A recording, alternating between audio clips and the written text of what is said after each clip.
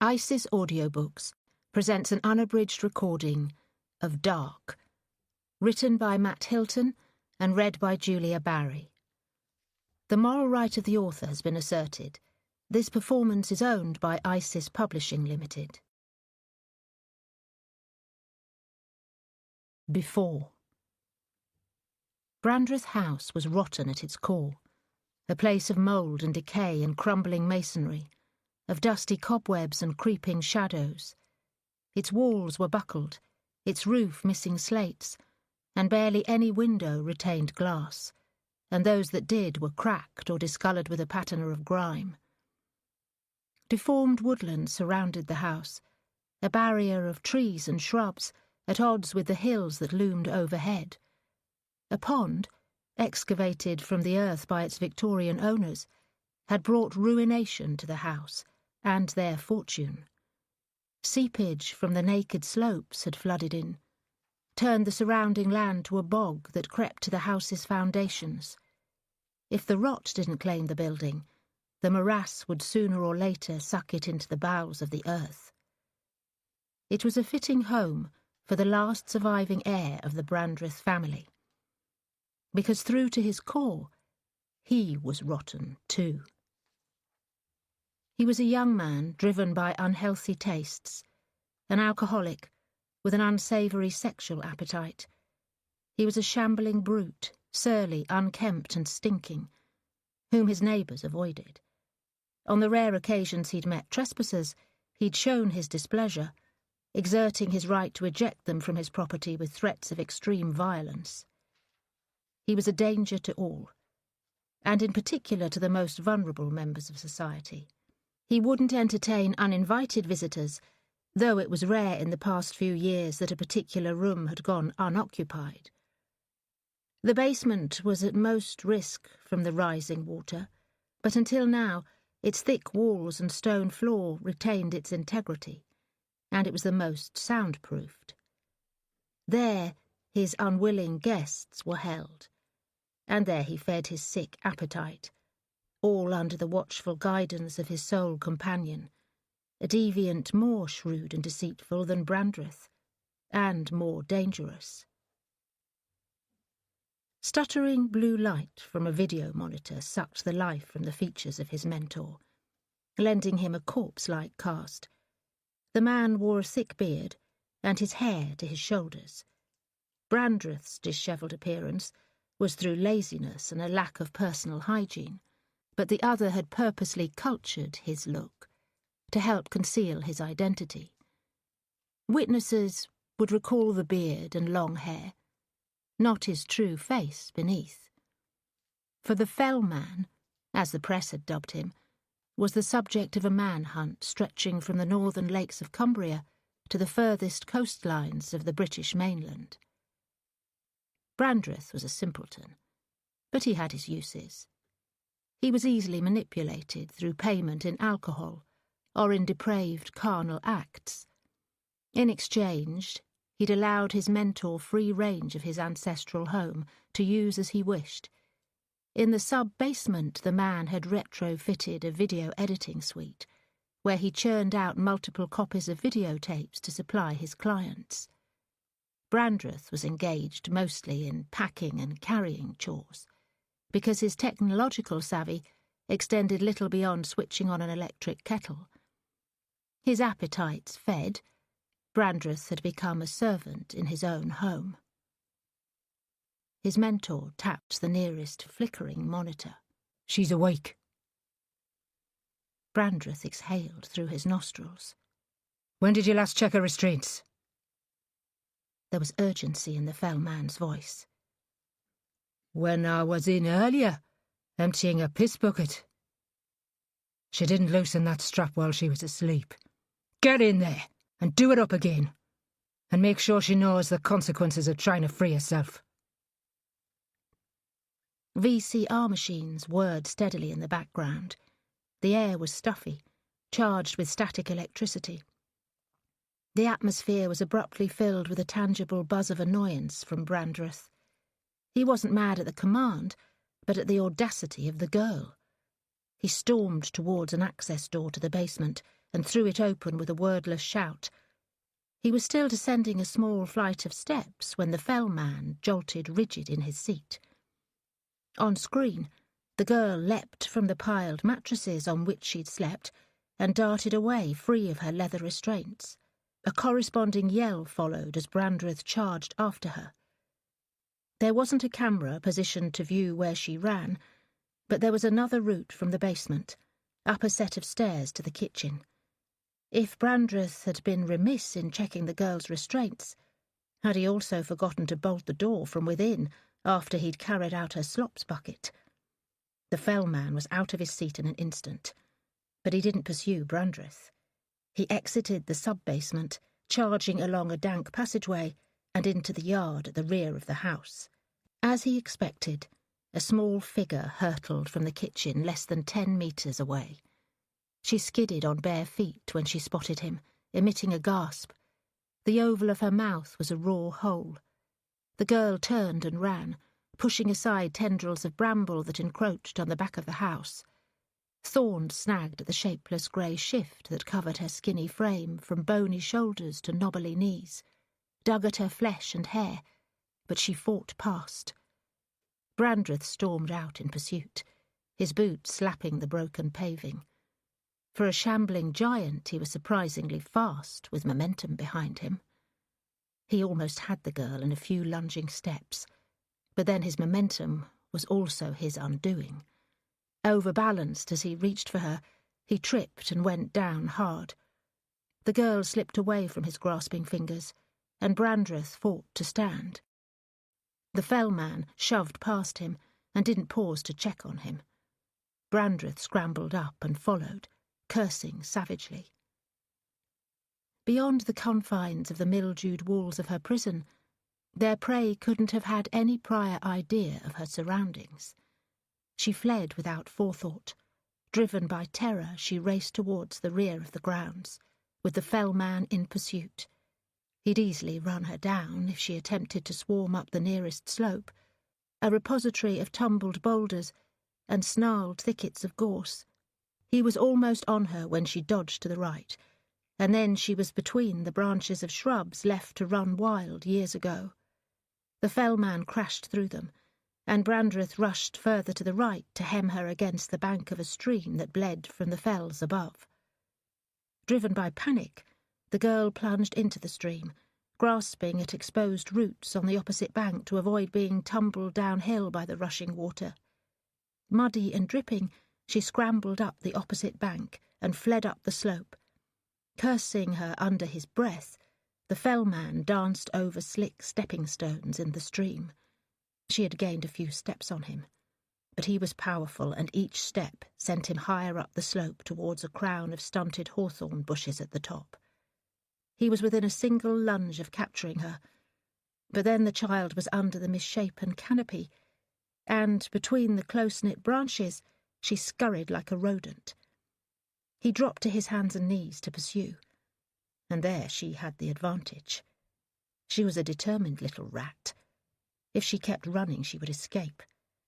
But the fell man had too much to lose to give up the chase. Brandreth, gasping at the unexpected effort, was somewhere behind him and couldn't be relied on to cut her off. Gritting his teeth, he bulled a passage through the stunted but tough little trees and was abruptly over the crest and descending into a valley. Twigs snagged at his beard and hair, caught in the neckline of his jacket, and scored a weeping groove in his flesh above his collarbone. The trouble the little bitch was putting him to. The girl emitted short bleats of fear, fighting forward through a cage of branches. The crackle of breaking twig sounded like the popping of sparks in a bonfire. Her shift was held in the grasp of a thorny fist. She yanked and fell on her front, and the fell man grabbed at a grimy ankle. She kicked and squirmed, and then scrambled forward, but got only as far as the branch would flex. Abruptly she broke loose, and gaining a few feet, she threw herself towards where the copse thinned. The fell man rammed a passage after her. She halted unexpectedly. So did the fell man. From below sounded the excitable squeals of children at play. Moving forward with less urgency, he glanced down at his prize. Her hair was tangled, dirty, laced with broken twigs and leaves. Her shift was torn and filthy, and scratches covered her limbs. Her tiny shoulders rose and fell as she gasped for breath. She stood in a daze, unaware of the imminent danger. She raised a hand, and he sensed her mouth opening. He clamped a palm over her face and dragged her backwards into the gloom beneath the trees. He crouched, his hand forcibly cupping her face, and her squirms grew frantic as she fought for life. He ignored the dirty thing in his hands, concentrating instead of the two girls peering up the hill. Had they witnessed him grabbing the girl? One child he disregarded. She was an androgynous little thing, with a thick hatch of coppery hair crowning a round, boyish face, and even at a distance he was certain she was cross-eyed. The hem of a padded coat scuffed the tops of Wellington boots designed for someone larger. But the second girl held his gaze. He almost forgot about the child perishing under his hand, while he stared at a vision. The girl was willowy, graceful, a beauty. When she turned away and bounded downhill, followed by her ungainly sibling, it was with elegance unmatched by any girl he'd taken before. And he coveted her. The fellman advanced to the edge of the copse, dangling the wretch against his chest, one hand now clenching her throat, while watching every move the graceful girl made. Down below them at the very perimeter of the ancient estate, he spotted a car, and a woman loading items into its boot. He ignored the adult, ignored the child chugging downhill in her ill-fitting boots, and ignored the now floppy girl in his arms. There was only one person worthy of his attention. Victoria, he whispered throatily. It was not the name of the graceful girl, but of one who'd similarly entranced him many years ago. It was through the dark desires Victoria had ignited in him that the fell man was born. He backed into the deformed trees, still watching as the girls joined the woman by the car. They stood abashed, being scolded. There was no frantic pointing uphill, so he was satisfied he'd gone unobserved. Behind him, Brandreth forced a crackling path through the trees. The man's dependency on alcohol had sapped all vitality from him. He stood a moment, hands on his thick thighs as he gasped for breath. The fell man sneered, then aimed his derision at the wretch he still held suspended above the ground. She was as light as the filthy rag she resembled. He tossed her down at Brandreth's feet. Make up for your bloody stupidity, and do something with that. Is she dead? What do you think? The fell man had felt life slip from her as he'd crushed her trachea. It's no good to us now, he said. Drop it in a deep hole, like you did with the others. Brandreth didn't complain.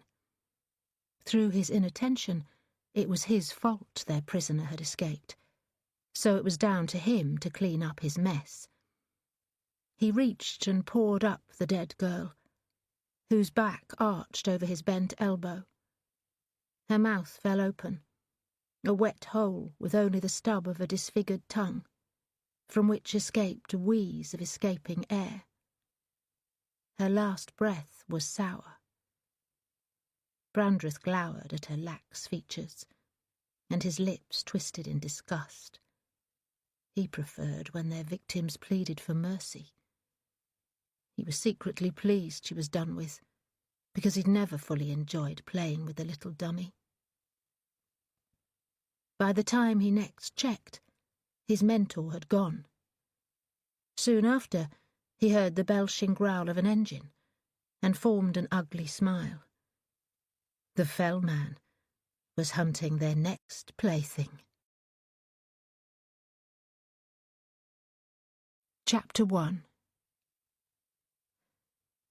The girl's hands were clasped as if in prayer, knees tucked tightly to her abdomen. Her eyelids were scrunched, her prayer fervent, begging for the agony to stop. It had gone unanswered except by death.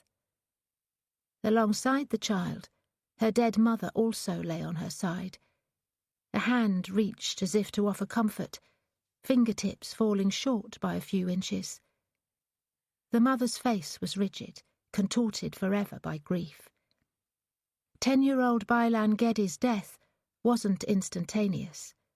She died screeching, her body contracting around the bullet in her abdomen, while her mother, Nala, blood pumping from her throat wound, strove to protect her children in her final moments. Detective Inspector Kerry Dark caught only a snatch of the awful scene through the slim opening in the forensic tent. It was enough. She turned away, shuddering out a groan. Why did another little girl have to die? "You still with me, boss?" She blinked rain from her eyelashes. She was a transplantee to the capital, since transferring to the Met's Gangs and Organised Crime Task Force, a northern lass used to rain heavier and colder than the showers currently washing over South Lambeth. A concerned frown creased the olive skin of Detective Sergeant Danny Corber's forehead. His slicked black hair and the shoulders of his suit were sodden. "I wouldn't say that, Danny." She offered a weak grimace. "Sorry. Bailan's death got me thinking, that's all." She blew out her cheeks, tucked her auburn hair behind her ears, and concentrated on the DS. "What have you got for me?" Corber read from a tatty pocketbook. 2 suspects, a driver and shooter. Car's a sonic blue Subaru Impreza, older model, with the airfoil on the boot. Partial licence plate only. He read it out. "You've passed that to ANPR in the control room?" He clucked his tongue. "Course I have. You ask me, though. The plates have been switched. Those Imprezas rolled off the line back in the 90s, so it won't have a 5.9 plate. Hoping for an idea of the shooters too much to ask?" Corber's eyebrows beetled. "Still waiting to hear from the Wooden Tops," he said, meaning their uniformed colleagues tasked with canvassing the area for witnesses. "Let me know as soon as you get anything." She waited for clearance to enter the forensic tent. The pavement was greasy underfoot, dotted with pigeon shit. It fronted a commercial strip, an eclectic mix offering everything from cheap mobile phones, fruit and vegetables, Moroccan coffee and budget dental plans. There were residential flats above the shops, and some locals leaned over their balconies for a better view of an abandoned pushchair and the corpses hidden a few feet away from it. Other observers gathered beyond the police cordon. Uniformed officers diverted traffic around Larkhall Park, while others conducted a fingertip search of the road and curbs.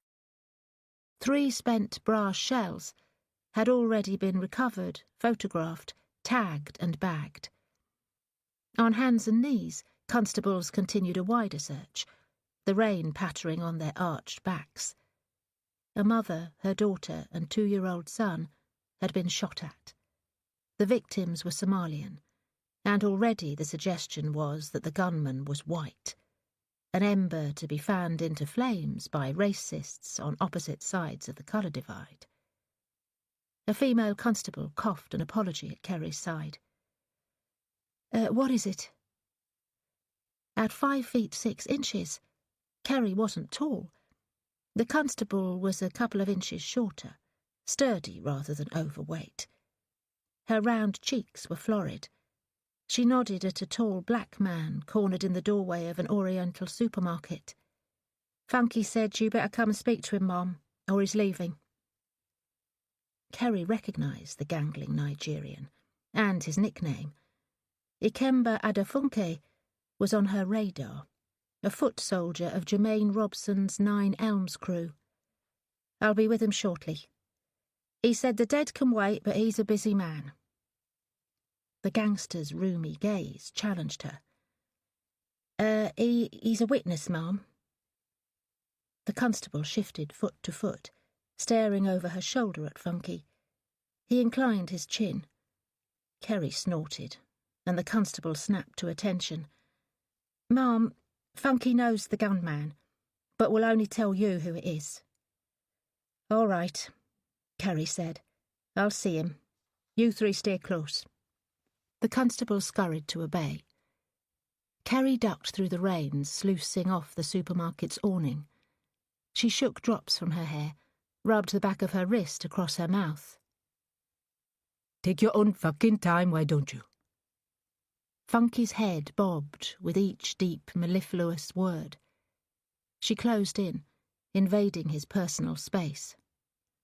Funky's skinny neck bent like a vulture's. He studied her eyes, snapping from one to the other and back again. She had heterochromia, her left iris a light shade of amber, her right dark green. Some people were creeped out by her mismatched stare, and she'd learned to use it. His arrogance melted away. I hear you've got a name for me, Funky. Maybe I should keep it to myself, Detective Inspector Dark. He made her name sound like urban slang for shit. Seeing as you don't look too interested in hearing what a black man's got to say. It's not like your kind to give anything to the old Bill, except lip. She wasn't talking about his skin colour. I make an exception when some white boy tries to shoot me in the back. How could you tell he was white if you had your back to him? He was a shit aim. Hit that woman and her kid instead, then took another shot at me. He snorted. I turned round and looked that fucker dead in the face. Huh, and he still missed me. 3 shots. 3 spent shells found on the road. Maybe Funky was telling the truth, except she had an inherent distrust of his kind, meaning criminals. And you recognised the shooter? Got a good look at him, yeah. You know Eric Swain, don't you? Funky snorted. Yeah, 'course you do. She did. Jermaine Robson's patch included 9 Elms Lane and the adjacent Patmore estate, all the way from Battersea Park as far north as the Kia Oval. Eric Swain was Robson's nearest rival, his gang controlling territory in Vauxhall and Lambeth, and was responsible for most of the drug trade through Newington north towards the Thames. It was one of Swain's gang. No, Doc. You ain't listening to me. I'm saying the shooter was Eric fucking Swain. Oh, really? Kerry abruptly turned away. Don't waste my time, Funky. Where the hell you going? You ain't ignoring me like I'm a piece of shit. I'm ignoring an obvious lie, Kerry retorted. You're only saying it was Swain to stitch him up. I bet it'd suit Jermaine Robson to see his biggest rival behind bars. Are you bent or something? Funky countered. Is that it? You taking green from Swain to keep him out of jail, yeah? Are you taking payment from Robson for setting Swain up? Funky snapped a long arm at the forensic tent. I'm telling you that Eric Swain killed them. And he tried to kill me. You're the detective. If you don't believe me, do your job, and you'll see I'm telling the truth. Can I count on you giving evidence in court? He rolled his neck. You know I can't go to court. I'd be putting a target on my back. This is off the record, yeah. That Subaru. Ask anybody. I bet they've seen Swain tooling around in it for years. Did you get a look at the driver? Funky shook his head. I was too busy facing down the bastard trying to kill me. That was brave of you. Her lips pulled into a tight line. You left innocent victims dying in the street next to a screaming baby while you hid in that shop. Yeah, very brave of you, Funky. How'd I know that Swain wasn't going to come back for another try? Exactly. She strode away, ignoring a string of curses, satisfied that she'd shamed him. She approached the forensic tent again, but stood a respectful distance from the entrance. Investigators worked around the bodies. Nearest to her lay Bylan. She thought of another murdered girl. Her sister, Sally. Her chest hitched, and it was a struggle to breathe. News crews had begun gathering beyond the cordon. Cameras trained on her as she clenched her fists at her sides. Police officers weren't supposed to be prone to public displays of emotion, but who could criticise her for being distressed by the senseless death of a child? Funky sloped off in the opposite direction towards Larkhall Park. A barrier of blue and white tape was strung across the park's entrance. A girl stood just beyond the cordon, in the shadow of a nearby building. She stared directly at Kerry from beneath a mop of tousled hair, and her guts clenched in response. Funky was suddenly between them, and Kerry sidestepped to keep the girl in sight, except the girl crabbed sideways too. When Funky swiped his way under the barrier tape, she had disappeared. Girl? She took a faltering step. Kerry? Detective Inspector? The sharp voice brought her to a halt. She blinked her confusion at D.S. Corber. Something wrong, boss?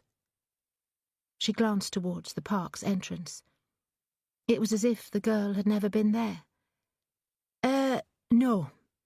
Just thought I spotted. She waved away an explanation. Never mind, it was nothing.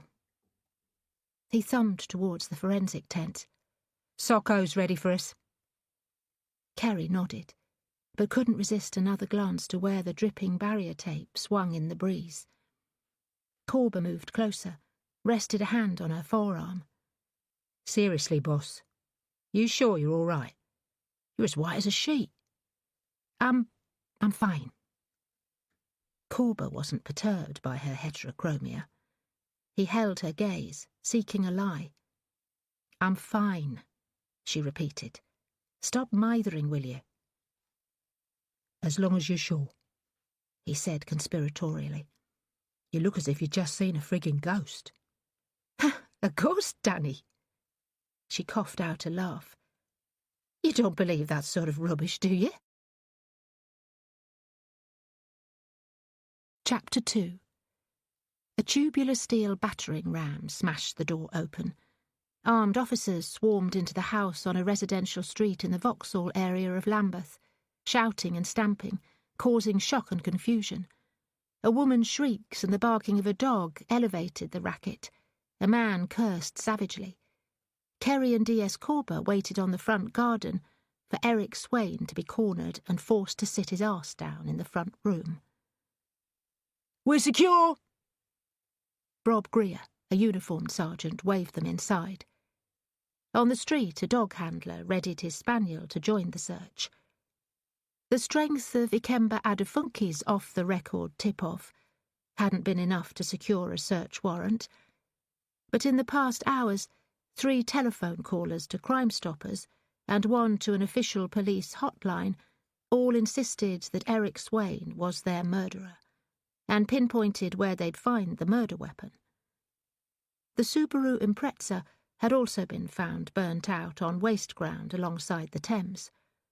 The registration plates were missing, but the VIN on the chassis showed the Subaru had once been registered to Swain. Enough evidence to bring him in for questioning.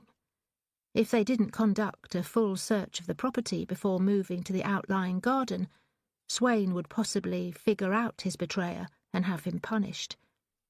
If she had her way, Swain would never harm anyone again. Clutching the warrant, Kerry squeezed past 2 constables in the hallway and entered the living room.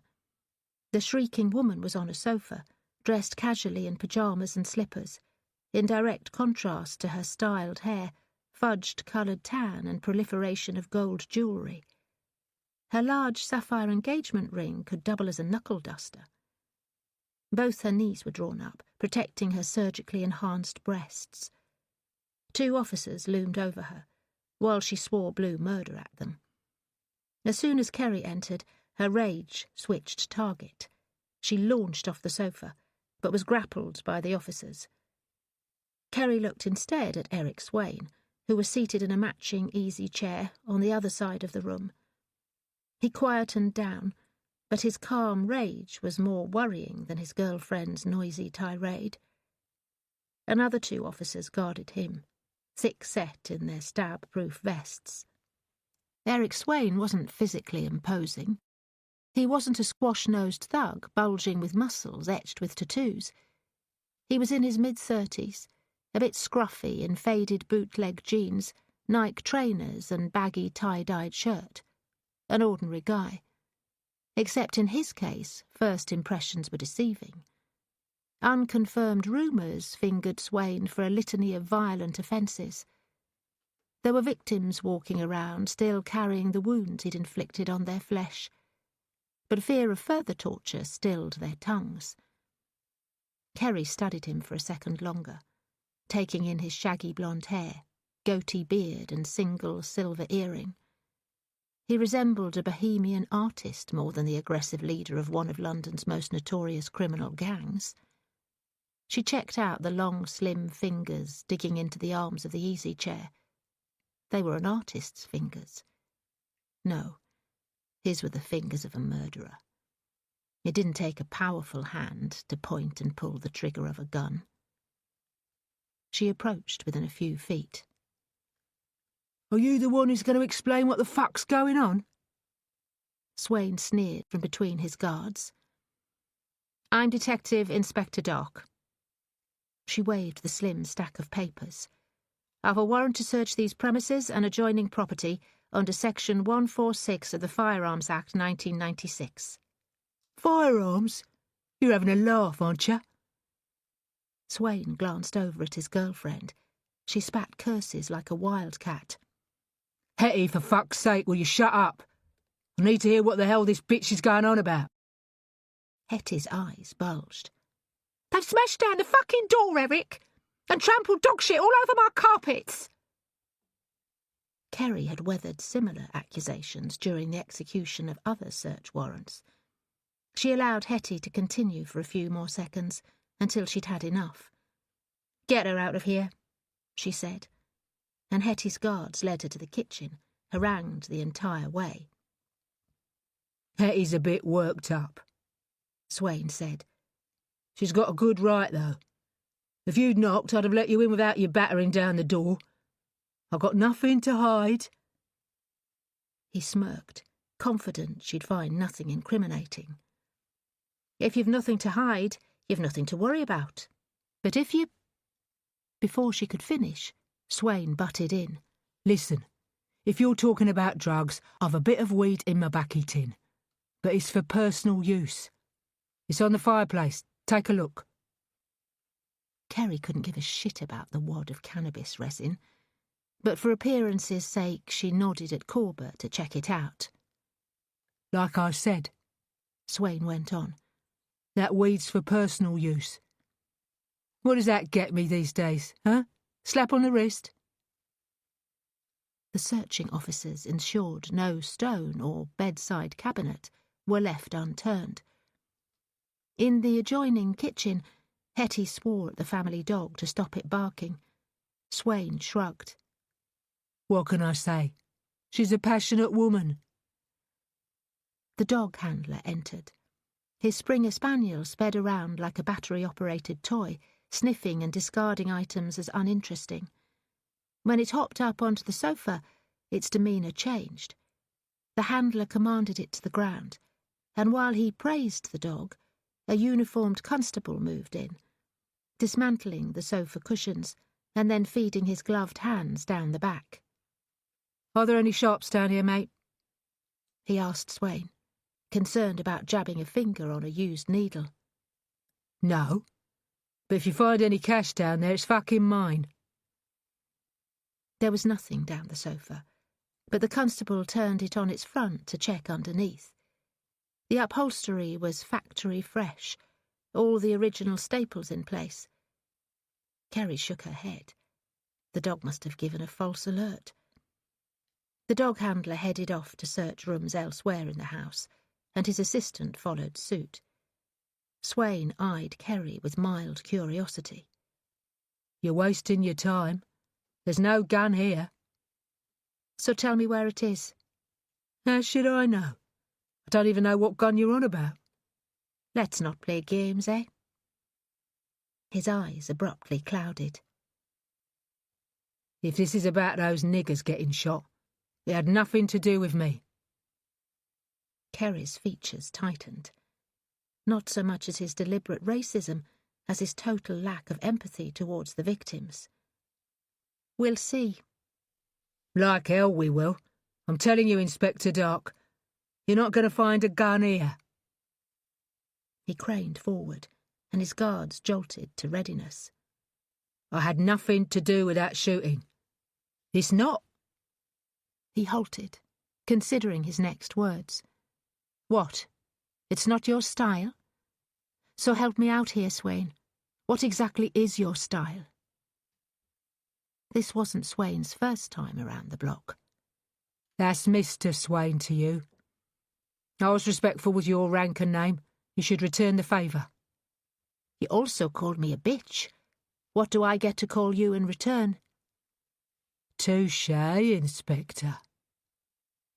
He rolled his tongue against his lower teeth while he decided.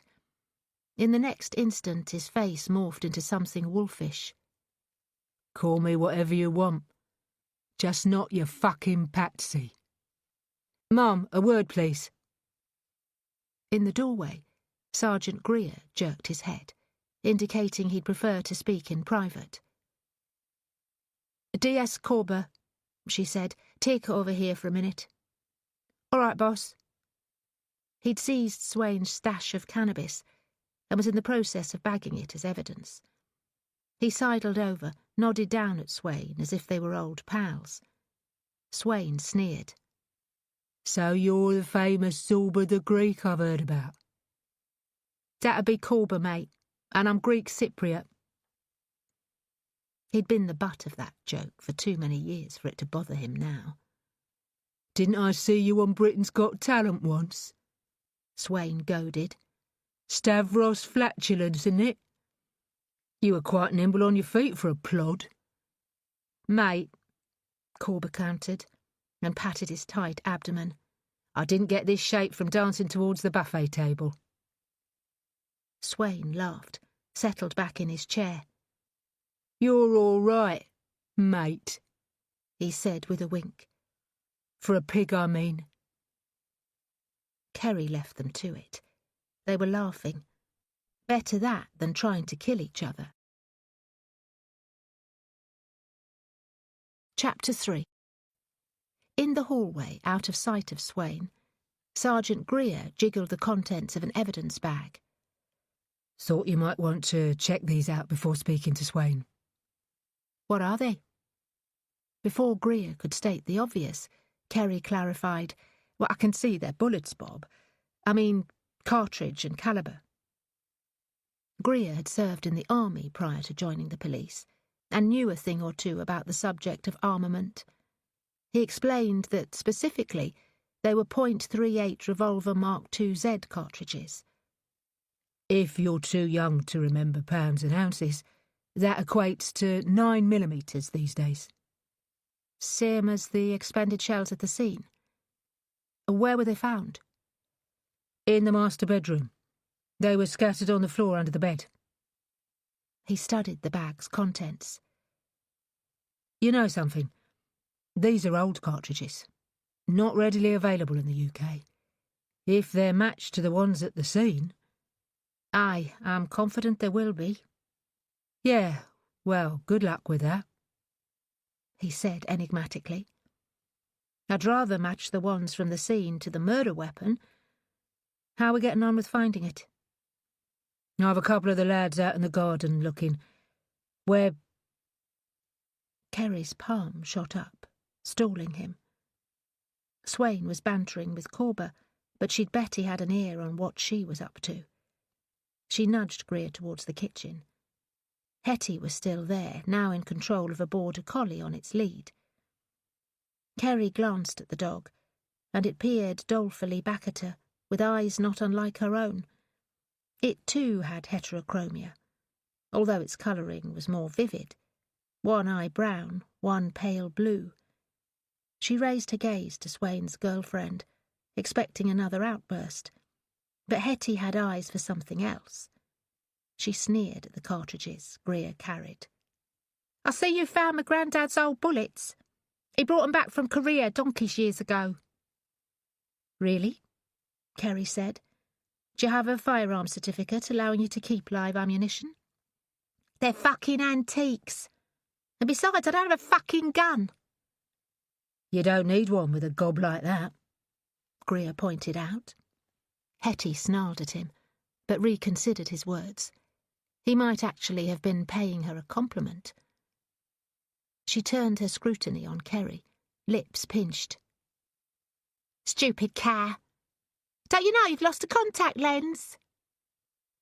Nodding down at the collie, Kerry said, I'd have thought you'd have known better. Eh? It was pointless explaining. A female constable bustled inside from the garden, a fixed grin on her face. She held up another evidence bag. We've got it, ma'am. What you got there? Hetty marched between them for a closer look. Greer jostled her aside as Kerry accepted the bag. Inside was an ancient-looking revolver, clogged with freshly turned soil. Yes, we've got him. Greer bent to inspect it, looked up slowly. It's a Webley Mark IV. It's an old-school 6-shot service revolver. .38 calibre, just like those cartridges. I think we also found your granddad's gun, Kerry said to Hetty. Or maybe it belongs to Eric these days. Mum, Greer said sotto voce.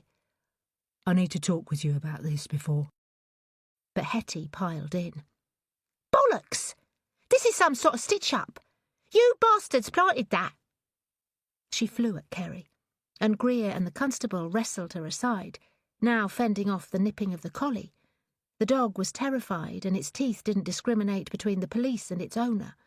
It was pandemonium. Another uniformed constable rushed in to help, and Kerry swerved past him for the living room. Time to go and get her man. Hearing the commotion, Swain jumped to his feet. His guards barred him from rushing to Hetty's aid. All three pushed and shoved. Corber snapped a glance at Kerry, who held up the bagged revolver. A smile jumped briefly on his lips. What the hell's that? Swain demanded. Kerry took satisfaction in holding up the evidence bags. Eric Swain, I'm arresting you on suspicion of the murders of Nala Dahia Geddy and Bailan Geddy. What? No fucking way. You don't have to say anything, but it may harm your defence. As Kerry cautioned him, one of the constables reached for his cuffs, ordering Swain to turn around. You're not stitching me up, Swain hollered directly at Kerry. You're having a fucking laugh, aren't you? Practically every criminal Kerry had ever arrested pleaded their innocence, and it didn't matter how stunned he looked, she didn't buy his lies. She continued cautioning him, while the two uniformed constables jostled him around. She was tempted to give them a nod, to cuff him extra tight, so he was in pain all the way to the nick. The least the murderous bastard deserved. She passed the evidence bags to Corber, freeing her hands so that she could radio in the arrest. Somebody roared in agony. It wasn't Swain. The constable on the left collapsed, clutching his knee, where Swain had just back-kicked him. He rolled over, knocking into her, and Kerry stumbled. Swain writhed out of the other constable's grasp. Only one of his wrists was cuffed, and then snapped his head forward. Clutching his broken nose, the constable reeled away, tripped over his fallen colleague and dropped to his knees. Swain barged into him, kneeing him solidly between the shoulder blades. He went down, under Swain, who stamped over the top of him. Corber jerked into action, dropping the evidence bags on the sofa and grabbing at Swain. Swain was nimbler and determined to evade Corber's grasp. A minute earlier they'd been joking with each other, but all pretences at friendliness had evaporated. Swain swept his arm at Corber's face, and the rigid cuff locked around his wrist gashed his forehead. Blood ran into Corber's eyes. Still he clambered after Swain, grabbing for his shirt, his hair. Swain stayed a few inches beyond his grasp, though, and only Kerry barred his freedom. She lunged, trying to snatch hold of the rigid cuff, to lock his wrist and take him down. Swain showed no hesitation in hitting a woman. His fist slammed her sternum. Beneath her jacket, her lightweight stab-proof vest took the sting from his punch, but little of the impact. She staggered, and he rammed her against the doorframe. He grabbed her, jerked her down to one knee, dodged past and was into the hall. Alerted by the commotion, other officers charged from the kitchen, but too late. Kerry was up in an instant, and after him, shouting at Corber to secure the evidence. Lurching into the hallway, she almost collided with Sergeant Greer and another constable. They skidded to avoid ploughing into her. Greer slamming into a wall, tearing loose a framed watercolour painting that crashed down and sent jagged slithers of glass into the carpet pile. From the kitchen, Hetty cursed savagely, but this time it wasn't about the state of her carpet. Kerry raced outside. A bewildered copper was at the front gate, hand on his radio. Swain had hurtled past. Kerry didn't slow down to explain. The clatter of boot soles on the pavement followed her. She was unsure how many officers had joined the pursuit and didn't have time to check. An engine burst to life. Armed SCO 19 officers had conducted the initial entry to the house, but retreated outside once it was secured. If they could get ahead of Swain, they could soon halt him in his tracks. For murdering Bailan Geddy, the bastard deserved a bullet between the eyes. The police vehicle roared along the street, whipping by, its blue lights flashing. Swain charged across the road in front of it and hurtled down a path between two residential houses. The police car shot towards an intersection as the driver sought to cut off Swain at the next road over. Kerry pounded across the road and also ducked into the alley. Behind her, feet slapped the ground, and then a younger Bobby raced past, his elbows pumping furiously. He'd discarded his helmet and high-visibility coat somewhere. More streamlined than his colleagues, he was gaining on the fugitive. Without slowing, Kerry mentally goaded him on. Swain had already exited the alley and was out of sight for a few seconds, until she spilled out onto another residential street, rushing out from between parked cars. The Bobby was about 10 metres behind Swain as they both headed towards a tower block. There were some affluent areas of Vauxhall. It was home to politicians who found the neighbourhood convenient for the short journey into Westminster, but the tower block wasn't home to any of them.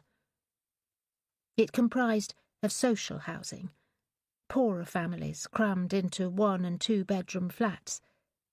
Perhaps Swain had friends inside and could find a hiding place with one of them. Or worse, a weapon to hold off the police. Chapter 4. Eric Swain barrelled inside one of 4 tower blocks, looming at opposing corners of an open plaza area. An expanse of uneven paving slabs and flower beds devoid of any foliage, but plenty of discarded cigarette butts, beer cans and fast food wrappers. The tower stood 11 stories tall, a concrete and glass monolith that looked as if it had been grabbed from the Soviet-era Eastern Bloc and dropped, with its trio of equally drab sisters, smack in the middle of their more upwardly mobile neighbours.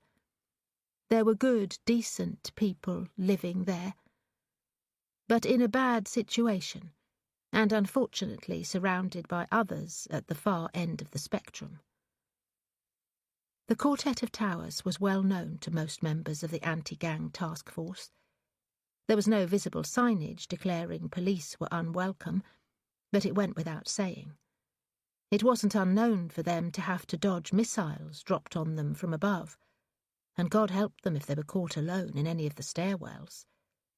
Kerry knew all this, but didn't slow. She sprinted after her uniformed colleague, who darted inside ahead of her. A squall of rain chased her towards the door. Immediately inside was a bank of twin elevators, the scarred and battered doors displaying spray-painted gang fealties that would make Swain proud. Kerry ignored them, hearing the clatter of feet from a stairwell to her left. Breathless, she shouted an update on Swain's position into her radio as she pushed through the door and onto the first steps up. Other constables answered her call, some already converging on the tower, but 30 or so seconds behind her. She couldn't leave the constable to handle Swain alone. She clattered up the stairs, feeling blindly for her extendable baton in a harness buried under her jacket. Above her the young copper shouted, and Swain barked a curse. She doubled her effort, forgetting about the baton for the sake of speed. Kerry kept fit. She swam, and she attended a gym with her fiancé Adam when their shifts permitted. But it was one thing swimming a measured distance at a steady pace or completing reps on an exercise machine, another when it came to climbing a tower when her heart was jammed in her mouth. Her legs were leaden, and bile scorched her throat with each gasping breath. Swain hadn't peeled off onto any of the floors. He was still heading up. She dug in, dragging herself up with one hand on the banister. Overhead, a door banged open. The voices dwindled, then disappeared completely as the door slammed shut again. Kerry croaked an update into her radio as she spilled onto the 10th floor. On the landing stood a young boy in tracksuit bottoms, a baggy sweater and filthy trainers. He was a scruffy kid, but he clutched a top-of-the-range smartphone, angled upwards. He swung it on Kerry as she took a few seconds to suck in air, grinning at her feverishly as he lined her up on the screen. She took his direction from where he'd been pointing the phone a moment ago. Swain had made it up the next flight of stairs and onto the roof. Why he'd chosen to run all the way to the top escaped her, unless he knew of another route down where he could give his pursuers the slip. Grateful for her second wind, she powered up the remaining steps and slapped down the push bar. The door opened into a service corridor, lit only by dim bulbs. The uppermost floor was comprised of various utility rooms, some containing the machinery and electrical systems that controlled the building's beating heart. Swain might have hidden in any of them. Except another door stood wide at the far end of the corridor, and beside it a silent day alarm flashed rapidly, a red light like the winking eye of a demon. The rain and wind competed to make the most noise, but couldn't disguise the grunting and scuffling of a struggle. Kerry started forward and came to a stumbling halt. There was somebody in the corridor with her. The figure barred her way. It was a child, a young girl. She had straggly hair and a shapeless dress, stick-thin limbs and bare feet, barely discernible in a clot of shadows between two of the dim bulbs. What was a young child doing out alone this late in the evening? Kerry thought of the boy on the landing below and remembered where she was. Spotting the chase, this kid had probably followed to watch the excitement. The last Kerry wanted was for another child to get hurt because of Eric Swain. "Hey!" she called. "Girl, come away from there, it's not safe." There, she'd said it. Girl. It was the same girl she'd earlier spotted, observing her from beyond the police barrier on Wandsworth Road. There was something indefinable about her, as if she was viewed through a haze of fog. But Kerry knew her. Nausea squirmed through Kerry's abdomen, and the small hairs on her forearms and neck prickled. Subdued memories fluttered through her mind, a series of underdeveloped Polaroid photographs carried on a stuttering breeze. "Why now?" she thought. "Why have you come back now?" The girl raised a palm. Kerry took a nervous step towards her. What is it you want from me?" Overhead, the nearest bulb pinked and went black. "Girl," Kerry croaked. Except there wasn't a girl there. Where she'd stood, there was only the wash of a bulkhead light, casting a meagre glow on the floor. Two silhouetted bodies wrestled past the open doorway. Her colleague emitted a pained cry. Kerry started forward, but faltered. An uncanny sense of trepidation assailed her, made her fearful of passing through the space vacated by the spectral girl. She glanced everywhere, expecting a nebulous presence creeping through each dark recess and corner. The young Bobby yowled again, snapping her to attention. "There is no girl," Kerry argued. "There never was a girl. Concentrate on reality, Kerry. That officer needs you." Finally she found her baton, but only unclipped it. She groped for her incapacitant spray in its pouch on the harness under her jacket. All the while she scurried along the corridor, the fingers of unnatural dread playing down her spine, and stepped out the door over a raised stoop and into the downpour. Chapter 5. They faced each other on the puddled rooftop, both breathless from their frantic race to the top. Exposed to the elements, it wasn't the best place for a standoff, though the rain-washed city formed a dramatic backdrop. A chilly blast battered her, sweeping Kerry's hair off her brow.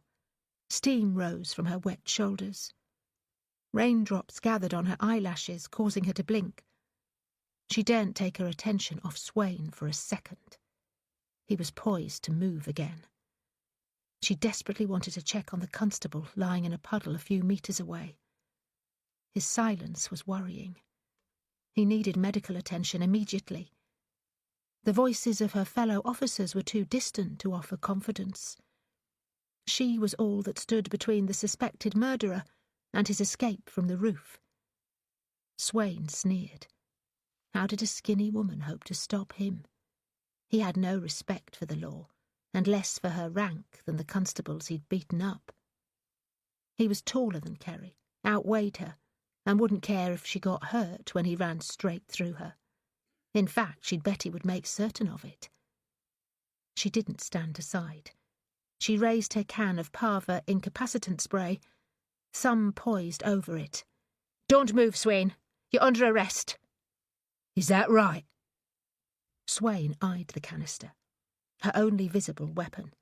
Its threat didn't invoke fear in him. Besides, if Kerry was stupid enough to spray him, she'd get a face full of it too, because the wind gusting over the roof was at his back. He tensed, ready to smash through her. "How did that work out for you last time, Doc?" "There's no way off this roof. Give up now and make things easier on yourself." Perhaps she should get out of his way and leave him to her colleagues. But no. She'd initiated his arrest, and it was her duty to go through with it. "Come on, Swain. You know how this works." "I'm not going down for shooting a couple of niggers."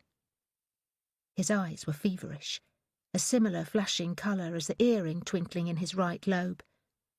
"Good riddance to them, anyway." "You're talking about an innocent woman and a 10-year-old child." "Fuck 'em. That don't mean anything to me. Give 'em another couple of years and there'd be Robson's whores popping out more little black shits that our country has to keep." Swain didn't hold his rival in high regard, and less those he perceived as unwelcome immigrants. Now get out of my fucking way, or I swear to God.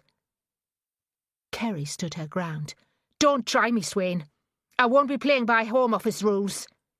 You're kidding, you skinny-ass bitch. What are you going to do? You're under arrest, and I'm taking you in.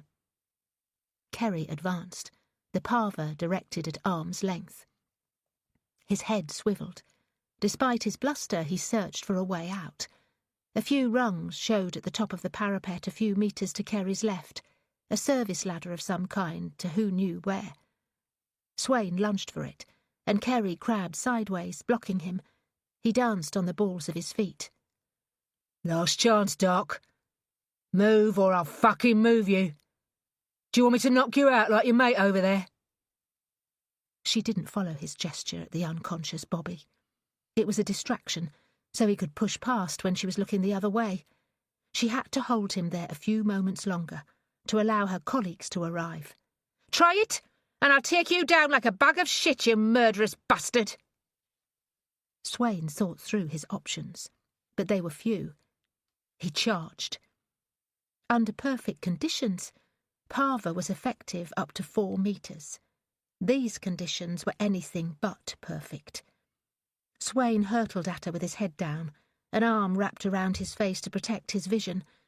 The stream of spray arched overhead, then rushed to fill the void in his wake. Kerry backpedalled, dropping the parva on its lanyard and snatching instead for her extendable baton. She racked it open with a swift jerk of her wrist, swiped wildly. Swain battered into her. He was a force of nature. A tidal wave of sinew and bone. She was picked up like flotsam, and then dumped on her back. Her skull rang as it bounced off concrete. Strength fled her, riding on a gasp of pain. But then she was dragged, and knew the fight wasn't over. Her left arm was entangled around his right knee, and she wasn't letting go. She was like a cloth rag, whipping in his backdraft. No, she was being pummeled as he kicked to free his feet. She spilled loose, heard him slip and slide and hit something solid. She swarmed up, but the parva cloud was in her face, and her eyes streamed. Through the blur she struck at Swain with her baton, and felt it land. He punched her, his knuckles raking her forehead. A white flash exploded through her skull, and she reeled, but grabbed at him in desperation. Found the loose ring of the cuff extending from his wrist. With rigid cuffs, a physically weaker person could control a larger one through application of leverage and pain control. Kerry twisted the loose cuff, and the opposite end bit savagely into his flesh. He shouted in agony, but he was high on adrenaline. Pain in his wrist wasn't going to halt him now. He kicked a heel into Kerry's body. Her vest saved her again, but she was shunted aside. In desperation she dropped her baton, got 2 hands on the loose cuff, and twisted as if closing a stopcock. Swain roared this time, and he flexed his arm to avoid further torture. It was where she wanted him. Kerry hauled back and up, using the added leverage to lock Swain's arm and bend him at the waist. If she could now twist his elbow and get his other hand secured, she'd have a chance. Swain rabbed his shoulder into her, and she went airborne. She crashed against the parapet, her spine flaring in agony. Swain spun on her, and even through her bleary vision, she saw his wolfish face loom close as he barked a curse. He thrust out his free hand, forcing her backwards over the parapet. He was trying to throw her over the edge. Terror added strength to her desperation. As he shouldered into her again, trying to force her up and over the parapet, she wrenched aside, twisting with all her might on the pinioned cuff. He struck at her with his other fist, catching her flush between the eyes. Stunned, she fell against him and heard his hoarse shout. There was a wild flurry of movement, a stuttering kaleidoscope of shadows and colours and frantic yelling. The cuff was snatched from her hand with enough force to bark the skin from her fingertips, the sound diminishing to a keening whistle. And then she fell flat, half blinded and dazed, to the rooftop. She struggled onto her front, her arms shivering under her. Her baton was lost. Her palms slapped at gritty wet concrete, and she pushed to her knees, stayed there, trying to force lucidity into her spinning brain. Her eyes stung from the incapacitant spray. She spat a string of saliva and lurched up, searching for Swain through a sheet of tears. The empty Pava canister rattled on the floor behind her, dragged on its lanyard as she took a loping step towards the roof access door. She pawed her face. Rubbing her eyes would spread the capsaicinoids in the solution further, but it was a natural reaction. Her eyeballs felt touched by fire, and her nose dripped. Where the hell's Swain? Officers pounded up the stairs. The lack of warning shouts indicated they hadn't met him coming up. She swiped her sleeve across her face again, swiveled around, expecting to find him racing around the roof, going for the service ladder. She spotted the constable lying in the puddle. She groped towards him, dug fingers under his chin, seeking a pulse. Thankfully, it beat strongly. But his breath rattled. She rolled him on his side, opening his airway. Searched again for Swain, and instead spotted the first armed officer to emerge from the stairwell. He checked for Swain before approaching her. Where'd he go, Mum? Kerry spread her palms, even as her heart plunged. She turned and peered through a wash of tears at the nearest parapet where they'd fought, recalling Swain's diminishing shout. A figure swayed there, indistinct, a blur through which the rain passed. Kerry blinked for clarity, and as her vision cleared, the girl from the service corridor shook her unkempt hair in dismay, stepped off the roof, and plummeted from sight. Oh, shit! No! Kerry stumbled to the parapet, bracing her grazed palms on the rough concrete to peer down. A long distance below, a single corpse lay spread-eagled on the uneven paving. But it wasn't the slight figure of a girl. She'd warned Swain. There was no way he was getting off the roof. She was wrong. He'd taken the fastest way down. Chapter 6, 1997. Bacco Skiddaw, Cumbria. Kerry, stop that! If you don't behave, the phone man will get you. Sally warned, one hand propped on her hip. With her colouring, her hair on the redder end of auburn, and a spray of freckles over her nose, and posing like that, she was their mam's mini-me. Shut up, Sally. There's no such thing as the fell man. Kerry stomped in the muddy puddle, and Sally shrieked, jumping to avoid the splash. Look what you've done! You've got me all dirty now. Ha! Kerry crowed at the filthy water dripping from Sally's coat. Now you'll get in trouble and the fell man will get you instead. No, he won't. He only comes for horrible little girls. Kerry stomped again, and was forced to flee when Sally launched after her with a howl of indignity.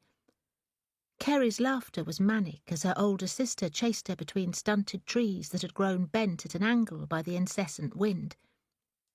Running in ill-fitting Wellington boots wasn't easy, and it was inevitable an exposed root would take her down.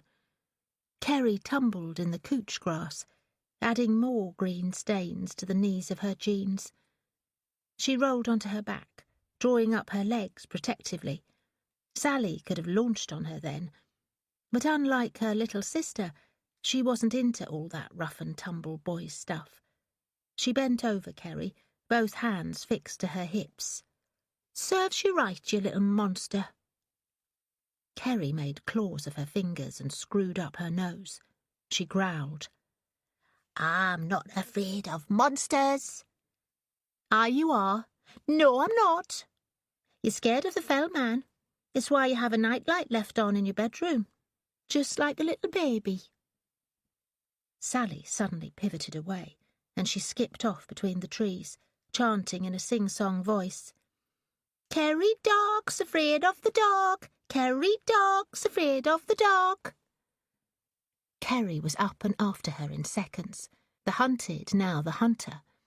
Sally shrieked in mock terror and ran faster. She was 6 inches taller than her sibling, sapling thin and long-legged. It was no competition. Sally! Wait for me! Kerry called when it was apparent that her floppy Wellington boots weren't designed for running in. Sally paused 30 feet ahead. She pointed back to where the slate roof of an old building could barely be discerned, from similar-coloured shale that had cascaded down the hillside beyond. The decrepit ruin stood alongside a stagnant pond, and was surrounded by gnarly trees, the ancestral but now abandoned home of landed gentry, the Brandreth family, whose descendants had fallen into financial troubles back in the 80s and allowed the mansion and grounds to go to seed. A smelly tramp supposedly lived there. To the girls, though, it was the home of a wicked witch or ogre from a dark fairy tale. You better hurry up, Kerry. He's coming. The fell man's right behind you. Now Kerry's shrieks of not-so-mock terror filled the air, and she galloped, cumbersome and ungainly, after her sister, who bounded over the tussocks of coarse grass with the ease of a yearling deer. Girls, what did I tell you? Their mother met them as they burst out of the trees onto a gentler slope overlooking a chuckling stream, a tributary that added its water to the tarn in the valley below. Mam had one hand propped on her hip, and her mouth pinched briefly before she went on.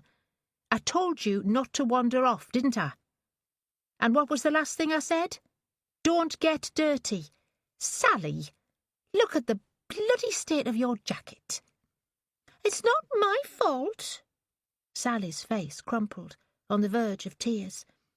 She could be quick to cry, but her emotion was only for effect, to elicit sympathy. I warned her not to, ma'am, but Kerry kicked mud all over me. Mam's accusatory gaze swept to Kerry. Guilty as charged, Kerry stood breathing heavily, her knees nipped together. Well, madam? Mam demanded. I need a wee, said Kerry. Her mam shook her head at the deft way she'd changed the subject. Well, you should have thought about that sooner. Come on, we'll have to go and pick your dad up at the train station. I'll wet myself, Kerry groaned. Serves you right for wetting me. Sally smirked at her. Shut up, stupid Sally. Both of you, shut up. Their mam tapped her wristwatch in emphasis. And get a move on. Into the car and put your seatbelts on. Your dad's train gets into Penrith in an hour. Mam! Kerry whined, and her knees almost entwined. Looking frazzled, her mam shoved her fingers through her copper hair. She cast a disapproving glare over the numerous grass and mud stains on her youngest daughter's clothing, but she wasn't genuinely annoyed. She'd grown used to Kerry's tomboyish ways, and had dressed her appropriately for a picnic on the fells, and for a girl who couldn't resist a muddy puddle or clump of dirt. At least she'd managed to avoid rolling in the proliferation of sheep droppings that dotted the hill. Hurry up, then. You can go behind the car. Somebody might see me, Kerry moaned. Who wants to look at your skinny little bum? Sally teased. No spying. Kerry's nose scrunched in warning. Sotto voce, Sally leaned in. It's not me watching that you have to worry about. Don't forget who the fell man's after. Ma'am! Kerry whined, this time with a nasal tone. Sally said the fell man's going to get me. Sally, that's enough. Stop trying to scare your sister. You know the fell man's not real. Kerry, get a pee now, or you'll have to wait until we reach the station. While Kerry protected her modesty alongside the car, she kept an ear cocked towards the conversation as Sally slipped in and buckled up her seatbelt. She didn't really need to pee. That had been a ploy to distract her mam, so she only pretended. "Ma'am, if the felt man isn't real, why do they keep talking about him on the telly?" Sally asked. Carrying the leftovers from their picnic in a carrier bag and loading the dirty plastic plates and empty flasks away in the boot, their mam said, "You don't have to worry about what they're saying on the telly, Sally. That's another fell man altogether. He's not the same bogey man that you're frightened of." "Isn't he?" Sally challenged. "Because I heard he takes girls away too." "Well, there you go then," said her mam as she slammed the boot. "You should both listen to me when I tell you not to wander off. You better hadn't have been around those ruins like I warned, not with that horrible tramp supposed to be back living there." "We weren't. Kerry wanted to go and look, but I wouldn't let her." "Good girl, Sally. At least one of you is sensible. Kerry, hurry up." Zipping her jeans, Kerry darted around and jumped into the back seat beside Sally. The sisters exchanged worried frowns. Sally whispered, "The fell man sometimes looks like a horrible tramp. Told you he was real." This time Kerry didn't argue. As their mam drove off the hillside and onto a track that followed a parallel course to the winding stream, Kerry peered back up the hill, searching the stunted trees for movement. Earlier, she thought for the briefest moment there was a small girl standing in the shadows beneath the trees, sadly watching her potential playmates leaving, before she was dragged backwards into the gloom. But then it could just have been the movement of a bush swaying in the breeze. When she was confident that no bogeyman lurked in any of the other shadows, she leaned over and tapped Sally's wrist. Her sister looked at her open-mouthed. "Does that mean Santa Claus is real too?" Kerry asked facetiously. "Because you told me parents just make him up to make sure little girls and boys behave themselves." Their mother's eyes glared back in the rear-view mirror. "Sally, you didn't." "No, ma'am, I didn't tell her, honest." To add validity to the outright lie, Sally yelped, "I still believe in Santa." "Well, that's okay then. Otherwise, who'd bring you the Tamagotchi pet you've been begging for?" Sally huffed. She lived in hope that she wouldn't have to wait months until Christmas, not when all her friends at school already owned Tamagotchis and were busy raising their electronic pets to her envy. She hoped their dad would bring her one back as a gift from his business trip to Manchester. "I want a Tinky Winky for Christmas," Kerry announced. "The Teletubbies are for babies," Sally reminded her. "I don't care. Still want a Tinky Winky." "Didn't you just have one before you got in the car?" their mam joked. While the girls giggled and debated the must-have toys of the year, their mam pulled onto the track down off the fells towards the A66, where they could strike eastward for Penrith. When they reached the main road, they were oblivious to the battered old Land Rover that crept out in their wake and then followed all the way to the train station. Sally never received the Tamagotchi her dad brought back from his trip. And come Christmas, 8-year-old Kerry didn't believe that Santa Claus existed, although she'd learned that the fell man was genuinely to be feared. Chapter 7. When Kerry arrived home in Fulham, the bare-footed girl was waiting for her on the pavement. She was as nebulous as the last couple of times Kerry had spotted her that day, vague, ill-defined, but unhurt by her jump from the tower. The rain spattering the windscreen, streaked by the wipers, didn't help to form a definite shape to her, but that wasn't it. Since the first time Kerry spotted Girl, she'd always presented as something insubstantial. She had never altered in form. Always her straggly hair hung over her features and down her narrow shoulders.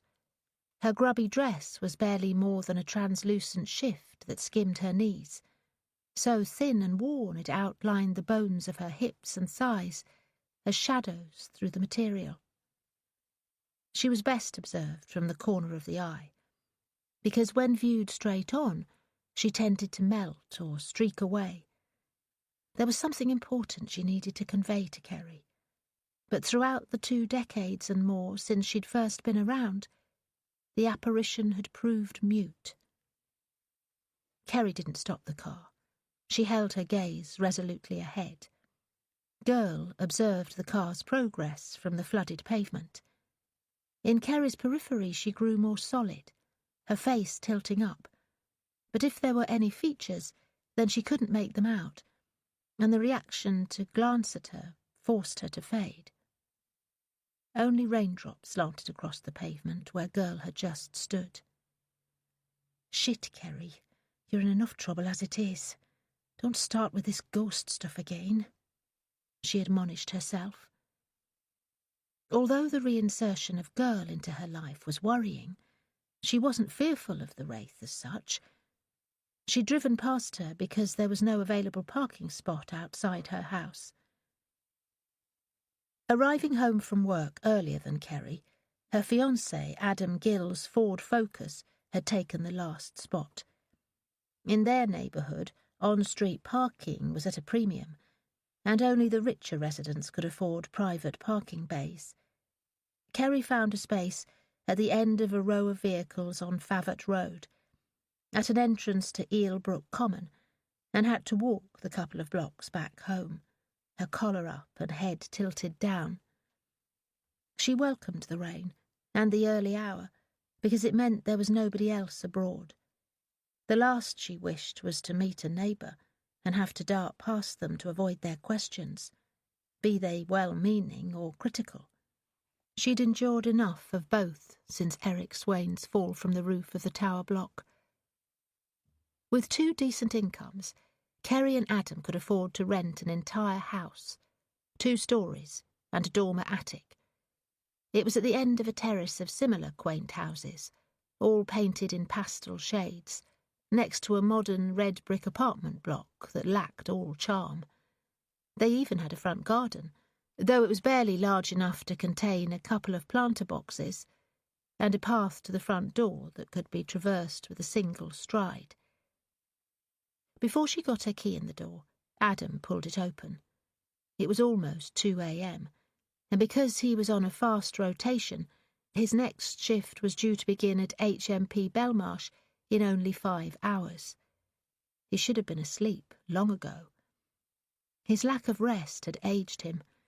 His brown eyes enfolded in dark smudges and wrinkles, and under the overhead light, the fine growth of stubble on his head twinkled silver.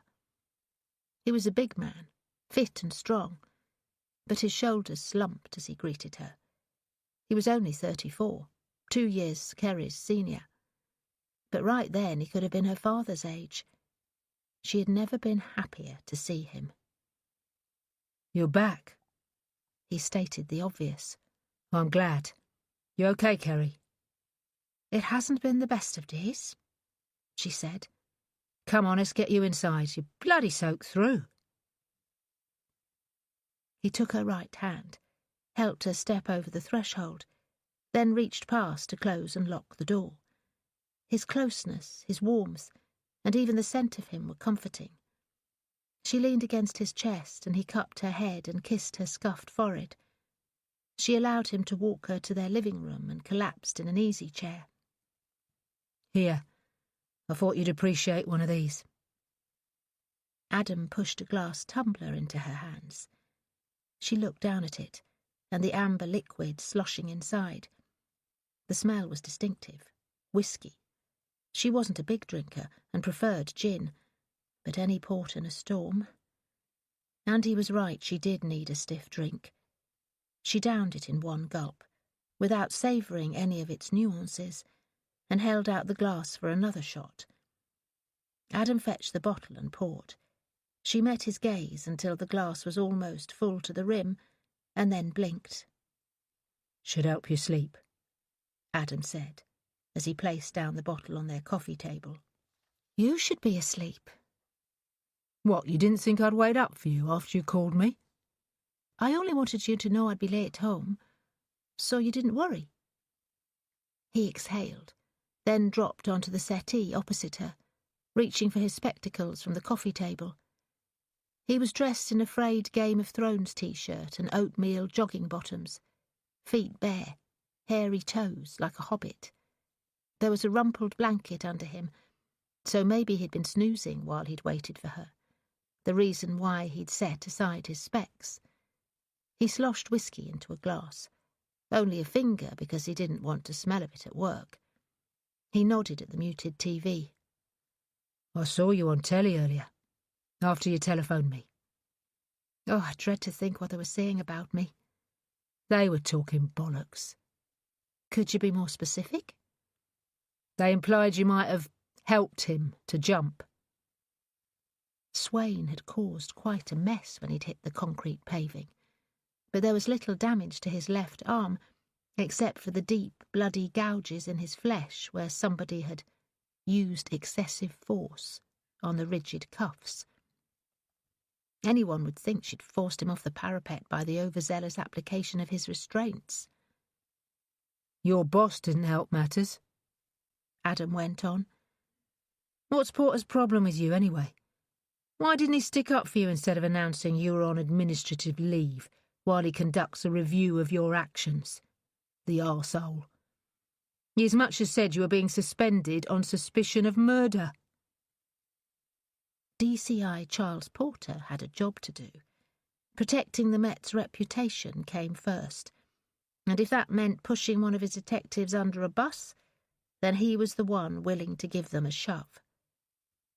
"Do you think I forced Swain off that roof?"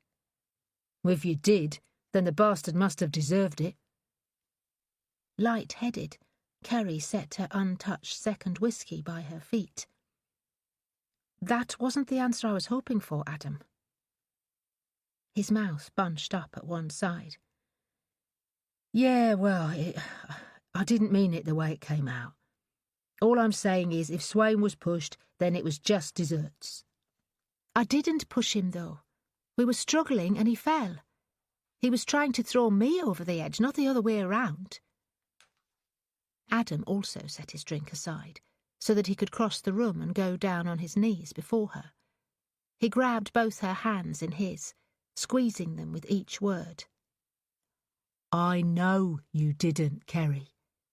But if you did, then I, for one, wouldn't blame you." Jesus Christ! Heat built in her throat, expanded into her skull like a mushroom cloud. She extricated her hands from his. "A little support wouldn't go amiss, Adam?" He reared back on his knees, hands spread. "I'm on your side." "But even you think had something to do with Swain's death. Where does that leave me when I've a chief inspector looking for a scapegoat?" "He'll have to prove you pushed him, won't he? But there were no other witnesses?" There was a uniform there too, but he was knocked out and didn't see a thing." "There you go, then." Adam grinned conspiratorially. "If it's your word against Wayne's, dead men tell no tales." She pushed up abruptly from the chair. "For God's sake, Adam!" He grasped for her, but she swiped his hands aside and lunged for the door. Her glass went spinning, sloshing whiskey over the carpet. "Oh, bloody hell, look at—" She bent to retrieve the glass, touched instead the sopping mess. "Leave it, Kerry, I'll sort it." "I've got it myself. I don't need you—" "Kerry, come on. You're tired. I'm bloody disappointed. I thought of all people you'd be on my side." "I am on your side." He knelt, reaching for the glass. Before he could pick it up, Kerry snatched it. He looked up at her. She glared down at him, her usually mismatched eyes uniform in their sadness. Jesus, Kerry, I'm sorry, okay? I don't think for 1 second you deliberately killed him. Ugh, you're not bloody helping. Not when everybody else thinks I did. She stormed into the kitchen. The empty glass clattered in the sink. Kerry was back instantly with a tea towel in one hand, a roll of absorbent kitchen paper in the other. Get out the way, I'll do it. Just give me the cloths, I'm already down here. It was true. He hadn't made an effort to stand. As if by hemming it in, he could stop the spread of the liquid through the carpet pile. I said I'll do it. Kerry pushed into him, and he only gave a little. She lowered to one knee, throwing down the towel. Shift, Adam. I'm in no mood for this. He didn't go away. He embraced her. She resisted, but he persisted, and strength flooded out of her. She almost collapsed over his knee, and he flopped back, drawing her with him away from the spillage. He ended up with his back against the settee and Kerry in his lap. He cupped her head to his shoulder, held her while she sobbed. She formed fists against his wide chest. Before making them, she dug her nails into his flesh. Adam didn't flinch or complain. He'd been an insensitive prick and deserved the discomfort. If asked to explain her emotions, Kerry couldn't, because they were conflicted. Swain's death, whether or not it was her fault, was still on her conscience. He was a vile, violent, racist thug, but still. She felt no pity for him, but was sorry he'd died. Her heart went out to the mother and child murdered because of the ridiculous dick-measuring contest Swain was involved in with Jermaine Robson. Eric Swain's premature death meant there would be no real justice for Nala and Bailan Geddy, and that wasn't right. For killing them, especially the child, he shouldn't have got an easy way out. He should have been left to rot in prison the rest of his stinking life. As soon as she was old enough, Kerry had joined the police for one reason: to get justice for Sally. By proxy, any child harmed on her watch was a failing in the very thing she'd set out to do. Eric Swain was Bailan Geddy's fell man. Perhaps she deserved criticism for her mishandling of the arrest. If anyone knew how desperately she wanted to bring him to trial and watch him imprisoned for the rest of his days, they'd know she would have done everything to pull him back onto the roof. But she was blinded, stunned from his blows, and fighting for her own life at the time. Maybe if she'd fought harder. She had no recollection of when Adam helped her to stand or led her upstairs to the bathroom. Here, let's get you out of those wet clothes, he said, and began teasing her jacket off her shoulder.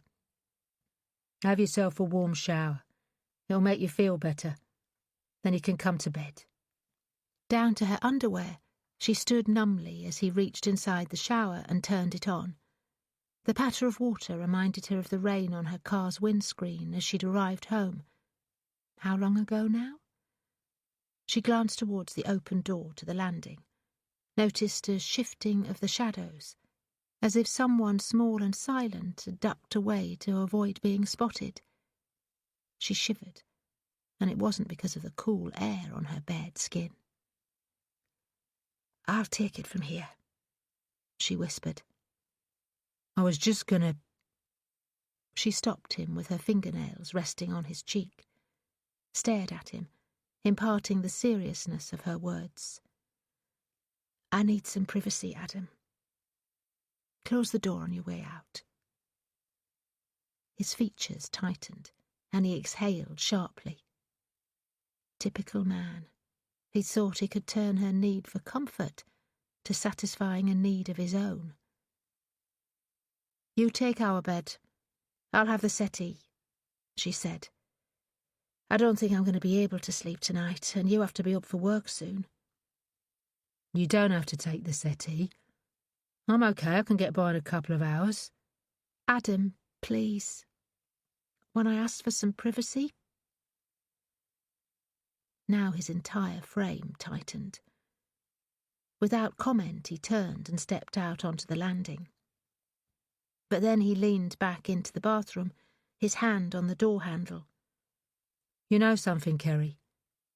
Maybe you should look at this suspension another way. Use it as some thinking time. Ask yourself if this is really the job for you, because it's getting to you in a way I don't like. Really? She tilted her head on one side, her vision sharper now. Well, Adam, it isn't all about you, I'm afraid. Yeah, that's my bloody point. Before she could respond, he yanked the door shut and stomped downstairs, cursing. Even over the patter of water, she caught the words, obsessed about finding Sally. She made sure the door was fully closed, and for good measure slid across the small brass bolt into its holder. It was the first time she'd used it since moving in with Adam. It was nothing to do with keeping him out, but everything about protection from other eyes. Not that a closed door had ever proven a barrier to girl before. When she entered the cubicle, slid down the wall, and hunkered under the spray from the shower head, hugging her knees, she was still dressed in her underwear. Chapter 8, 1997. As it happened, their mother's urgency to reach Penrith railway station before their dad's arrival turned into a longer wait than she'd anticipated. A freight train had suffered mechanical failure in the valley below Shap, and Dad's train held at Oxenholme for the line to be cleared. A railway station wasn't a safe place for two energetic girls to play, so she took them over the road to the grounds of the crumbling 14th century castle, built to defend the town from marauding bands of Scots. The girls had finished the picnic she'd put together when they'd stopped to play earlier, so before leaving the station she bought cartons of orange Kia Ora and bags of cheese quavers from a kiosk. They ate and drank sitting on the grass outside the castle walls, with the sound of traffic buzzing past on Ullswater Road. Finished their snacks, and boundless with energy, Siobhan allowed the girls to explore the ruins, with an explicit warning to stay clear of the road and not to climb on the walls. To Kerry, that was as good as adding petrol to a fire, and ignited her. She was off at a gallop, conjuring knights and princesses and dragons in her fertile imagination. Fretting that she'd get them both in trouble, Sally followed her kid sister closely, hissing and prodding when the little tomboy got too close to anything remotely recognisable as sandstone. Sitting under grey but thankfully dry skies, Siobhan grasped the few minutes' peace by burying her nose in a dog-eared Patricia Cornwall novel she'd picked up from a charity shop weeks ago and hadn't got round to finishing yet. She could hear Kerry sword-fencing imaginary ogres, and Sally primly attempting not to join in with the uncool fantasy, and becoming a target of Kerry's magic sword as a result. The girls giggled and chased, then giggled and chased some more.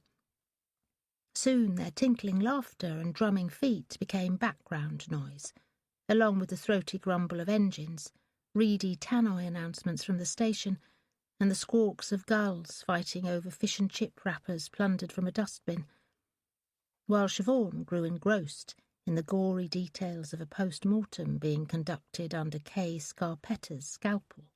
A single drop of moisture tapped Siobhan's wrist. Another dampened a tiny patch on her open page. She looked up, mouth open in dismay. The sky had turned to steel. Wind tugged at her. Siobhan marked her page by turning down a corner and stood, shoving away her book into her handbag. An empty Quavers packet somersaulted past, caught on the breeze. She should have chased it, binned it, but already it was dancing out of reach. She was a country girl and loathed litterbugs, but why have a puppy and bark yourself? She looked for Kerry, the obvious culprit. about to chase her after her crisp bag and put it in a bin. But then rain lashed down, and her shout to Kerry was for another reason. Kerry charged over, Wellington boots chugging through instantly soaked grass. Her face was screwed tightly, eyelids pinched against the solid raindrops peppering her, and her hands were filthy with dirt. The shoulders of her sweatshirt were damp. "Where's your coat?" Siobhan demanded. "It's in the car. I took it off before we got here." Siobhan clucked her tongue. "Where's Sally?" Kerry scanned back the way she'd just come. "Looking at something boring. She didn't want to play any more and went to read an old sign in there." "In the ruins?" Kerry shrugged. "I was with my friend digging for worms." Siobhan didn't react to her announcement. Digging for worms and playing with imaginary friends were daily activities for Kerry. "Go and give Sally a shout. Tell her to come now." Her puppy wasn't prepared to bark. With a whine, Kerry buried herself between her knees, arms wrapped round her thighs. She grabbed Kerry's hand so she wouldn't stray, and headed to where a wooden bridge allowed access across the moat to the ruined castle. Both of them went bent over, the rain now battering their hair flat. The castle hadn't fared well over the turbulent centuries, and now little remained beyond a fortified wall and the remains of a couple of towers. Most of the castle's structure had been reduced to the foundations. There were few places to hide in its interior, although as they entered there was some sort of ruined archway off to their right. It was the obvious place for Sally to shelter.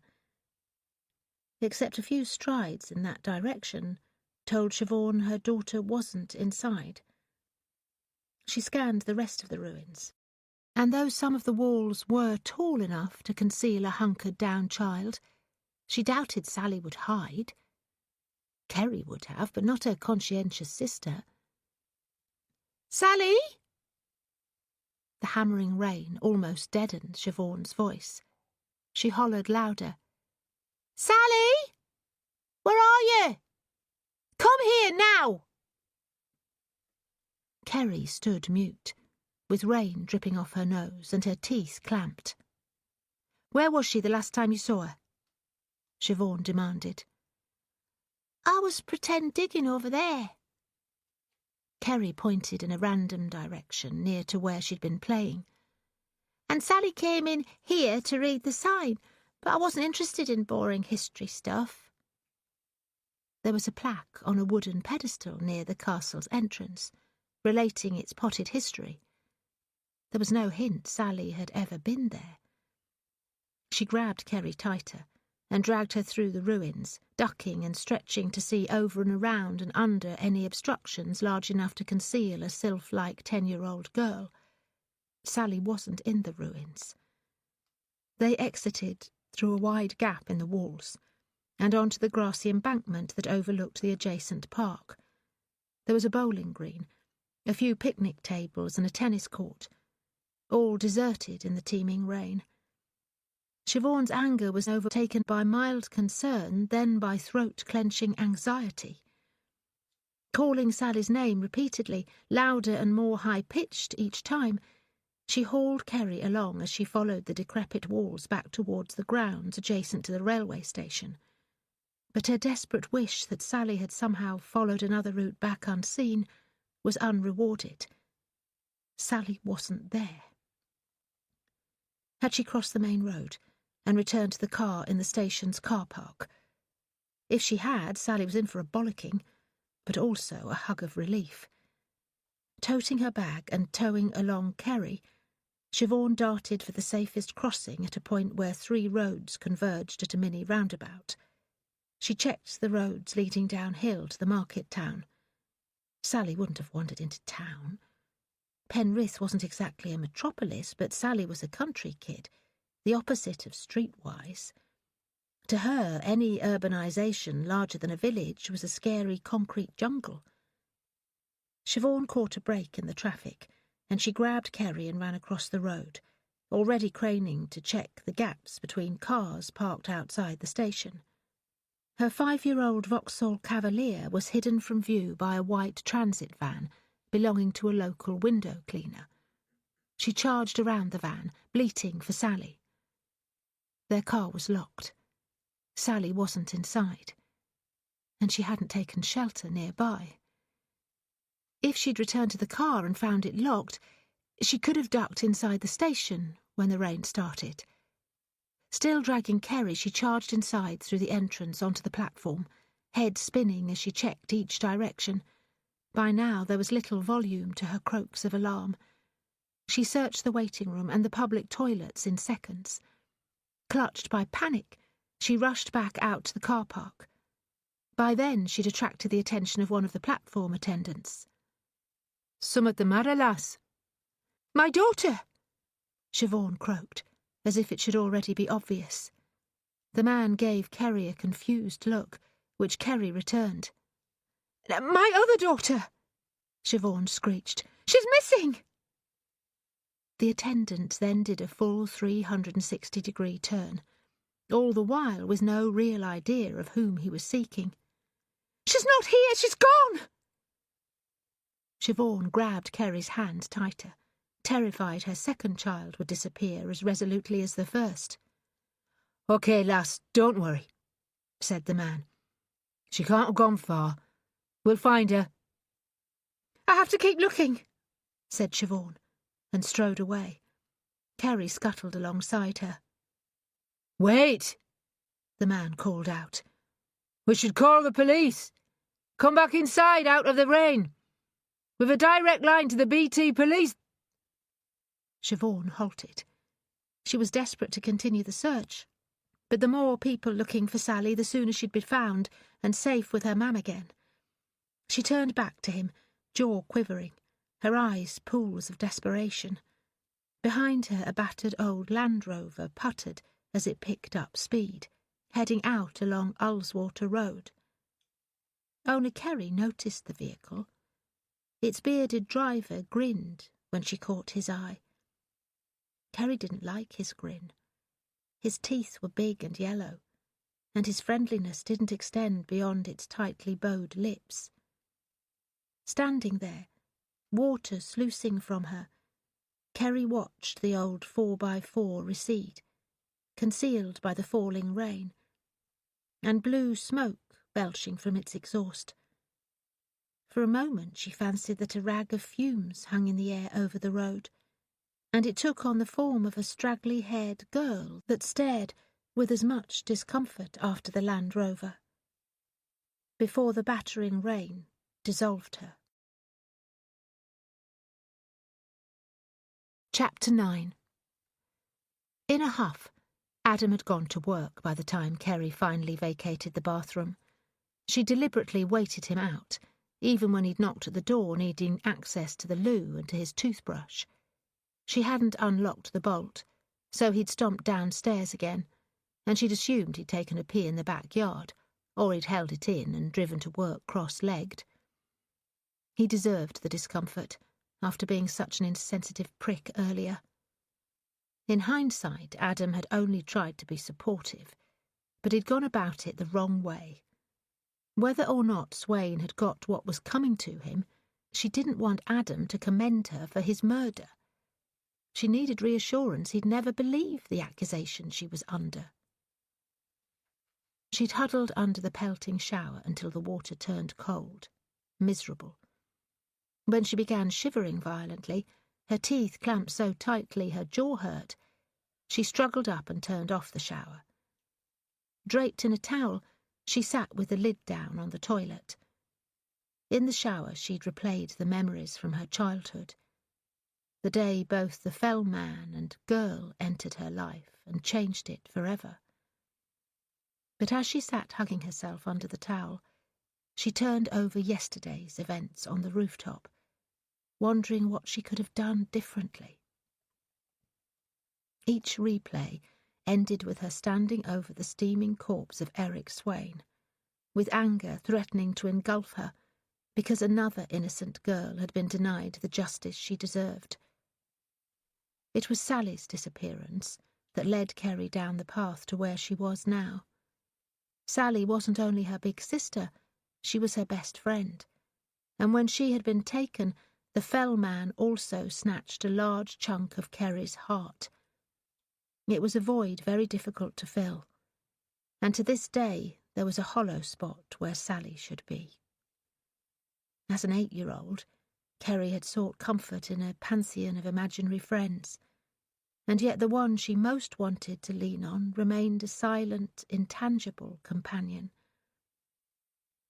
As she aged, the other imaginary friends fell by the wayside, and yet Girl, as Kerry christened her, was always around. Occasionally she'd come closer when Kerry was at her lowest ebb, to stand beside her with her head hanging in combined sorrow. Her mam didn't offer much solace. Siobhan Dark blamed herself for Sally's disappearance, and so did their dad, Gary. They argued frequently, and sometimes things other than curses and accusations were thrown, and when they did, it was to Kerry's exclusion. She would retreat to a private place, her room, or one of the barns on their property, with Girl keeping her silent company. When she first mentioned Girl to her parents, her announcement was greeted by the sad smiles of indulgence of adults who thought they'd more to worry about. But when she persisted, their mild tolerance became disdain, then frustration, and shortly after she was the one being screamed at by both parties. Soon Girl was the only person not shouting at her, and Kerry spent more time with the silent phantom than was healthy for any child. When her obsession was finally recognised, her next stop was to Ronald Dawson's office, and he became her child psychologist. Dr. Call Me Ron Dawson reassured her parents that Girl was simply a manifestation of Kerry's grief, a coping mechanism on which she could draw the strength to get over the loss of her sister. Siobhan and Gary accepted his assertion that Girl was an imaginary proxy version of Sally, and Kerry made them none the wiser. The silent waif was not her sister, even if Kerry wished very hard that she were. Obvious mental health issues were ruled out to her parents' relief, and Dr. Ron prescribed regular grief counselling sessions with their daughter, where she'd be encouraged to accept and come to terms with her loss, at which point he was confident she'd move on and leave such coping mechanisms as Girl behind. He was a gentle soul, kind and caring, and Kerry had no desire to cause him difficulty, so she played along. By the time she was 12 and on the cusp of teenage rebellion, she agreed with him that Girl was unreal and had permanently been put behind her, all the while avoiding checking out the response of the bowed, translucent figure in the corner of his office. The lie had come easy to her lips. Over the past 4 years she'd been party to similar lies made to each other by her parents. Not long after Kerry's final session with her psychologist, her dad abandoned them. Mam blamed herself for his desertion. Kerry didn't. Her dad was supposedly so destroyed by the abduction of his oldest daughter that he was prepared to lose his wife and youngest daughter too. She didn't believe it. When she learned that Dad had taken up with another woman and she was pregnant with a half-sibling, Kerry accepted that he wasn't coming home. Perhaps her mam was slightly to blame, not for Sally's disappearance, because if she was as much of a cold fish to her dad as to everyone else, then it was inevitable that he had sought intimacy in the arms of another woman. It was laughable that Kerry sought similar attention from an invisible friend and was scoffed at by her parents, but hers was the lesser evil when compared to what Gary and Siobhan Dark tried to plug their Sally-shaped holes with. Dad took on a surrogate family, while Mam tried to fill hers with copious amounts of alcohol and prescription drugs. With Dad gone and Mam barely capable of looking after herself, they couldn't keep the small farm that had been in Siobhan's family for generations.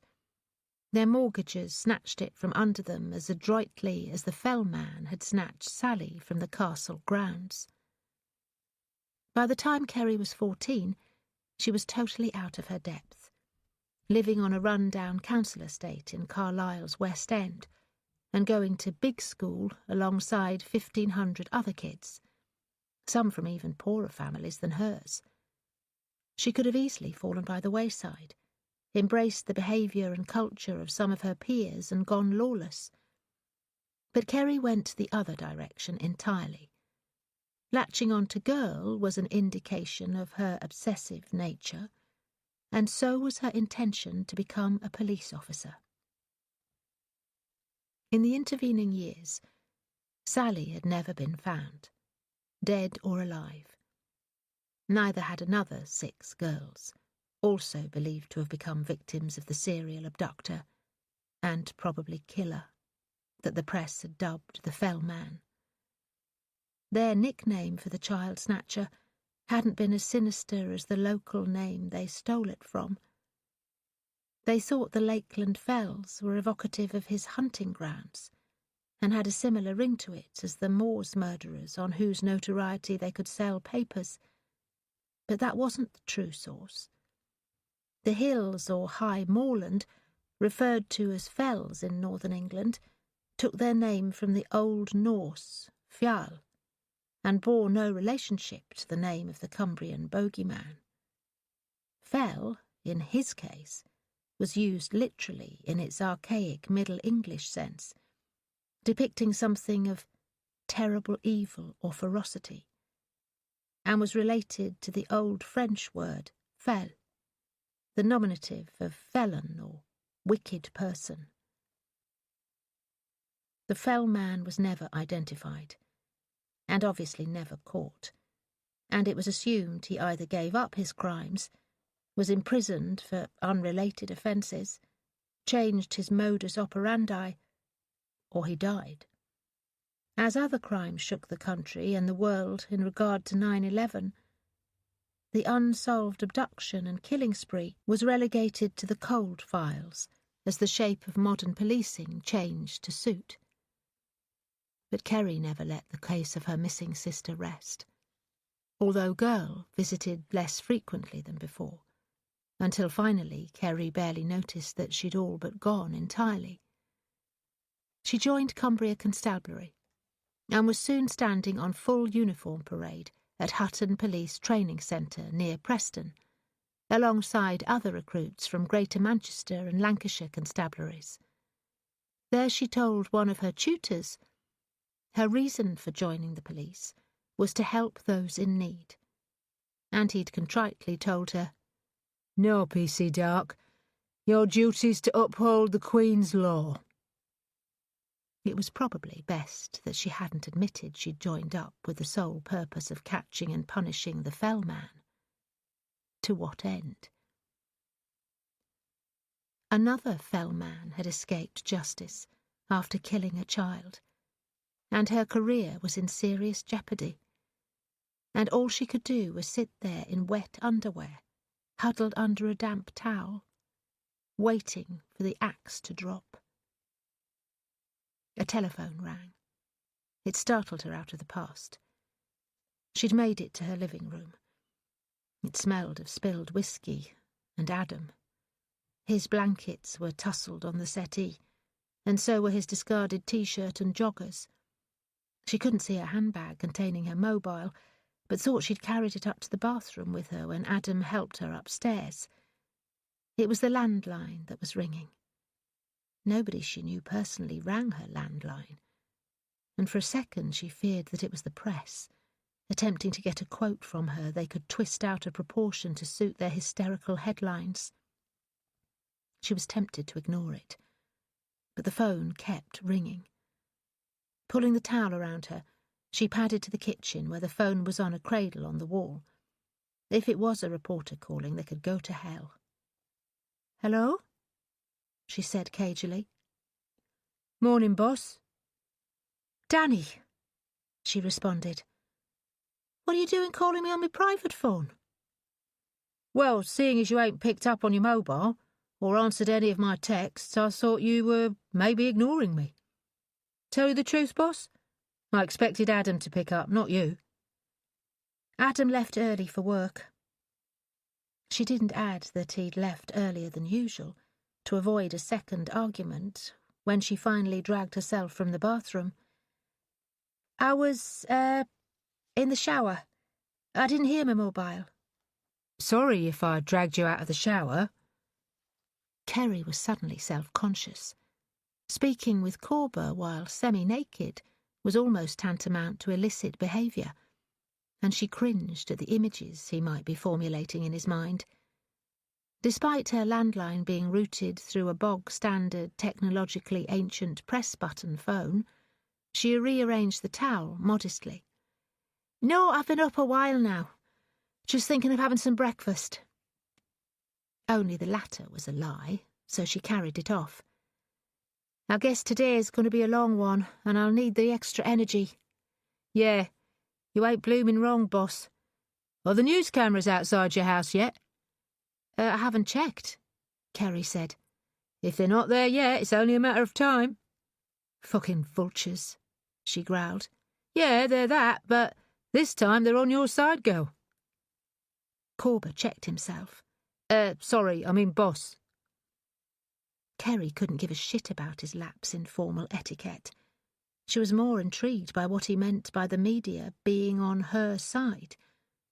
Last night, when she'd finally left the council estate, crowds had already gathered, shouting foul and making accusations of police brutality and excessive use of force. And if anything, the presence of the news cameras had made them more vocal. She'd expected social unrest by this morning, even localised rioting. Her silence prompted Corber to fill the gap. I take it Porter ain't managed to contact you yet? No, like I said, I was in the shower and didn't hear my phone. She didn't go on, because it had struck her that there was a faint hint of triumph in Corber's question. What has happened, Danny? Put it this way, old Porter's going to have to eat humble pie, 'cause of the way he handled this one. Jesus, Danny, will you just tell me what you're going on about? The camera never lies, does it? Well, hear this. He chuckled to himself. You've become an internet sensation overnight, Kerry. Some kid videoed you trying to arrest Swain on the rooftop and caught everything.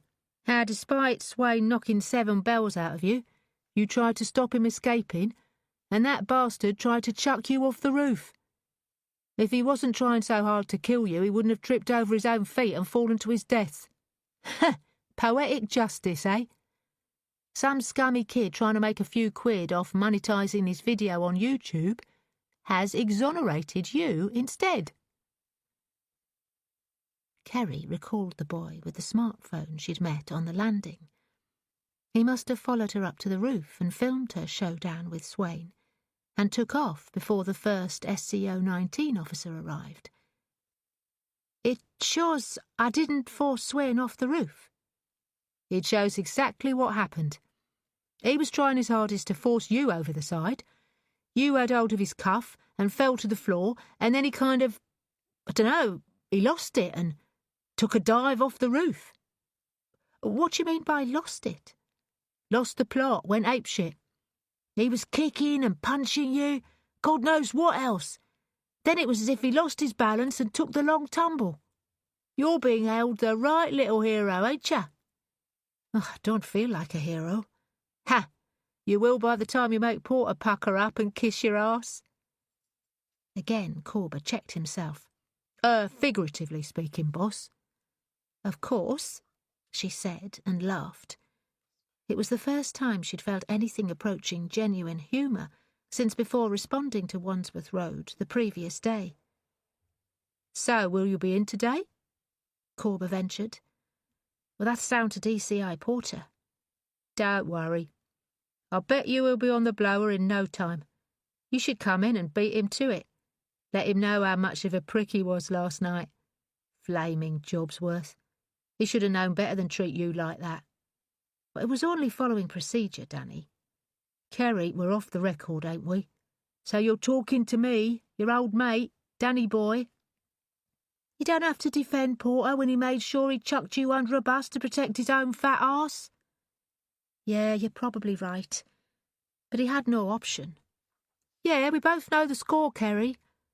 But Porter didn't have to make it so flaming obvious he thought you were guilty. If that kid wasn't up late on a school night, things might have turned out dodgy for you, especially when your commanding officer was in your opposite corner. Huh, said Kerry. You said I was being hailed as a hero, but I bet I'm not even flavour of the month with the DCI right now. So what's new there, eh?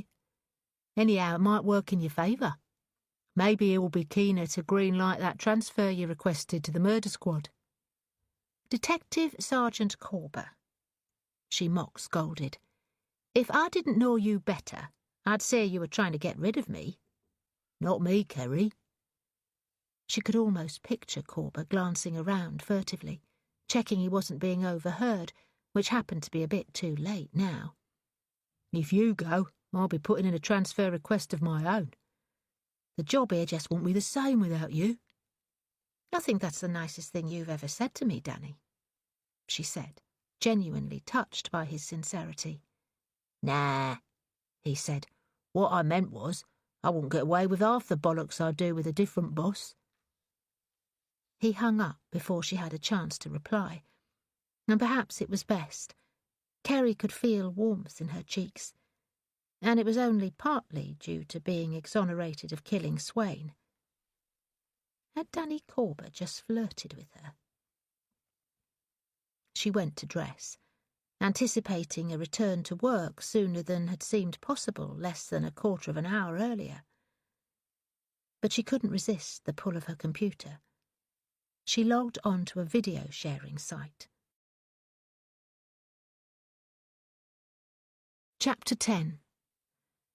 Detective Chief Inspector Charles Porter was a career copper.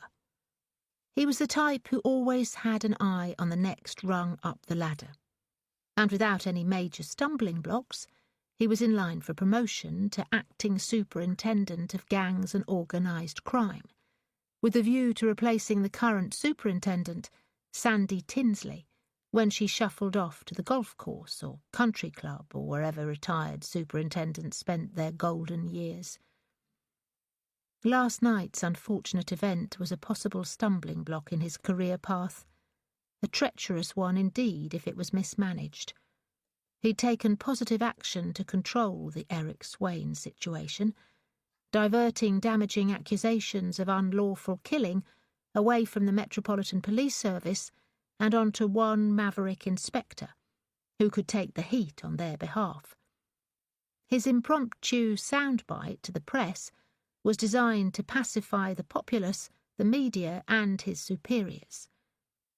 But now he regretted the sanctimonious tone he'd taken when condemning Kerry Dark to the metaphorical firing squad. He'd dropped her in the shit, but she'd come up smelling of, not roses, but sweet satisfaction at his expense all the same. A video of her violent struggle with Swain had surfaced within an hour of DCI Porter's appearance on the news, and had gone viral on the social networks. Swain was the obvious aggressor, and his rage had looked blind when kicking and swiping at something that only partially included Dark, until he twisted away and lunged madly off the parapet to escape his imaginary attacker. The video's content negated the poorly concealed indictment he'd aimed at Dark, and made him look a complete fool. He'd appeared again on the news this morning, refuting everything he'd insinuated the night before, in a single garbled response to the quick-fire questions hurled at him from a pack of reporters gathered outside the Nick. He had employed double negatives, obfuscation, party-line political mumbo-jumbo, and sycophantic praise of the courageous action taken by a valued member of my team in attempting to apprehend a violent criminal suspected in the shooting of an innocent mother and child, and to protect a fallen colleague without concern for her own safety or well-being. It was quite a mouthful when he could barely work up the spit to unglue his tongue from the roof of his mouth. Maybe he'd have been convincing if he'd been sincere in his praise and made an apology. He'd watched the news feed in his office later, and even he didn't believe a single word of it. It was time for damage control. Seated opposite him in his office, D.I. Dark waited. If she expected him to say sorry, she might be surprised. "Before we begin," Porter said, "I'd like to remind you that you can have another colleague present, or if you wish, a Police Federation representative." "Will this be an official interview under caution?" Kerry responded. "No, it's not an interview. Think of this more as a debriefing." "So I don't want or need either." Porter's feelings towards Kerry weren't personal, but he could tell from the steady glare of her odd eyes, the way her mouth was pulled fractionally to one side. The feeling wasn't mutual. "That's fine, then. I think it's best we put the unfortunate events of yesterday behind us, and both move on from this a little wiser." He sat back in his creaking leather chair, unbuttoning his jacket for freedom of movement. His shirt rucked up, and his tie sat askew. "I've spoken to Superintendent Tinsley, and it's our decision that your suspension is rescinded as of now, and you can return to active duty." Kerry said nothing, but her mouth reset nearer the centre. "I trust you're happy with our decision, Inspector Dark?" "How much of the decision-making process were you involved in?" "Pardon?" "Was it your decision to reinstate me, or did you just follow orders, sir?" "I don't see why my input into the decision should be questioned. If you're asking if I'm genuinely happy that you're back, then I won't lie.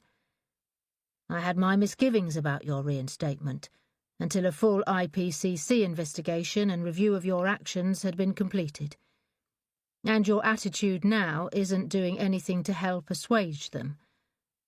You sound as if you're displeased with the decision to allow you back so soon." Kerry shook her head. "I'm not displeased. I'm only sorry I'm in a position where I have to be reinstated." "Well," said Porter, removing his spectacles and placing them on his desk, "if you expect an apology from me, it won't be forthcoming. I followed procedure. You didn't, Inspector Dark." "I was chasing a violent offender who'd already injured 4 of my colleagues.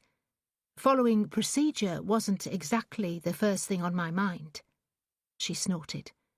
"There wasn't an opportunity to conduct a dynamic risk assessment."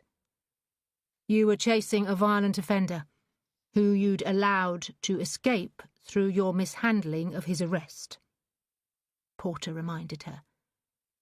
"Look, let's dispense with formality, Kerry. Before you get defensive, I'll remind you that I was a beat officer before I was a supervisor. I know how things are in the real world. The best plans and strategies work only until a third party refuses to play by the same rules.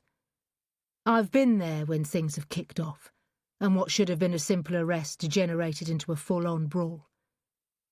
If I was the senior investigating officer conducting Swain's arrest, I can't swear that I'd have done anything different than you did. But that's beside the point. I'd expect to be criticised after everything went to pot. Kerry, a man died during a police pursuit, and unfortunately, as SIO, the buck had to stop with you." "As the senior investigating officer, if I'd been given an opportunity to give you a full report of the incident first, you might have handled the press more candidly." Kerry stared at him again. Porter retrieved his glasses and fumbled them on. "I handled the press the best way I saw fit under the circumstances." "By throwing me to the wolves?" "It had to be done. We were facing growing civil unrest. Despite the fact Swain was hated, some of those living on that estate hate us more.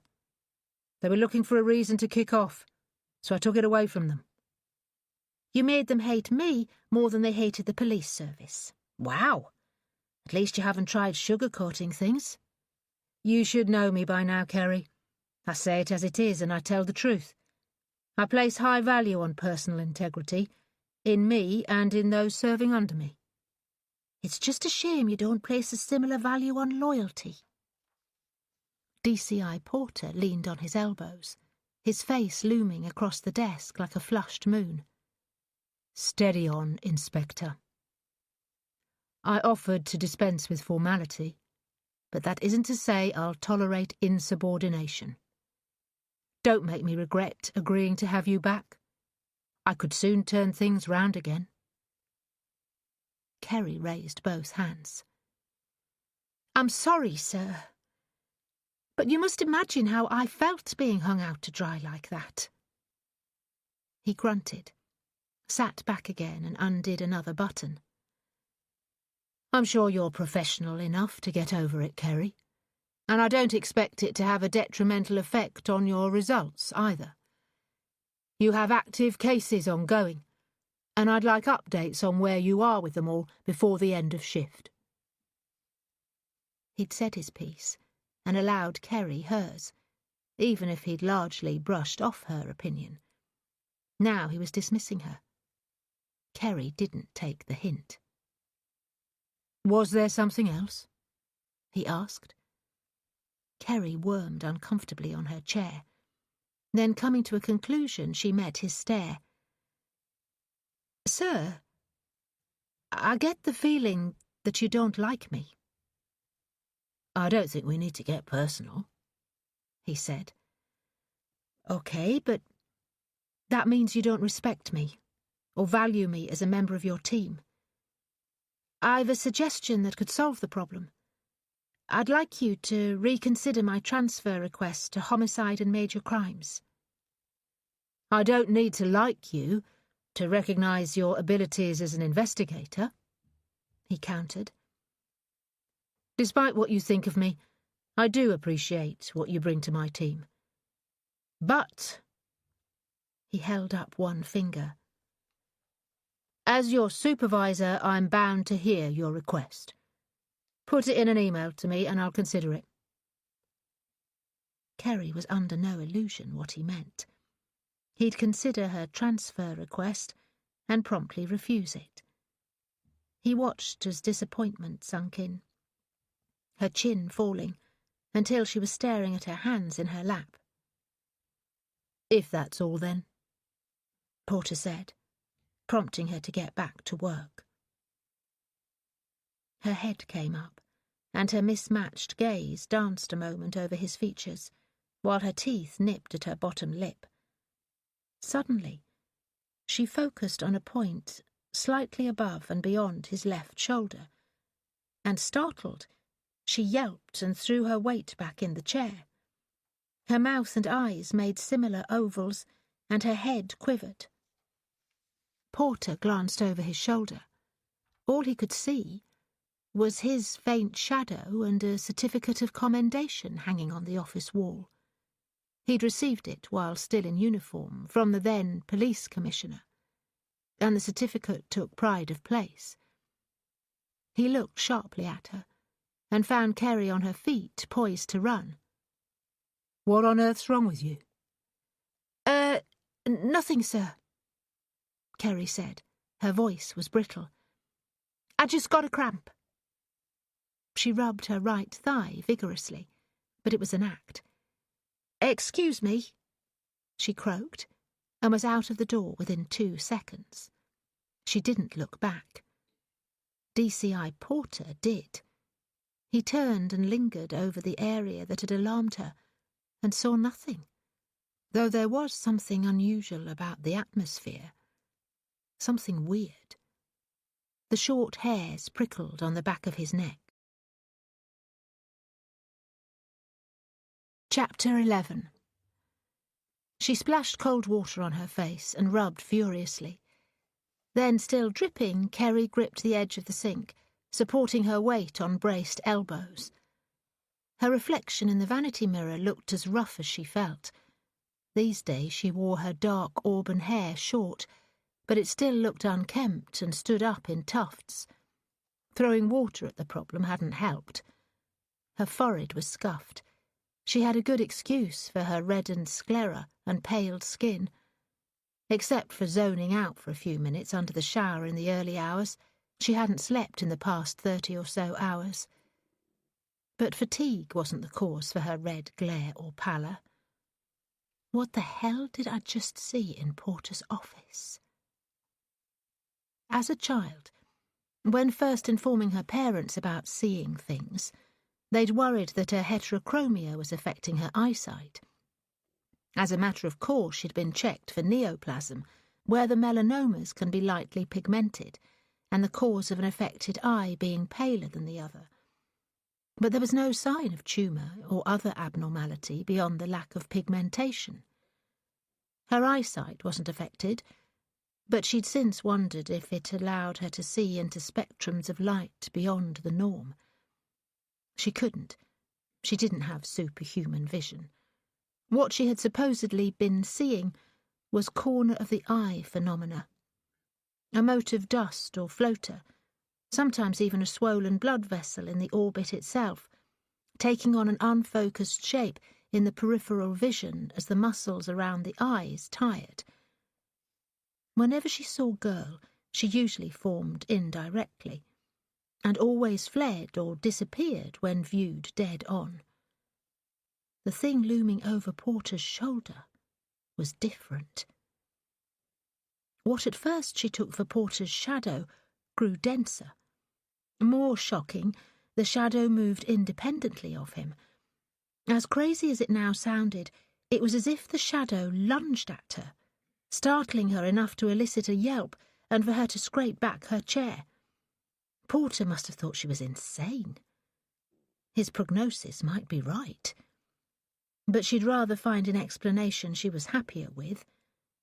Hallucinations were a symptom of sleep deprivation, and combined with the stress she'd suffered in the past day, it was little wonder she'd fallen victim. She'd imagined that the figure lunged at her, and had conjured up details that weren't present in Porter's shadow. Surely her stretched nerves had added the wavy hair and the rigid handcuff standing proud from the wrist of the hand that snatched at her. Considered rationally, the incident shouldn't be as alarming. She could put it behind her.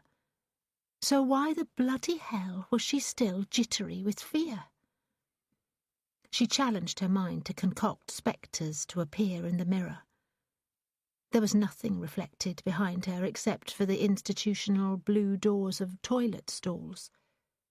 Relieved, she dragged out a handful of paper towels from the dispenser and practically rubbed her cheeks raw, but tentative of her forehead where Swain had struck her. She dumped the wad of damp towels in a bin, just as the washroom door banged open.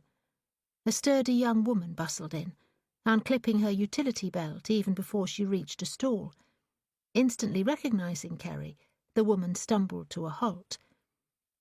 It was the same constable who delivered Funky Adefunke's demands yesterday. Kerry offered her a sharp nod. "That was a bad show," the woman said. Kerry wasn't sure if she referred to the shootings, Swain falling off the tower, or the fact Kerry had been blamed for his death. Perhaps she meant all. "It was a terrible show," she replied. The woman regarded her for a second longer, then nodded and scuttled for the furthest away toilet cubicle. Kerry left the washroom with equal haste. As she walked between rows of lockers, two constables bantered together as they stripped off their protective kit, falling silent when they spotted her. As soon as she was out in the corridor, she'd be the subject of discussion. Who knew what bollocks had already been spoken about her? But she'd bet there'd be more to come. Glossy celebrity magazines had nothing on police stations when it came to lurid gossip. CID kept separate offices to the uniform teams in the police station, and being a specialist branch, gangs and organised crime had an office distinct from their other plain-clothed colleagues. It wasn't a case of preferential treatment, and they hadn't been afforded any extra space or comfort. The GAOC office was as stark and utilitarian as all the others. Because of the delicate nature of the intelligence shared in the room, it was a closed-door office, airless and stuffy, with no natural light. Even in winter it was necessary to run fans to keep the place cool. The room always stank like a teenager's training shoe. The unpleasant odour had been added to. Last night somebody had brought in their supper, and the room was rank with the aroma of cold, greasy fried onions and burger meat. D.S. Corber was the first detective she spotted, and she wondered if the stench was coming off him. But who was she to criticise? Corber hadn't got to go home yet. He'd been left to pick up the pieces after DCI Porter dismissed her from the scene of Swain's death. He hadn't slept in 30 or so hours either, but you wouldn't know it from his beaming grin and clear gaze as he greeted her. He shot towards her, and for a second she thought he was going to hug her. She wouldn't unwelcome the sentiment, but Corber halted a foot from her. He made a half-turn on his heel and announced to the others in the room, "Hey, you lot, do you mind being upstanding for the hero of the hour?" 3 detective constables worked under her and Corber's supervision. Glenn Scott, Mel Scanlon, and Tony Whittle. Each of the trio was seated at individual workstations. Shamed into action, they all began to rise. "I think that's enough of the hero stuff," Kerry warned before they made it to their feet. Glenn and Mel sat again, whereas Tony took the opportunity to stretch his lower back. Creaking and groaning, he settled his backside on the edge of his desk and braced his palms on his thighs. Despite her instruction to the contrary, Corber whipped the 3 into a round of applause. He even initiated a round of hip-hip hooray, until Kerry swore at him. They all laughed. If there'd been any discomfort about what had happened the previous evening, it had been put behind them in a few seconds. Good, Kerry thought. Let's get back to business as usual. Corber was dying to hear what had happened between her and Porter, but not in front of the others. He offered a conspiratorial wink, and then returned to Mel Scanlon's desk to retrieve a file he'd dumped there. Mel squinted at him. "Do you still want me in the interview with you, Sarge?" she asked, making it sound as if it was no trouble. "That's down to the boss." Corber looked expectantly at Kerry. "Who are you interviewing?" "Henrietta Jane Winters, Eric Swain's girlfriend." Ah, Kerry thought about the brash woman from last night. Hetty had more to trouble her now than a broken door and dog muck on her carpet. What's she in on? "Conspiracy to murder." Corber shrugged in apology. "I know, boss. She's just lost her fella. But Porter wanted her locked up." It made sense. Despite Swain's untimely death, there was still an open double murder investigation to conduct, and until she was cleared, Hetty was as complicit in the evidence discovered at their home as Swain. To Mel, Kerry said, "I'll take it from here with Danny." Then to all in the room, "If you're up to speed with your files, leave them on my desk for me, then get yourselves home for some kip. It's, she checked her wristwatch, "almost midday. I'll see you back here at 6 o'clock, okay?" Nobody seemed keen to leave. There were employment rules that dictated proper rest periods between shifts, but rules meant nothing in the real world. Her team probably wouldn't sleep, but they'd get some time with their families, if nothing else. "You heard me," she said, aiming a thumb at the door. "Off with you. But don't be back late. Danny, my office, please." Hers was actually an anteroom, of the GAOC office. In fact, anteroom was too generous a description. It had originally been designed as a stationery cupboard. She called it her cubbyhole. Inside there was space for a chair, a small table, and her computer monitor. It was stuffier even than its larger sister. But with the door shut, it allowed a modicum of privacy for sensitive discussions. Corber joined her in the cramped space. The aroma of fried onions was coming off him. "As soon as we're done here, you can get yourself off home too," she promised. "I'm good for a few hours yet, boss." "Sorry, Danny, but as your friend, it's my duty to tell you that you're honking. If you make me, I'll pull rank and order you home for a shower and change of clothes." "You don't like my aftershave?" Danny grinned, unfazed by criticism. "It's eau de grande mac with a hint of fag ash." Kerry clucked her tongue. Corber changed tack. "How'd it go with old Misery Guts?" Better than expected," she replied, "but not as well as it could have." "Porter didn't agree to your transfer, then?" "Nope. Neither did he pucker up. But that's okay, I'm glad to be back." "What about the IPCC?" "Their investigation will still go ahead, but at least I'm not suspended from duty. And from what I saw on that video, I'm not worried about their findings." "You got a look at it, then?" "That Swain! The way he went mental at the last minute." He halted, stared quizzically at her. "Remember when you asked if I believed in ghosts? Well, maybe you should have asked Swain, 'cause the way he carried on, I'd say he saw something that put the fear of God in him." Yeah, he did act strange. It was probably drugs. Only she knew the reason behind Swain's wild swipes and kicks. Because the spectral girl had not been caught on camera. And yet, even as he fought to hurl her from the roof, Kerry now suspected the gangster had grown aware of her ghostly companion. And when Girl hurtled at him, in a flurry of desperation to save her, he'd reared away and lost his balance.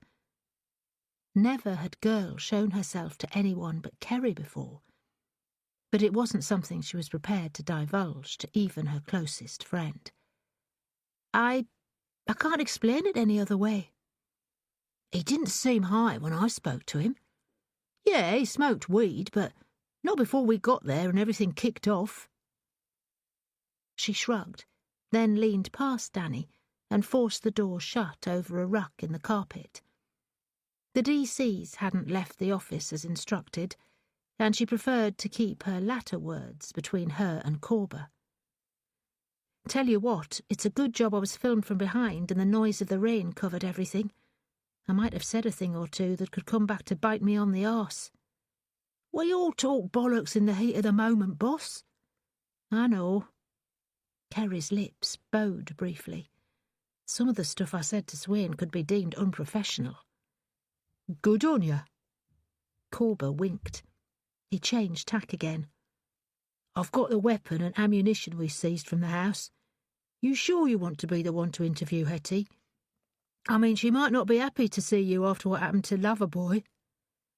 "I've nothing to be ashamed of. He was the one resisting arrest." Her words felt hollow. It was her turn to change the subject. "Has she asked for a brief?" "Yeah. She's got the duty solicitor, Dave Barnes." "I'm surprised. She can probably afford the best." "She's pleading innocence. Asking for a specific brief might make it look as if she's got something to hide. She's in with Dopey Dave now, and I've already given him full disclosure." "OK. I'm taking it you've planned the interview." Corber coughed. "OK then, so we're playing it off the cuff. I'm good to go then. You ready, Danny?" He hadn't relinquished the file. "Just have to grab the evidence and let the custody sergeant know we're taking her to interview." "Right. So let's go hear what Hetty's got to say about her granddad's gun." Chapter 12. Despite her good looks, there was something reptilian about Hetty Winters. Hers were crocodile tears, and her first response to Kerry's appearance was to clash her teeth like a crocodile ambushing a gazelle on a riverbank. Also, as in most reptiles, she had a tough hide. She didn't come across as a woman who'd recently lost her partner. Anger was her overpowering emotion, but not the raw anger other recently bereaved people displayed. Hers was more like pent-up hatred finally set loose. She despised Kerry, but it wouldn't have mattered who interviewed her. She didn't look crocodilian. If anything, a few hours in the cells appeared to have agreed with her, because she was more beautiful than she'd looked last night in her baggy pyjamas and slippers. Her blonde hair was styled and set, and her makeup was flawless. False eyelashes, false nails, all perfect and in place, and her mascara was untouched by her tears. The tight T-shirt she wore made the most of her pneumatic breasts, and her designer jeans hugged her like a second skin. Even with her shoes off, she was a couple of inches taller than Kerry. She could be the beautiful star in a reality TV show. Her language was crass, and added an ugly set to her lips. While the equipment was prepped for the interview, Hetty bitched and snapped at Kerry and D.S. Corber.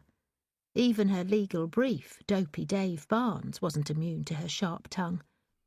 Then, as the tapes began to roll and the introductions were out of the way, Hetty went no comment for the most part. It was a strategy many suspects played, often at the instruction of their solicitor. "Before we continue," said Kerry with a lingering nod that included Barnes, "I should remind you that we are conducting this interview under the now caution. In other words, it may harm your defence if you do not mention now what you later rely on in court. That means if you continue stating no comment, anything you mention in court might be ruled inadmissible in your defence. Do you understand what I'm telling you, Hetty? No comment." Hetty sat back, fiddled her sapphire engagement ring to a more comfortable position on her finger. The stone on Kerry's engagement ring was diminutive by comparison. Saying no comment is actually making a comment. Kerry was facetious on purpose, to goad a response. Hetty sneered and spread her hands on the table. Displaying her engagement ring was a reminder to Kerry about whom she'd taken from her. Kerry ignored the dig and glanced at the solicitor. Despite his nickname, Dave Barnes wasn't stupid. Plus, due to having been given forewarning of the evidence the detectives would reveal during interview by Corber, he knew what was coming next. "It's okay to tell the inspector about your grandfather's military service, as we discussed." Hetty shot him the stink eye before switching her glare to Kerry. "So what you want to know?" Kerry glanced at Corber, who was seated next to her. He delved inside a brown paper evidence sack between his feet and passed its contents to Kerry. She produced the Webley Mark IV .38200 service revolver, sealed in a translucent evidence bag, and placed it on the table between her and Hetty. Alongside it, she set down another evidence bag containing the loose .38200 grain cartridges seized from the master bedroom during the execution of the warrant. The 4 live cartridges found in the revolver, plus the empty brass shells from the shooting on Wandsworth Road, were in other sealed bags, but had been held back from this interview, as had the projectiles removed from the bodies of Nala Dahir Geddi and Bailan Geddi during their respective autopsies. Those items were due for forensic and ballistic examination, and she wasn't prepared to risk compromising the chain of custody before the results were back if Hetty managed to rip open any of the bags. "I'm showing exhibits DSDK2 and SRG1 to Hetty Winters," Kerry announced for the purpose of the audio record. Hetty, do you recognise these items? And can you tell me about them? I already told you. Yes. Kerry had photocopied the page from her notebook where she'd made a record of Hetty's statement during the house search. In regard to Exhibit SRG-1, you said, I see you found my granddad's old bullets. He brought them back from Korea donkeys years ago. Is that a true account of what was said at the time?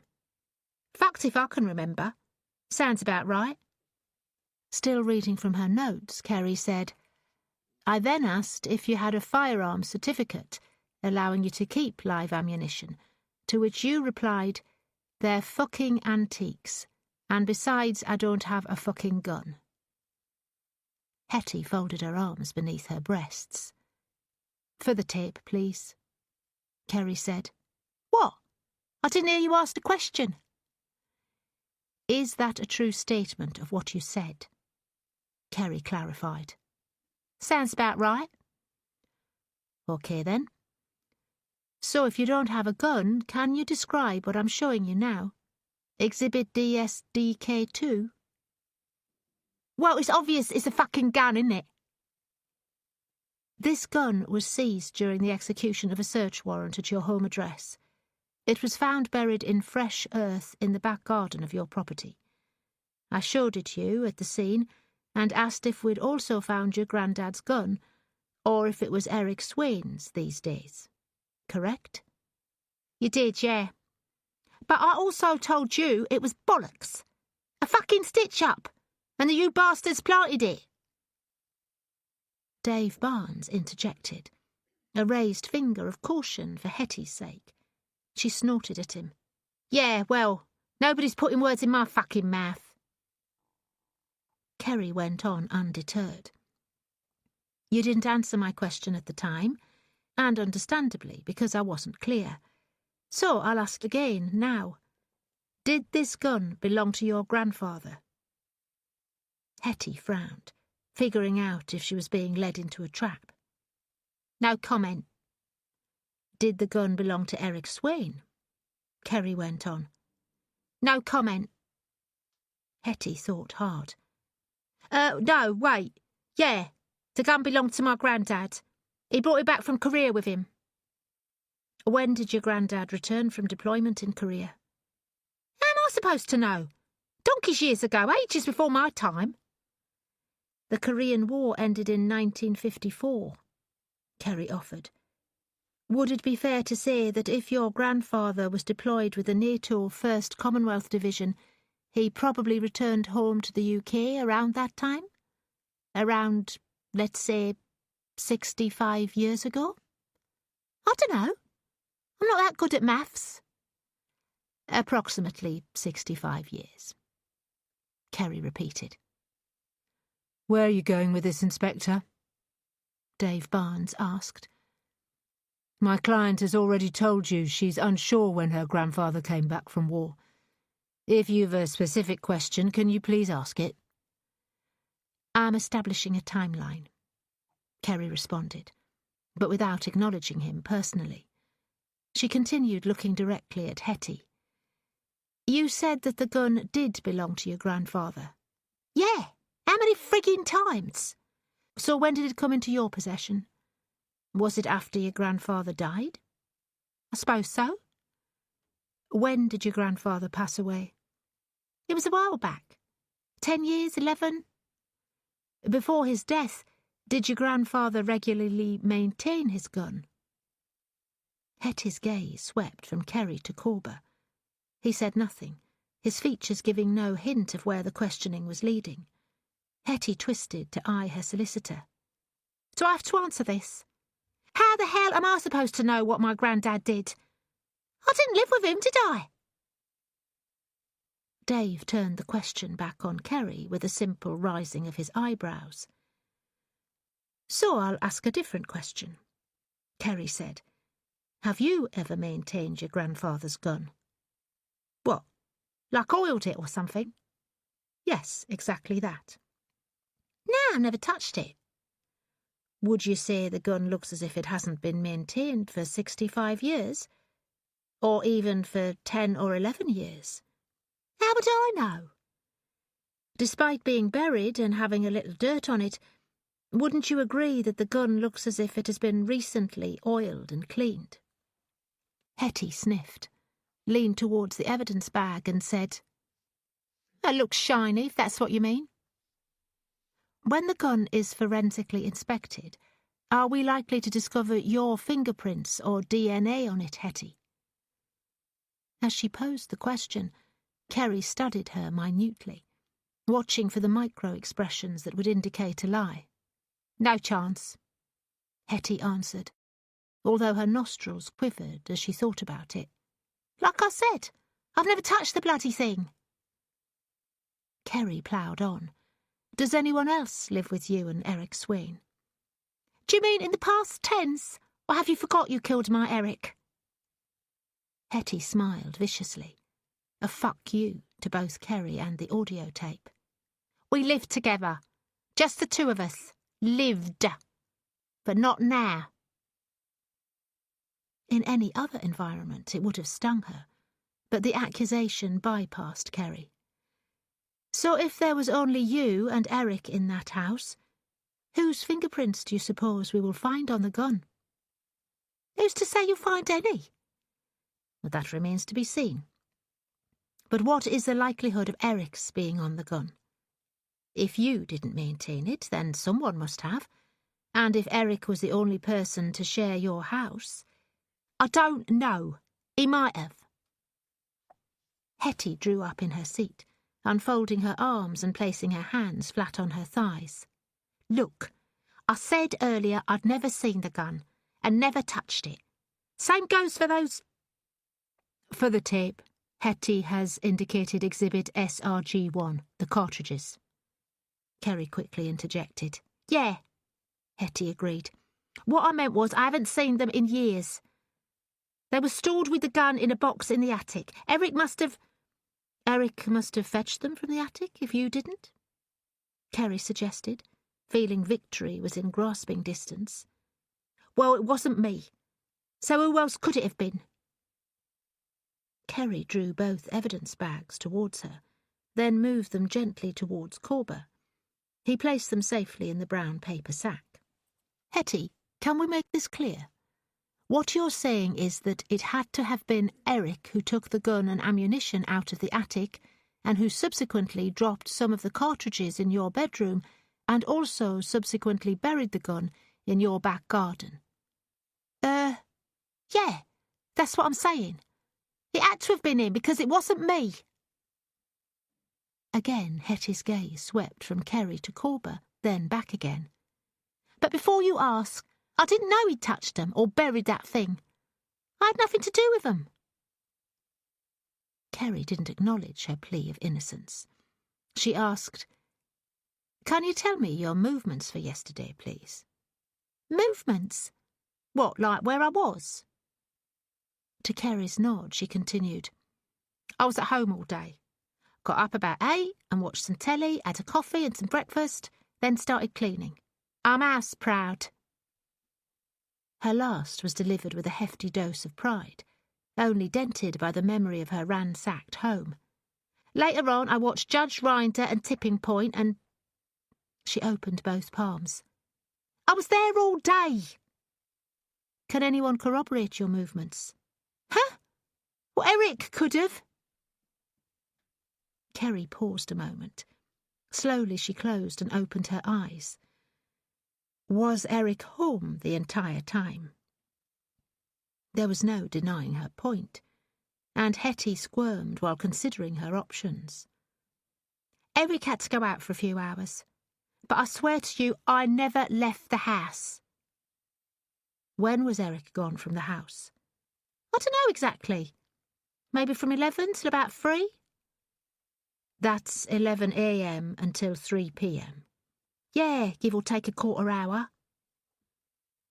Hetty again squirmed, realising she'd admitted her partner's movements were unaccounted for over the period when the drive-by shooting occurred. Lamely, she added, He had some business to do. What kind of business? I don't know.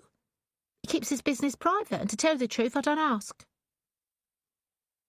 Kerry doubted Hetty could be honest if she tried. But again she switched focus abruptly, giving her no time to think. Eric was registered as the owner and keeper of a sonic blue Subaru Impreza. She read off the correct licence plate number. Is that correct? Yeah, I know that car. It was Eric's pride and joy a year or two back. Why? Ignoring the question, Kerry posed another of hers. Do you know the whereabouts of that car, Hetty? It's in a lock-up on our estate, Hetty said quickly. If you want, I can show you. I have the keys to the lock-up at home. That won't be necessary, Kerry said, although I would like to seize those keys. She exchanged a glance with D.S. Corber. Anything to add, Sergeant Corber? No, I've no further questions. Thank you, Hetty, said Kerry, and nodded briskly at Corber, who was in charge of the tape recorder. Ending interview. Chapter 13. She's got more face than friggin' Big Ben, Corber announced after they watched Hetty Winters leave the police station. She'd flounced to where a sporty-looking red Nissan waited to collect her, summoned earlier as soon as the custody sergeant had returned her mobile phone. Hetty was returning home to meet with D.C. Mel Scanlon, who, despite Kerry ordering home, was still in the nick when they left the interview suite. Mel was tasked with seizing the keys to the lock-up Hetty had mentioned, despite them all knowing that the Subaru was no longer there. It had already been impounded and was under forensic examination by the CSI team. She would also seek permission from Hetty to search the lock-up, without need of a warrant. I didn't think you'd noticed, seeing as you rarely took your eyes off her boobs. Kerry gently elbowed Corber in the ribs. You know me, Kerry. I'm not interested in fakes like Hetty. I prefer a real woman, with real curves, not ones blown up with silicone. They don't have to be that good-looking, only natural. He glimpsed surreptitiously at her and caught another elbow, slightly harder, in the midriff. He gasped in laughter. Seriously, though, he said, she's a walking cliché. She should wear a sign around her neck saying gangster's mole. Aye, she's a real wannabe. She shrugged away the subject. Can you log the evidence back in, Danny? The Webley required a full forensic investigation and test firing. I need to phone the coroner's office for Swain's results. Course I will, boss. You want me to grab you a brew on the way back? Dunno about you, but I've got a tongue like Gandhi's flip-flop. She squinted at him. A coffee would be good. I'll be in the office, okay? Corber headed off with his hands in his pockets, his rolling gait reminiscent of a Jack Tar on shore leave. Kerry returned to the GAOC office, deserted now her team had left. She used the landline at D.C. Glenn Scott's desk and punched in the Southwark coroner's office number. Swain's cause of death wasn't the issue. It was whether or not any gunpowder residue had been found on him. Chances were that some kind of trace residue had been missed, even if he'd showered. Her mind flashed back to the search, and how the sniffer dog had acted on the sofa in the front room. It had possibly reacted to gunpowder residue. It was likely Swain sat on it not long after returning from where he'd burned out the Subaru, but before he'd changed clothing or washed, and residue had transferred to the cushions. In hindsight, she should have had the settee seized and swabbed, as well as any unlaundered clothing. It was an opportunity lost. Proving Eric Swain's guilt was important to Kerry. He wouldn't face punishment for his crimes, and it wouldn't bring back his victims, but at least there would be a modicum of resolution for the Geddy family. Besides, proving Swain was their killer could lead her to his conspirator. Somebody had driven the Subaru while Swain took the shots at Ikemba Adefunke, and was therefore complicit in the murder. Hetty had been released on police bail, to return to the station at a later date, when a decision to charge her would be made. She made a mental note to go and speak with Hetty, with an off-the-record offer of leniency if she pointed the finger at Swain's driver. Her train of thought was broken by a voice on the other end of the line. It belonged to a coroner's office assistant. "Hello, this is Detective Inspector Kerry Dark," she announced, and gave her station identification number. "I'd like to speak with Mr. Bellows, please." Nigel Bellows was an assistant coroner to Her Majesty's senior coroner for the Southwark district, which also encompassed Lambeth, and was the direct line contact in regards to both the Geddy and Swain cases. Forensic pathologists under his direction would have concluded the autopsies of all 3 people by now, and the results collated by him. "One moment, please," said the office assistant, and then shortly, "Thanks for holding, Inspector Dark. I'm putting you through." My, Kerry Dark," Nigel Bellows said almost immediately. "I feel a little starstruck speaking with you. Quite the internet star you've become." "You know me, Nige. I'm nothing special." "Oh, I don't know about that. Perhaps I was a little premature in dumping you. I could have lived off your fame and glory for decades." "Who dumped who?" "Oh, that's right." He chuckled. "You were the one that stopped replying to my messages and tokens of affection."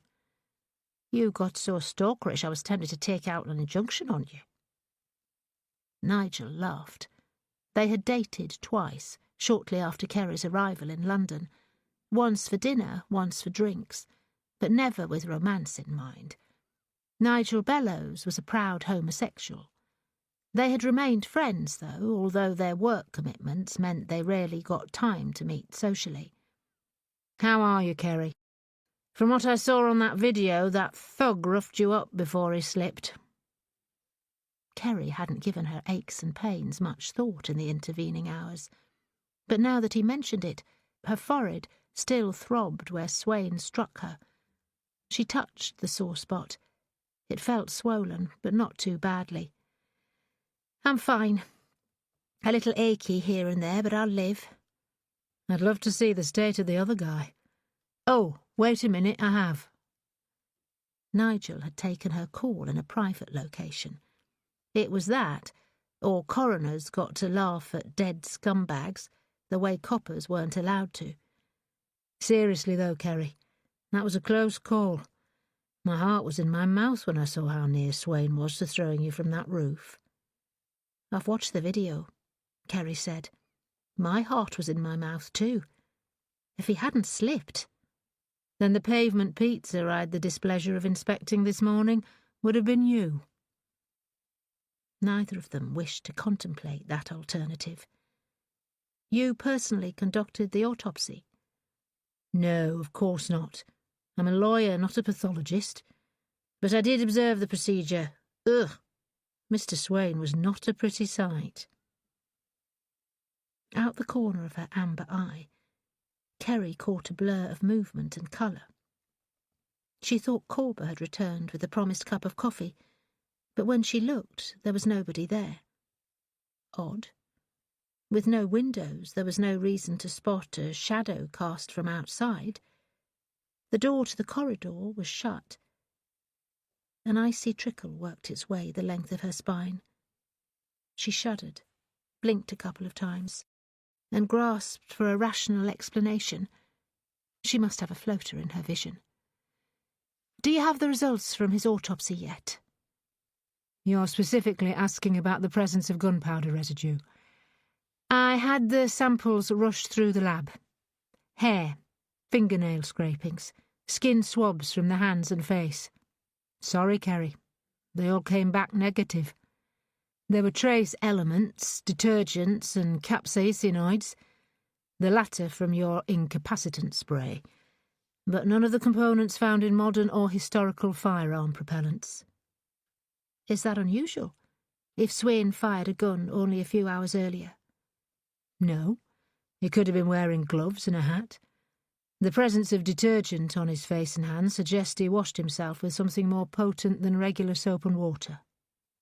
Bloody hell. That isn't what you wanted to hear. Nigel concurred.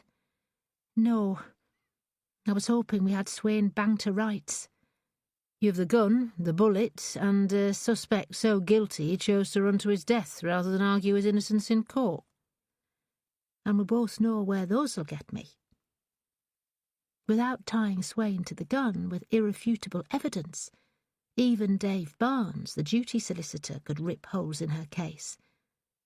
Sadly, her only eyewitness to the shooting was hostile, and even forced to give testimony. Funky would be deemed unreliable due to his allegiance to a rival gang. She was going to have to work on Hetty Winters harder than she had during her first interview. Hopefully the results from the test firing of the Webley will confirm it was the murder weapon, she said. But still, for any hope of a conviction and the resolution in the deaths of the mother and girl, she must identify and catch Swain's driver. I hear that you're engaged to be married these days, Nigel went on in an awkward attempt at raising her spirits. To some brute of a man you met at Belmarsh Prison, of all places. Is there no hope left for us? You'll always occupy a soft spot in my heart, Nige, she assured him. Oh, shame. I was hoping to meet that hunk of yours and steal him away instead. You're shameless. Nigel laughed. I am indeed. But seriously, Kerry, if you'd like to bring along your fella, I'd love for us to go on a double date. I've a man of my own I'd love you to meet, and my eye on a brand new cocktail bar that's just opened in Soho. Adam's more of a lager lout, she said, and he got the subtext. Then you should give him the slip and come away with a man of a more sensitive nature and better taste. They both laughed, but Kerry's humour was tinged with morose. Nigel didn't know how right he was. Adam's display of insensitivity last night had been as subtle as hitting her in the teeth with a building brick. She thanked Nigel and promised not to be a stranger. Hung up. She rested her backside on D.C. Scott's desk, unconsciously touching the swollen spot on her forehead. The skin was hot. Despite the air that was abruptly so icy, she shivered. Between her fingers she glimpsed movement. Something loomed directly in front of her. She snatched her hand from her face, head snapping up at whatever the hell it was. As before, it wasn't girl. The figure was ill-defined, a hint of wavy hair, a twinkle of silver earring, a wolfish leer. Oh, my God! Every muscle in her body cramped. You can't be here. Can't I? Think again, bitch. The disembodied words scratched at the inner surface of her skull. I can be anywhere I please, and do anything I want, and you can't stop me. Breath shuddered from her, spurts of condensation visible in the frigid atmosphere. No, you can't be real. You died? Yeah, I died, and we both know who's to blame. Eric Swain lunged, emitting a hiss that filled her skull, and his cuffed hand snatched at her hair. With a squeal, Kerry jerked out of reach, tumbled off the desk. She cracked her elbow off the floor, but ignored the pain, scrambled to make distance between her and the clutching hand of nobody. Swain had disappeared. The breath caught in her throat, her eyes wide and dry. She stared, too afraid to blink in case she summoned him again. Her head shook as if palsied, and her breath wheezed out. There's bugger all there, Kerry. If he'd ever been present, then Swain had left as abruptly as he'd appeared. A quake ran through her. It had nothing to do with the temperature this time. If anything, the stuffy atmosphere had returned to normal. She grew aware of her unceremonious position on the floor. Grasping the desk for support, she clawed upright, then sat on its edge. But seating herself went against her impulse to run away. Her hands covered her face. Who are you going to run away from? When there's nobody there? He wasn't real. Get a bloody grip, for Christ's sake. She yelped as the door handle turned. She scrambled back across the desk again, expecting... Corber backed into the room, juggling 2 large mugs of steaming coffee. With his hands full, he'd employed an elbow and hip to work the handle and nudge the door open. Thank God. It gave Kerry precious seconds to get composed before he turned and aimed one of the mugs at her. Just what the doctor ordered, eh? She knew her eyes were wide, her tongue wedged between her teeth, and how plain stupid she looked. She tried to smoothen the disbelief from her features, but Corber wasn't fooled. He wasn't a detective for nothing, and knew when something was wrong. What's up, boss? He asked. You look rattled. Is it something to do with Swain? Oh, Danny, she thought. Why did you have to ask that? Chapter 14. Baxter Court was mausoleum quiet. Even the drizzling rain failed to add any sound to the pall of sorrow hanging over the row of bleak apartments at the end of the cul-de-sac. All Kerry could hear was the movement of blood through her inner ears. She'd expected to find the press camped outside the apartments, hoping for a photo or quote from the distraught father, but they'd withdrawn, so Suleiman Geddi could grieve the loss of his wife and daughter in peace. Then again, she thought not. They'd probably got their pictures and story earlier, and quickly moved on to record the misery of other victims elsewhere in the city. She was relieved. Visiting Mr. Geddi was difficult enough, without first negotiating a crowd of insistent journalists. Out of her car, she stood a moment on the pavement, feeling the drizzle on her exposed cheeks. There wasn't another living soul in sight, and more importantly, nothing that could be defined as undead. The last she wanted was for Swain to follow inside the home of those he'd slaughtered. She was unsure if she'd be able to handle things any better than when he'd come at her in the office. She might have convinced Corber she was fine, even if she was in denial. She'd even persuaded herself that Swain had been nothing but a figment of her imagination, brought on by fatigue and the blows she'd taken to her head. Blatantly, she ignored the fact he'd also materialised in Porter's office before that. Also, she was relieved that Girl had backed off for now. Being in the presence of the shade of a child could prove emotional, considering the reason for her visit. The Geddes' neighbours kept to a respectful distance, their doors closed. Kerry approached the apartments without attracting attention. A short flight of stairs allowed access to a row of first-floor apartments, and she counted down the doors. The Gedde family home was modest. A blue door and one window. The drapes, currently drawn to block out the world, were almost identical to their neighbours'. A pink bicycle, with streamers of ribbons tied to the handlebars, propped against the wall under the window, was the single unique detail. Her chest tightened. Little Bylan would never ride that bike again. Kerry halted, took in a deep breath and shivered as she expelled it.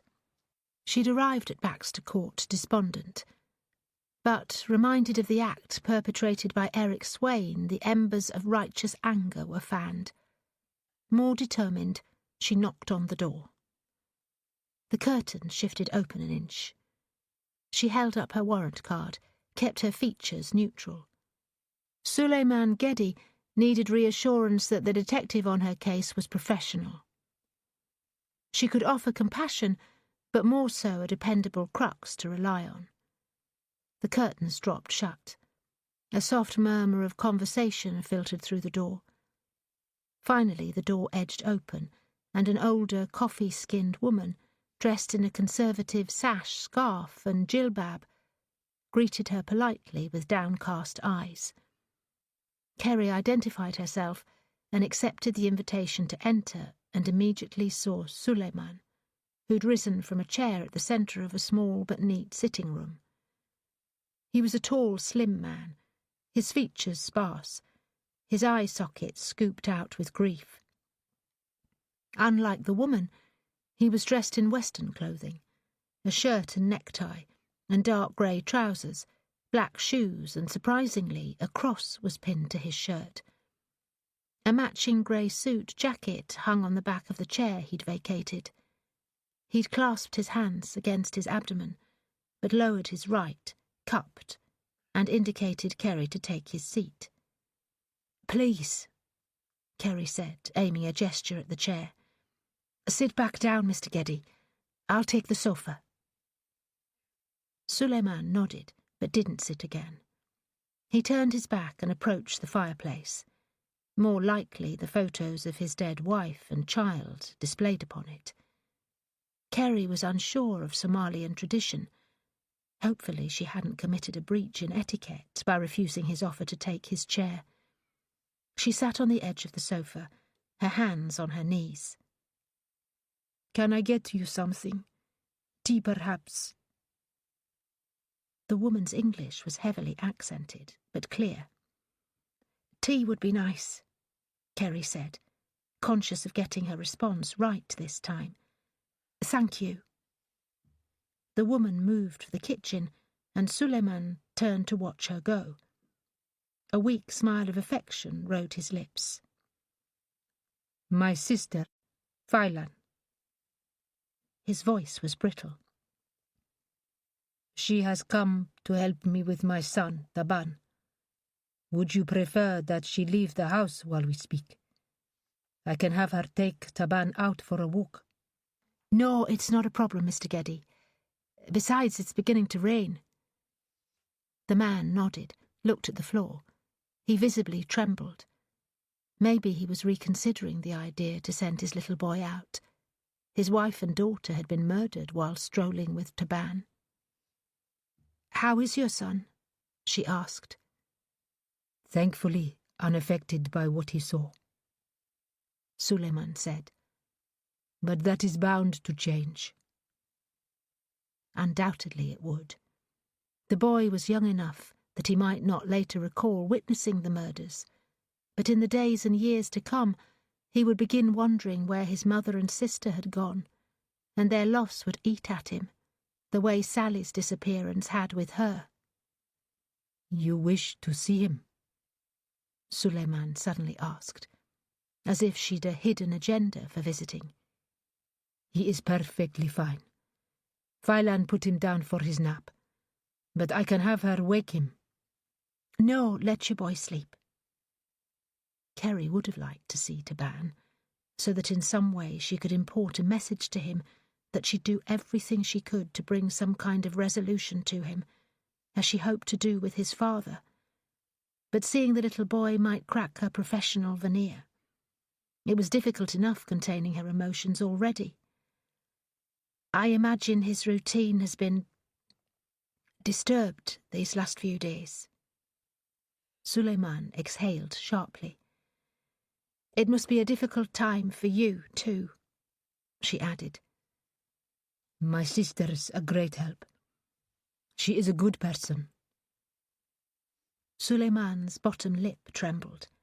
His eyes shone with unshed tears. Kerry guessed what he was thinking. Failan was helpful, but would never be a replacement. He finally sat, lacking the strength to stand any longer. There was white stubble on his chin and wrinkles in his shirt.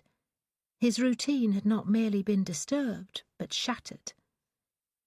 They sat in silence a moment, both lost in sadness, faces downcast, before she leaned forward a fraction. "I wanted to pay my respects, to say how sorry I am for your loss." Suleiman nodded at the floor, his fingers twining together in his lap. "But this isn't just a social visit, Mr. Geddy. I'm the lead detective on your family's case." I know. Suleiman looked up. His tears had glazed over. I recognize you from the news.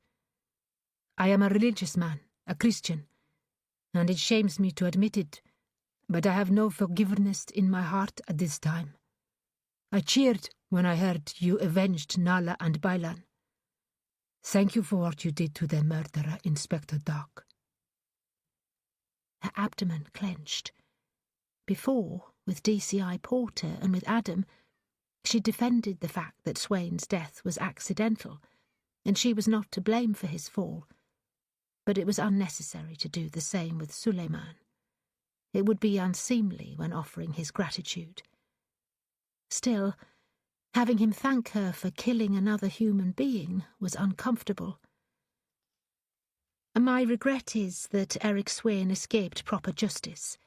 He should have been tried and punished accordingly." Suleiman exhaled sharply again and glanced towards the door. He will suffer the consequences of his sins in the afterlife. I am certain of that. He suddenly leaned forward and reached across to grasp Kerry's hands. His gaze slipped once behind her towards the front door again, before he settled it on her. A greater power was at work on that rooftop, Inspector. You must know this, and accept it yourself. You were protected. He was referring to God, or maybe even to the vengeful spirits of his wife or daughter. Yet she knew different, and was unsure how she felt about it. Accepting that girl was real meant also accepting the truth of her most recent and more terrifying visitations. "There's nothing more I can do to punish Eric Swain," she said, "but I assure you I won't leave any rock unturned. Mr. Geddy, Swain might have been the gunman, but he wasn't alone when those shots were fired. I'll do everything in my power to ensure anyone involved in the murders of your family are brought to justice." Catching these people will not bring back my wife or daughter, said Suleiman. But knowing they're suitably punished will bring a small measure of accord to their loved ones. His words sounded hollow, as if he'd answered by rote, and had no belief that any peace would extend to him. Nala's parents and siblings are devastated. They wish to travel here to attend her funeral, but it's impossible for them. If I can tell them that her killers are all dead or behind bars, it will help them come to terms. At this time, they know only loss. In her job, Kerry had come across people in many stages of bereavement. Suleiman was in one of the earliest, where initial shock could become denial. She'd noticed more than once that his attention had flicked from her to the door, almost as if he expected Nala and Bailan to enter at any time. By diverting his grief to his wife's family, he could hold on to hope that this was all a nightmare he would soon wake from, to find his loved one safe and sound. It wasn't her place to bring him out of denial, not when she'd clung to a similar hope of Sally's return for decades. In truth, they both understood they were grasping for the impossible, but it was easier coping with fantasy than reality. He squeezed her hands gently, then sat back, releasing her as Phylan tentatively entered the living room carrying 2 small china cups on a burnished brass tray. Suleiman gestured Kerry should be served first. She accepted the delicate cup and held it under her chin. The tea was weak but fragrant. Nothing like the stewed brew she was used to back at the Nick. Milk was absent from the tray, but there was a pile of brown sugar cubes on a saucer. Out of politeness, she tried the drink without sweetening it, and was glad she hadn't. It tasted like honey, as it were. Suleiman dropped 4 cubes into his cup and stirred with a tiny spoon, but without drinking he set his cup aside to cool. Phailan returned to the kitchen and closed the door behind her. Kerry was grateful for the brief interlude as she drained the small cup. She placed it on a small table at the edge of the sofa, dug in her coat pocket. She held out her card. On here you'll find my contact details. If there's anything I can do, any question I can answer, please don't hesitate to call, okay? Also, I'll give you this. She took out another card. This is the number for victim support. They will be able to assist you through the process of... Suleiman took her card, but was uninterested in the second. He read her details, looked back at her, and his gaze was earnest. I trust in you to help, Detective Inspector Dark. I said earlier I'm a man of faith. I believe my faith in you catching the others is not misplaced. She didn't know how to answer. Making bold promises was never a good idea, especially when so many variables could get in the way of a successful conviction. I'll do my very best, she whispered. Her eyeballs were hot, and she steeled against shedding any tears. He nodded, sat back, and Kerry took it as a sign to leave. She'd expected more questions, perhaps even recrimination and anger, and was thrown by Suleiman's demeanour. He was in denial about Nala and Bailan's death, but conversely sincere in his belief she'd bring justice to their killers. She stood, and Suleiman mirrored her. He extended his hand and she accepted it. He didn't shake it, only held her fingers in his, squeezing gently again. I can tell you too have lost someone dear to you, he said. And for the 3rd or 4th time, his attention slipped past her to the door. She couldn't resist taking a furtive glance. Girl, for once, was caught full on. She stood in the shadows in the corner where the front door met the living room wall. Her head was tilted down, hair hanging loose over her features, and her hands clasped at her midriff, a similar pose to that adopted earlier by Suleiman. The instant she realised she was observed, she jerked up her head, mouth slipping open. Kerry blinked, and in that fleeting moment, Girl wavered, then blinked out of existence. Suleiman looked back at Kerry. Do you believe in guardian angels? Taken aback, Kerry didn't answer. He smiled sadly. So, I am not the only one refusing to accept the truth. Please, Inspector, whether you believe or not, consider this. There's a divine balance in the universe. For every act of evil, there are equal acts of virtue. My beloved wife and daughter died, but the only thing that gives me comfort is the knowledge that other lives will be spared in their place. He gave her hand an extra squeeze. I mentioned guardian angels. Not all are in spirit form. She coughed in embarrassment. You're thinking a little too highly of me, Mr. Geddy. I'm just a police officer. Who, I know, would have fought as hard against the devil to save Nala and Bailan, given the chance, as you did when you met his servant on that rooftop. Swain was not a pawn of the devil. He was a horrible human being, capable of evil acts, but driven only by his twisted psyche. That was as far as it went. There was nothing supernatural about him, at least not then. The afterthought made her scalp crawl. Suleiman again looked at the door. Kerry checked surreptitiously, expecting Girl to have reappeared, but she was absent. Had Suleiman seen her, or were his actions and words nothing but a strange coincidence? She couldn't bring herself to ask.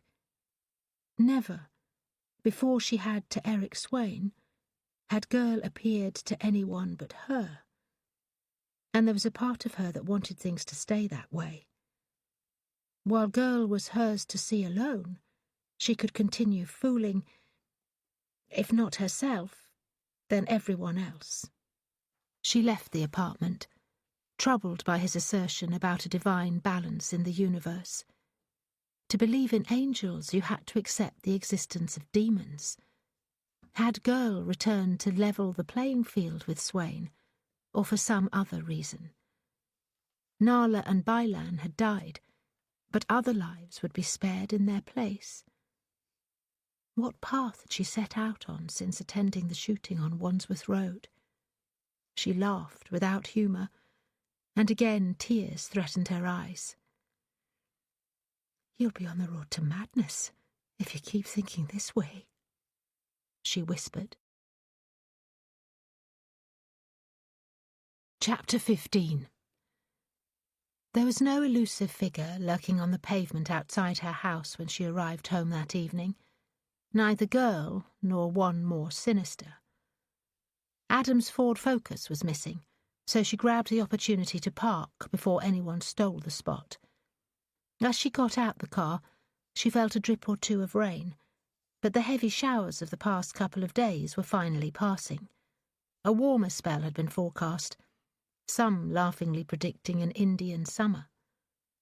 Just then the skies were a uniform grey, similar to her mood. It had been a long day, and especially after her visit with Mr. Geddy, one that had left her in a confused fog. By the time she went off duty, she was so tired that Corber offered to drive her home. She reminded him he'd been on the go as equally long, and ordered him to go home and rest, shower and change his clothing, although the latter two instructions with a hefty pinch of salt. Perhaps accepting a lift home wouldn't have been a bad idea. Twice she'd zoned out at red lights, with the genuine fear that on one of those occasions she'd taken a micro-nap. It took the blaring horns of impatient drivers behind her to get her moving. She'd earlier resolved to make amends with Adam, but she was thankful she'd beaten him home. In her near-zombified state, she hadn't the energy. Hopefully she could grab a couple of hours' sleep before he got back. She stumbled inside to a living room that stank like a distillery.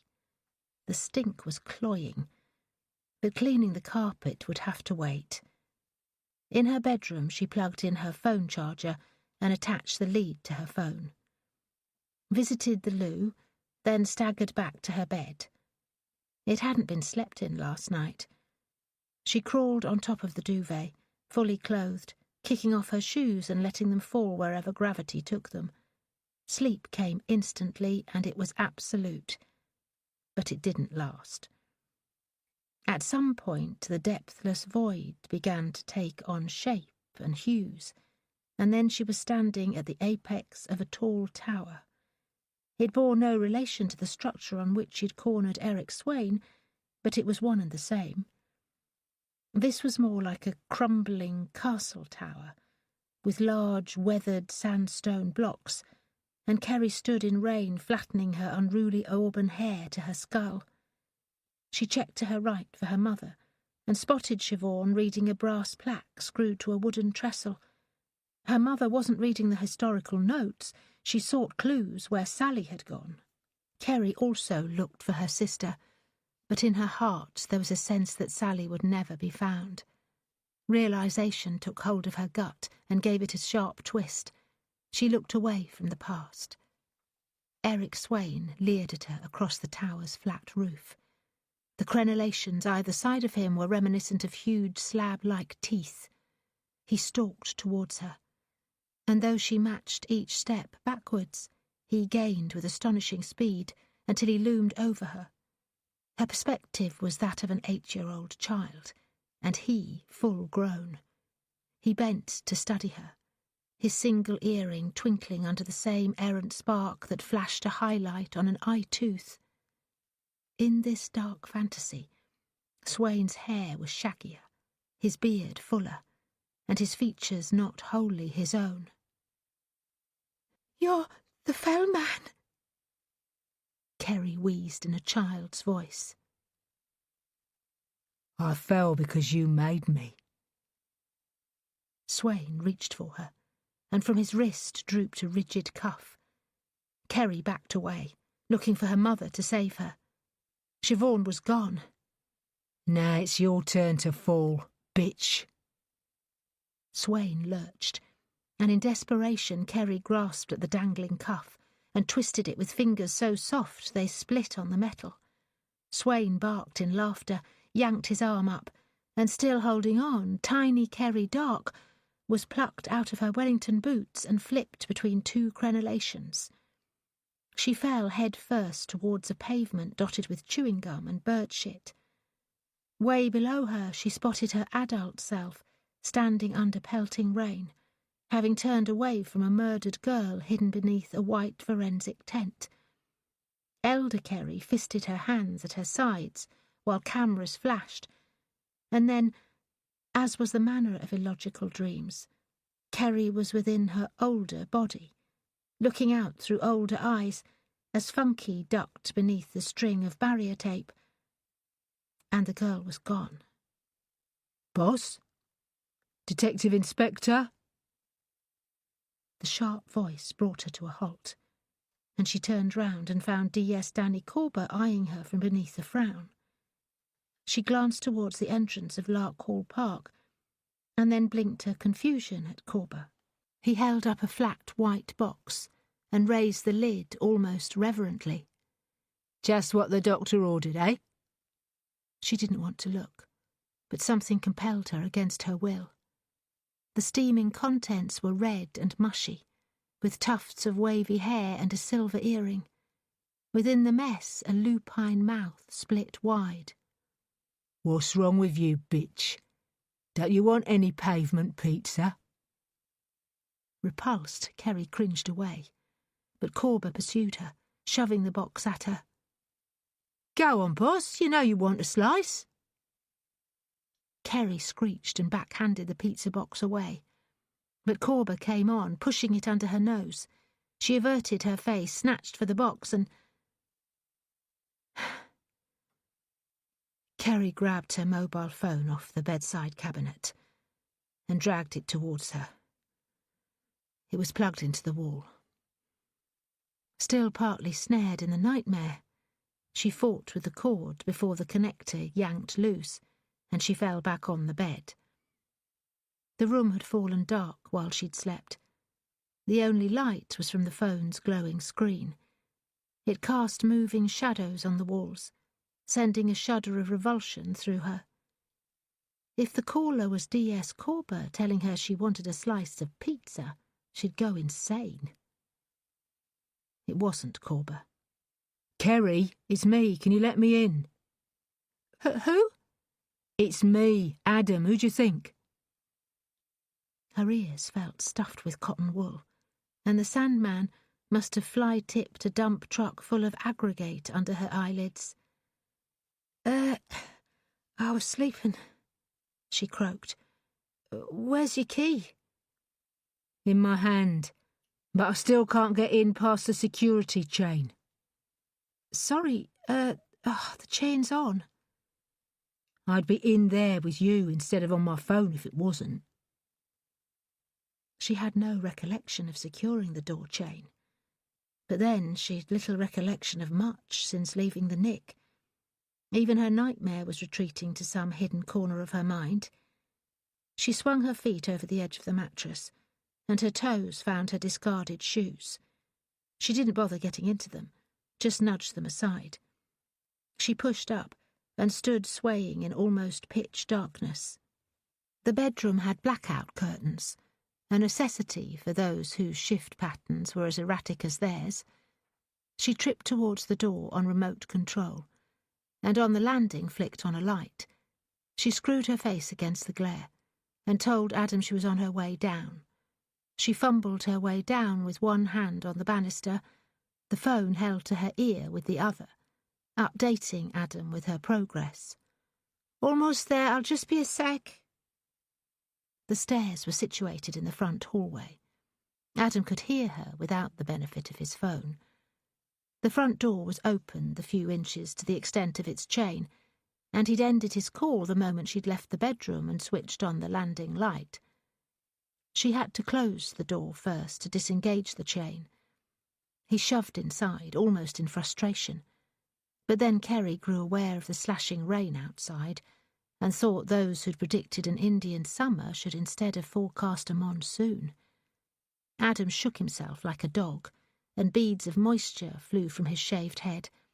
His spectacled lenses were misted over. He pulled them off and blinked at her. "Jesus Christ, Kerry!"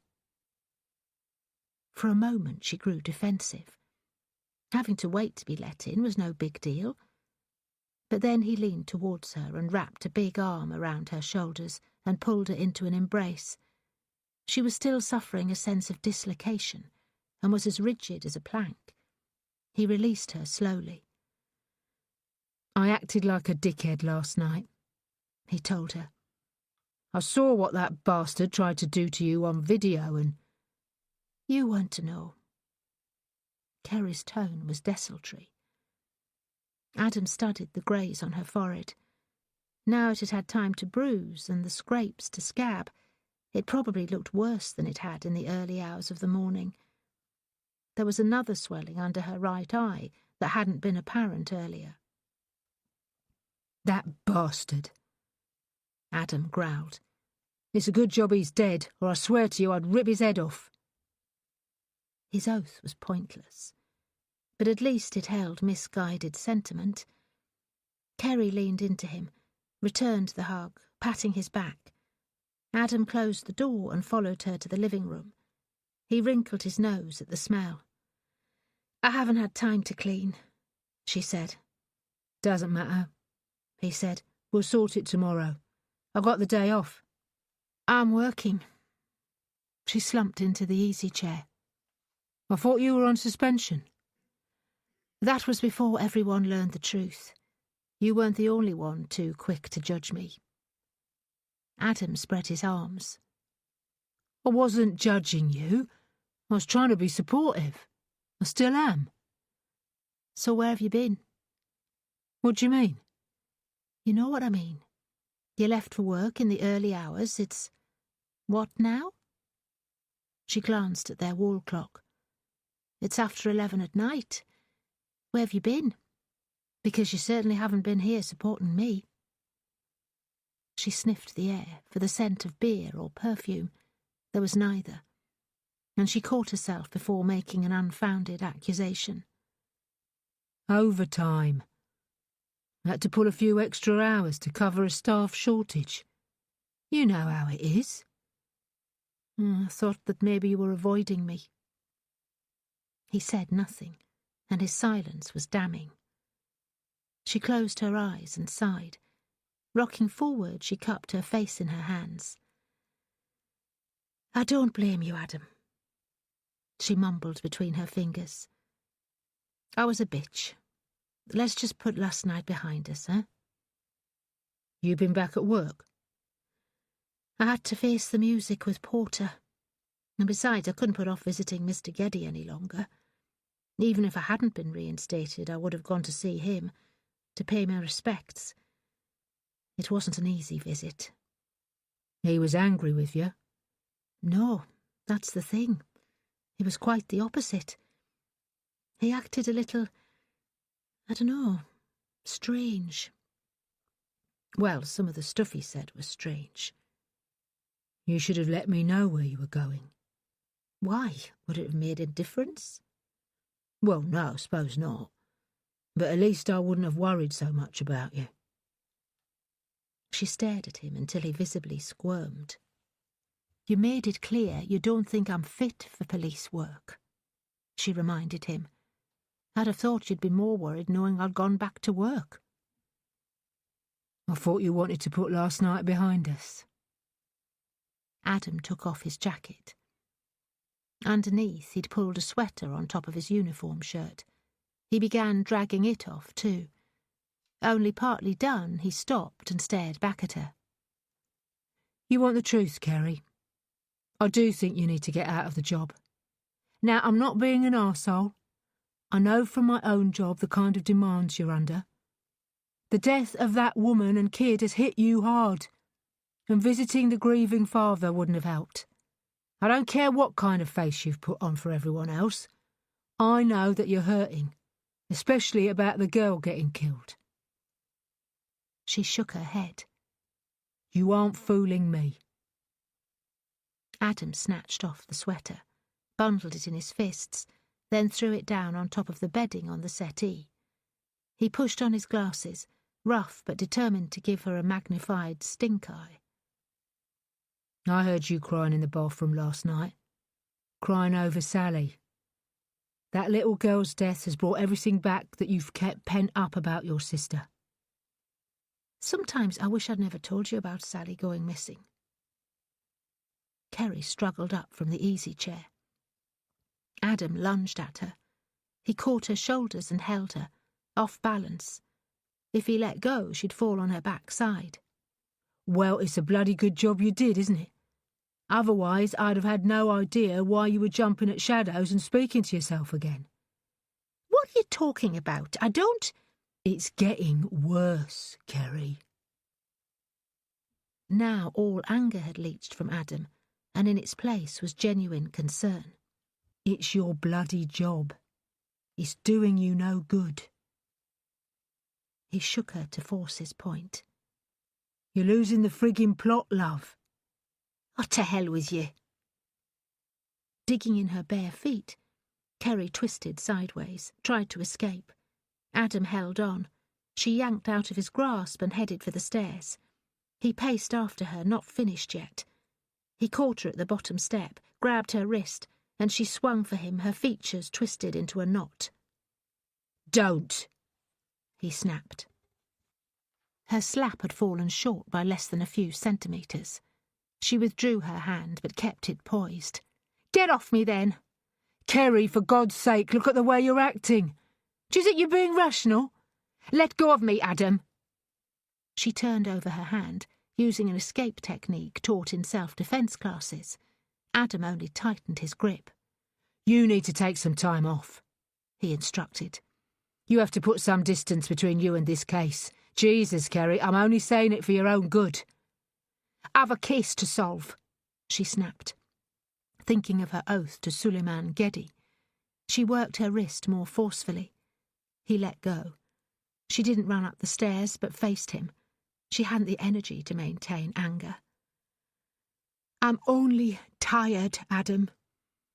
I haven't slept well in days. I managed a couple of hours just now, but even then... You dreamed about Sally, he finished for her. You're obsessed with finding her and, what did you call that nutter? The frigging fell man. That's my bloody point, Kerry. Taking on a case involving a dead girl isn't helping your mental health. I'm not mentally ill. His head gave a tiny jerk to one side. And you're not equipped to diagnose me, she went on, so don't even try. You're right, I'm not a psychiatrist, but I am your partner. I know when you're not yourself. If you know me so well, you should know when to shut the hell up. Jesus, Adam! She threw up her hands in defeat. I'm going back to bed. You do whatever you want to do. You should eat something, he countered. You look as weak as water. Bet your blood sugar is low. I can call out for a takeaway, huh? Chinese, Indian? Or we could order a... Don't say pizza, Kerry groaned as she plodded upstairs. Just please don't. Chapter 16. So what do you reckon, boss? Minty fresh or what? Kerry nudged D.S. Corber away. She was in the driving seat, and he was supposed to be seated in the passenger side. He'd leaned across to breathe in her face. You do understand the definition of personal space, right? I understand it. Don't necessarily mean I care. Kerry wiped a spot or two of saliva off her cheek. You can say that again. Want one? Corber rattled a box of Tic-Tac breath mints. No, I'll pass, thanks. He rattled them under her nose. Go on, you know you want one. His words sent a flutter of panic through her. Yesterday's nightmare was still in her memory. Brash humour was a good antidote to fear. Put them away, Danny, or you'll be minty fresh at the other end when I shove them up your... Corber barked in laughter before she'd finished the threat of involuntary enema. He stowed the breath mints in an inside pocket as Kerry parked outside the late Eric Swain's house. She wasn't looking forward to speaking with Hetty. It was one thing controlling an official interview at a police station, entirely different when on hostile ground. A brand-new red Nissan Skyline was parked at curbside, the same car used to collect Hetty from the nick. Danny's attention swept over it, as if he was perusing a naked lady. Looks like we might not get Hetty all to ourselves. Despite being the girlfriend of a notorious criminal, Hetty Winters was also a human being. She was grieving the loss of her lover, and must contend with the arrangements for his funeral and internment once his body was released. At a time like this, it wasn't unusual to find she'd lean on others close to Eric. The car was probably owned by one of his lieutenants. Put it through PNC, she said. While he called through the details, she studied the house. The Venetian blinds at the windows of all but one bedroom were closed. Weak daylight reflected off the window, but Kerry was certain there was movement in the bedroom. Hetty, she thought. No reports on the Skyline, Corber said. It's registered to Zane McManus. We both know who that is. McManus was a known associate of Swain. Corber beat her to the punch, asking the control room about him. No markers or outstanding warrants, he announced. It was a shame. Arresting him for another crime would have allowed them to press him for information on the drive-by shooting. But what's he doing here? Do you think he could have been Swain's driver? Him and about 24 others. Swain's gang numbered around 30 key players, and twice as many again if you counted the drug dealers and pimps Swain allegedly supplied with their wares. When I'm speaking with Hetty, why don't you get McManus to one side and see what you can squeeze out of him? Her gaze flicked up to the bedroom window again. There was a face beyond the glass. It was indistinct, partially mottled by the daylight slanting inside through the open slats. All she could define was a few locks of wavy hair, a silver earring, and the edge of a mouth that buckled up in a sneer. Eric Swain's face loomed into clarity. Jesus Christ! She almost kicked her way into the car's back seat. Corber's head bounced off the ceiling, one hand gripping his heart. What the hell, boss? You trying to give me a heart attack or something? Gasping, Kerry craned for a better view. There was no face at the window. She blinked in open-mouthed apology at Corber. Sorry. For a second there I thought... Thought what? Corber checked back and forth, expecting an ambush. They were, after all, in Injun territory, and less popular than the 7th Cavalry. What the bloody hell did you see? Nothing. How could she admit to seeing a ghost without sounding totally insane? Corber was more friend than colleague to her, but even he might question her fitness for the job if she admitted to seeing Eric Swain. She drew a hand across her mouth and then quickly waved off his concern. Forget it. I didn't see a thing. Corber looked at her as if she'd grown 2 heads. Kerry? Really, forget about it, Danny. I just thought I spotted someone at the window. But it was only the shadows moving on the glass. He studied the bedroom window. The day had brightened a little, and it only reflected the sky. He chose not to immediately comment. She waited him out. But he was a stubborn sod. OK, for a second I thought I saw Eric Swain in his bedroom. She laughed at how ridiculous she sounded. But that's impossible, right? He shrugged, and surprisingly paraphrased Shakespeare. Nothing's impossible. There are more things in heaven and earth, Kerry, than I've ever dreamed of. So you do think there could be such thing as ghosts? We're supposed to be open-minded, he said, then added a wink and a caveat. As long as it ain't so open, your blooming brains fall out. I choose not to think Swain's ghost's hanging around. God help us, I saw bugger all and I still came close to crapping me pants. His crass humour broke the moment. Kerry laughed, shook her head, and before he could press her for an opinion on the spirit world, she got out the car. Corber mirrored her, but took a moment to unhitch his trousers from his backside before shutting the door. I'm telling you, that was a close call, he added for effect. Kerry didn't react. She put on her professional face and headed for the front path. To her right, she could see the tops of the quartet of towers, the one from which Swain had fallen 2 nights ago, looming over the adjacent rooftops. Weren't ghosts supposed to haunt the location where they died?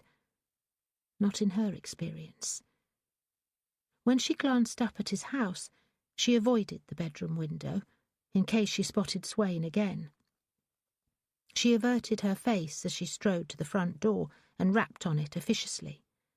A temporary repair had been made to the door, but it couldn't hide a delve left in it by the battering ram, or the twisted aspect of the uppermost hinge. Corber stayed a pace behind her, watching the living-room window. He spotted fingertips widening a gap in the Venetian blinds, as somebody checked them out. He held up his warrant card. From within there came muffled curses. Kerry and Corber exchanged glances. It took the best part of a minute and another knock from Kerry before Hetty answered. You'll have to use the back door. This one won't open. You can blame the old Bill. They followed a path between the house and a garden shed, to a gate that had been heightened to almost 7 feet tall by the addition of extra wire. Many criminals made fortresses of their homes. Often it was to slow down the police, but also as defence against other criminals. Yet a bolt could be slipped from their side, and the gate opened. More likely the gate had been extended to stop the collie dog roaming. Corber secured the gate behind him. As they walked around to the back, there was evidence of where the search team had dug holes in the flower borders around a neatly trimmed lawn. A yellow frisbee and a red nylon bone looked incongruous on the verdant grass. Hetty stepped out the back door to meet them. A cigarette jutted from her right hand, unlit.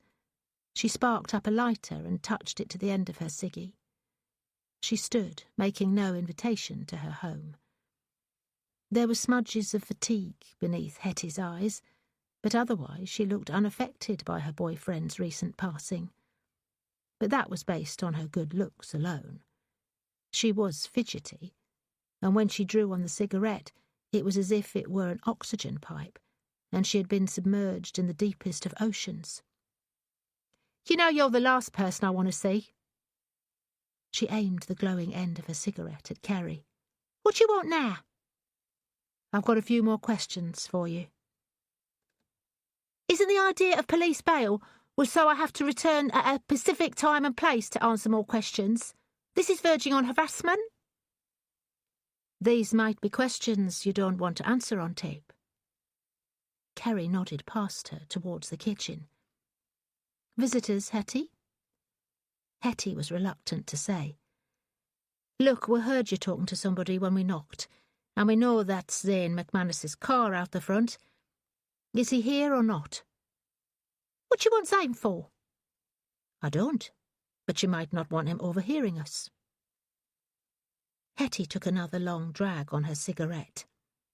Zane called round to offer his condolences, yeah? Nothing else? You know he's my little cousin, don't you? The family connection had been lost on Kerry, but it made sense. Many criminal syndicates had extended families at their core. I'm not interested in Zane, said Kerry. Not unless I learn otherwise. How about you and I have a word out here, and D.S. Corber can go in and keep Zane busy? Fuck that! Hetty flicked her cigarette stump onto the path and left it smouldering. Too many nosy neighbours to have a private conversation out here. Without warning, she turned, leaned inside the house and hollered, Zane! Hey, Zane! Get your skinny arse out here! Zane had been lurking just out of sight, listening to their conversation. He was a tall, skinny youth, with sticky-out ears perfect for eavesdropping. As he appeared in the kitchen doorway, he made a show of innocence, eyes wide and mouth poised in question. What's up, Hetty? Do me a favour, she said in a tone that brooked no disagreement. Bring Tyke out on the back and throw his toys for him, will you? Yeah, right, will do. Zane disappeared a few seconds, then came out leading the collie. It regarded the police with the same tentative looks as Zane did as he coaxed the dog onto the lawn. Right, said Hetty. You two better come in then. Corber pointed at the back of the cigarettes poking out of her jeans pocket. Can you spare one of those fags? What? Now I've got to keep you fuckers supplied with ciggies? Not unless you have any more cannabis lying around. Corber grinned. I'm happy to chill. Hetty's nostrils flared a few times as she thought things over. She wasn't an idiot. She pulled out the pack, extended it to Corber, and he slid out a cigarette. Bet you want a light now? Would be helpful. She sparked her lighter, and he drew in the flame to the cigarette's tip. Ifaristo.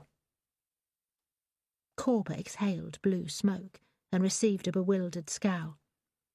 It's an expression of thanks, but I bet it's all Greek to you, eh? I haven't a clue what you're going on about. I have the same problem with him most of the time, Kerry added. It was a clumsy attempt at forming a common bond with Hetty, and earned her a snort of derision. She raised her eyebrows at Corber as Hetty went indoors, with a sharp command to follow me. Chapter 17. Empty cups and mugs were piled in the sink, but otherwise the kitchen was neat. Hetty had entertained visitors besides her cousin Zane that morning. Visitors paying their respects to a man who didn't deserve the sentiment. With Swain gone, it would cause a void in their criminal operation, so arrangements other than which hymns to sing at his funeral were probably discussed. Do you want some tea or coffee? Hetty flicked on the electric kettle. Kerry had taken tea from Mr. Geddy, but that was under different circumstances. She was about to refuse, except there were occasions where accepting a hot cuppa helped to melt the ice. She nodded her thanks. I'll have a tea, please. Milk, 1 sugar. Hetty fetched 2 fresh mugs from a cupboard and dished tea bags into them. Sit down.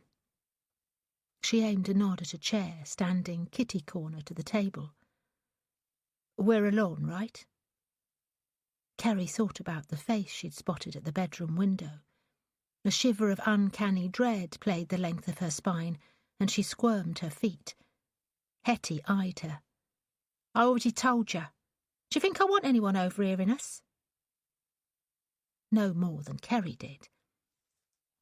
She felt as if malicious, unseen eyes scrutinised her from the open hallway door.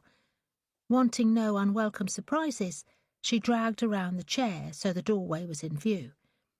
The light play in the hall remained steady. Hetty kept her back to her while she prepped milk and sugar in the mugs and waited for the kettle to boil.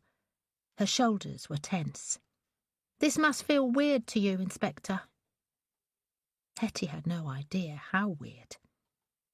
"I'm only doing my job." "Yeah, I know that. But sitting here, drinking tea with me after what happened to Eric, it's bloody awkward."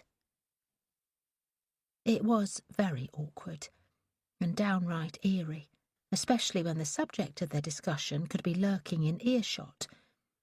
However, she wouldn't apologise. It was Eric's fault he fell from the roof, and Eric who'd murdered a mother and child in cold blood. "I think it's important we speak straight, Hetty. I sympathise with you, as a woman who has also lost somebody important, but I'm not here to offer fake platitudes. It's horrible for you, but I've also to think about a young family murdered by your boyfriend." Stirring furiously, Hetty added water to the mugs. Kerry was on high alert. Being so direct when she was wielding boiling water wasn't such a good idea. Even when Hetty set aside the kettle, she didn't relax. Having a mug of scalding tea thrown over her was still a possibility.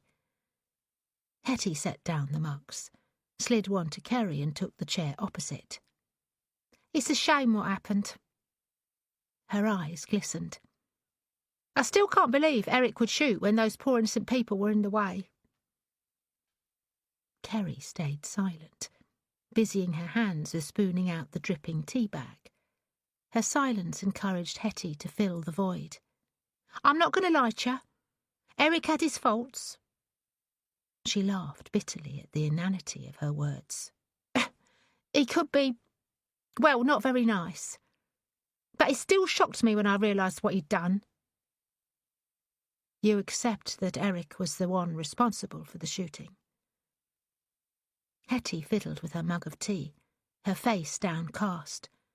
When she looked up, tears made twin tracks down her cheeks. "I can't deny that the evidence points at him. Not after you found that old gun hidden out the back." She chewed her lips. "I swear to you, I'd no idea he'd taken it or buried it in the garden. I've always tried to see the good in Eric, but I'd be a fool to think those were the actions of an innocent man." Kerry had prepared for an argument, a drawn-out process of recrimination and denial before Hetty saw sense. But the evidence certainly pointed at Eric. Had she wondered about her boyfriend's involvement even before the cops arrived? Had the anonymous tip-off to the police hotline about the gun's location come from closer to home than she'd suspected? She didn't get a sense of that from Hetty. "Can I ask you a blunt question?" Hetty's shoulders rose and fell. "If Eric was still alive," Kerry prompted, "how would you feel about him now?" Hetty tipped her mug and downed half its steaming contents, an action designed to give her some thinking time. Mirroring her, Kerry picked up her mug and took a sip. "If you mean about him killing a kid, I'm not sure it's something I could forgive him for," Hetty admitted. Kerry was under no illusion. Hetty was fully aware of Swain's criminal activities. She had a beautiful home and lifestyle purchased by the misery of others. To most of what he'd got up to she'd turned a blind eye, and now and again possibly raised a glass in celebration. If Funky Ikemba were lying dead in a gutter, Hetty wouldn't give a shit. But in shooting a little girl, even she thought Swain had crossed a line. "So you believe that he should be punished?" "I dunno." "You said you couldn't forgive him. So don't you think he should be punished for his crime?" "It's too late for that now." Kerry shook her head. "It isn't too late for justice. Somebody helped Eric. Somebody was behind the wheel of the car when he shot Nala and Bailan." She deliberately named the victims to humanise them, to give them back the life snatched from them during the senseless act. Whoever drove the car is complicit with Eric in the shooting. Out in the garden, Tyke barked with exuberance. Zane laughed and goaded the dog on. Corber laughed too. Hetty's attention slid to the open door. Kerry stared at her intently until she caught her attention. Hetty gave a brief headshake. It wasn't Zane. Then who? Another long gulp drained Hetty's mug. She stood and turned her back on the question. She dumped the mug in the sink with the others, braced her palms on the kitchen counter, shoulders rounded as she thought. I admitted that Eric went out that day on business, but I also told you I didn't know what he was up to or who with. I still don't. The day before, D.C. Mel Scanlon had seized the keys to Swain's lock-up garage, and a search of it had failed to turn up any further evidence. The keys had been held onto, but whether they pointed to anything important was yet to be figured out. You know by now that Eric's Subaru was used during the shooting, and later found burned out. I've heard that car was his pride and joy. In fact, wasn't it you who said that? Well, it was once, but not for donkeys. He hasn't driven it for a long time. No, I'm surprised you haven't checked. He lost his licence 18 months back. Accumulation of points for speeding, using his mobile and bollocks like that. The Subaru's been parked in the lock-up since. Which makes me think that he was being driven around by somebody else. Hetty sniffed. He has lots of friends and they all drive. Surely he had a favourite. Somebody he relied on more than others, particularly when conducting business. I warned you once before. Don't try putting words in my mouth. I'm not. I'm only trying to help you think. I think I'm done with thinking. Hetty was wiped out rather than angered. You should drink up and go. I'm sorry, Inspector Dark, but I can't help you. I can help you, though, Kerry said. You're possibly looking at a conspiracy to murder charge? Or an aiding and abetting charge at the very least. Help me, Hetty, and I'll make sure you're cleared of any involvement before anyone goes to trial. I've nothing to be cleared of.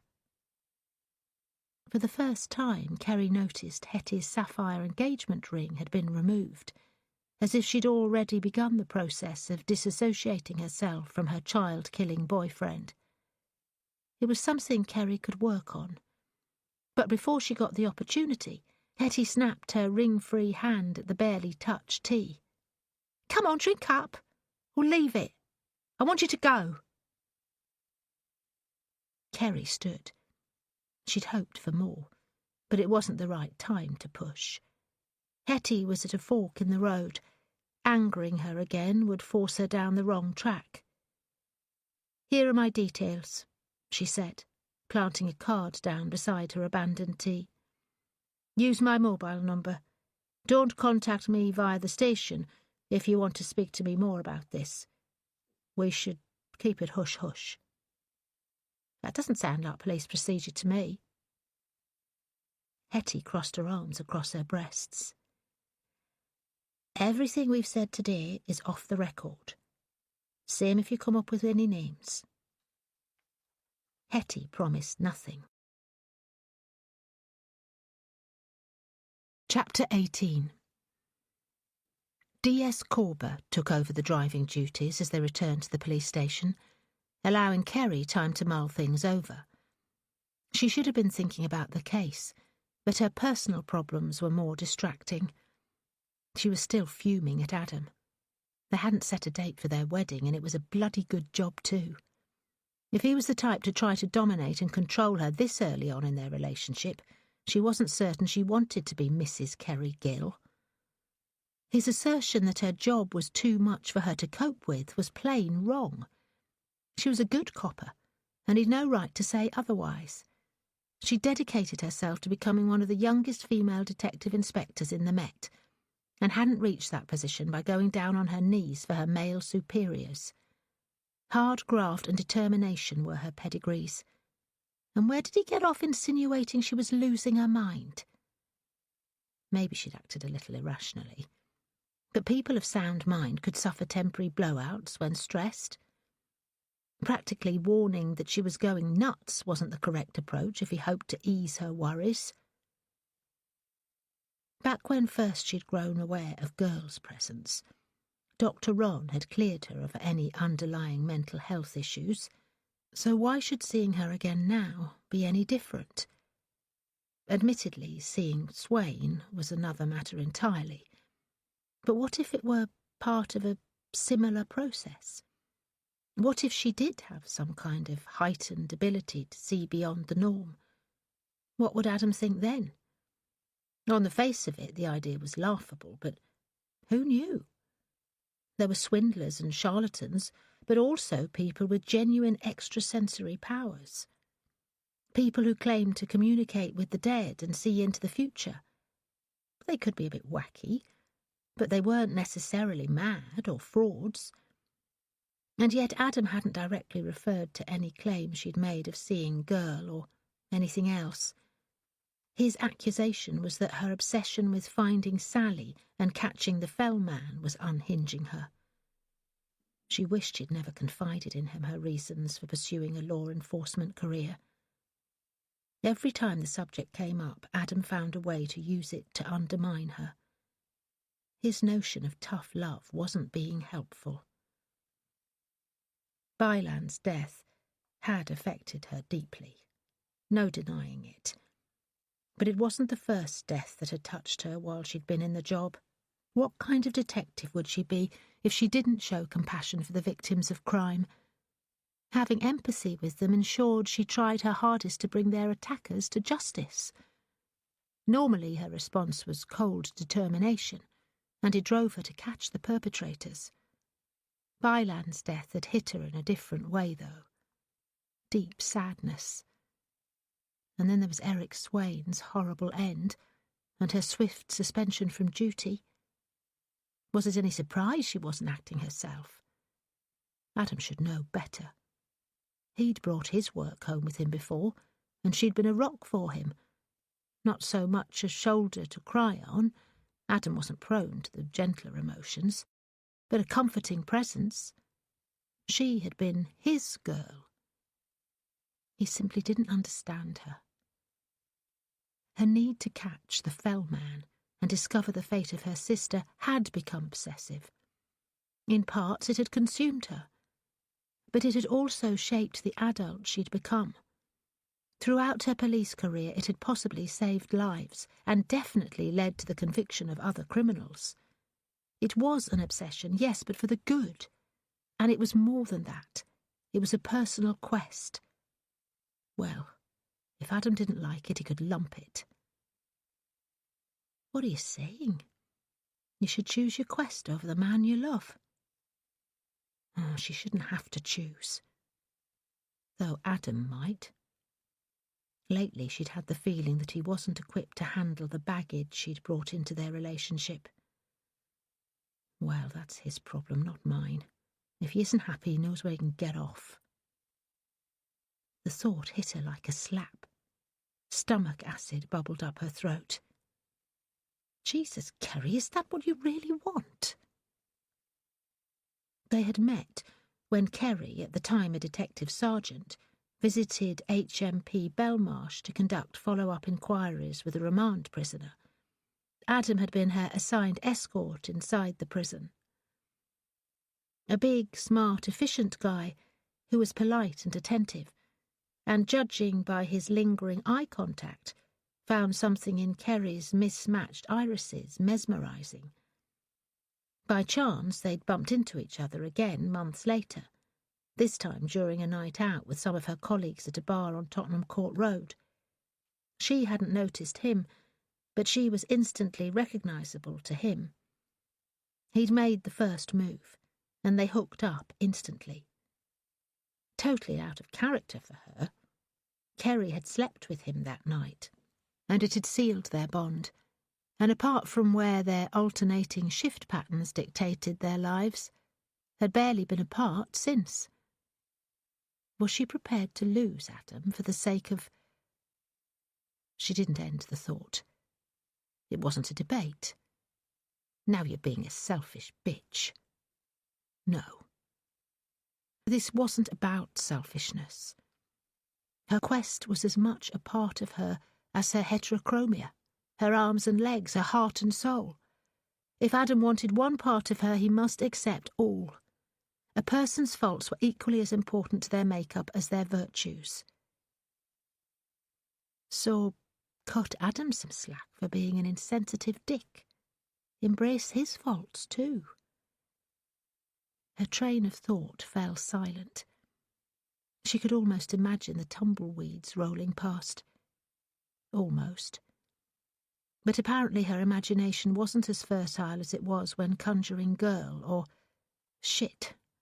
She could deny the past few incidents all she wanted, but the shape lurking behind DCI Porter, then in her office and recently leering from Hetty's bedroom window, was undeniable. You shouldn't dwell on Eric Swain. Kerry gawped at D.S. Corber. Sorry? She asked once she'd caught her breath. Swain. You should put him out of your mind. It was almost as if Corber were the one with the extrasensory perception and had read her mind. She shook her head. What happened to him was horrible, but you don't have to carry any guilt. Corber expounded. You ask me, well, it's guilt that made you think about him back there at his house. It wasn't a ghost, Kerry, it's just guilt. Kerry said nothing. They were waiting at a red light, boxed in by black cabs and delivery vehicles on all sides. Ahead of them, a twin-carriage bus blocked the road, its extra length unable to clear the intersection. Horns blared in annoyance. I'm not dwelling on guilt over Swain's death, she finally said. Only on what he's responsible for.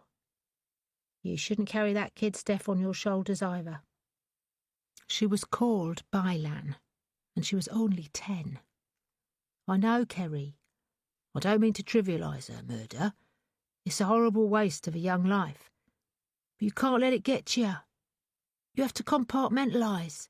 Put it away in a box so it don't eat you up. Corber didn't look at her once. I'm not. Corber looked at her then. His eyebrows rose in question. Look, Danny, I appreciate your concern. But you don't have to worry about me. If I am dwelling on Swain, it's only because we need a quick result on this case. They both understood that it was only a matter of time before their superiors expected firm resolution to the case. More importantly, she'd promised Bylan's father she'd do everything in her power to catch and punish her killers. Tell me about Zane McManus, she said bluntly. He's an idiot. Aye, well, that's a given. Any suggestion he was the driver? He's too stupid to have been involved. I ain't suggesting... Let's take a moment to pause from the story and enjoy a few peaceful minutes of music, just for your relaxation. This free audiobook is our gift to you. Thank you for being here.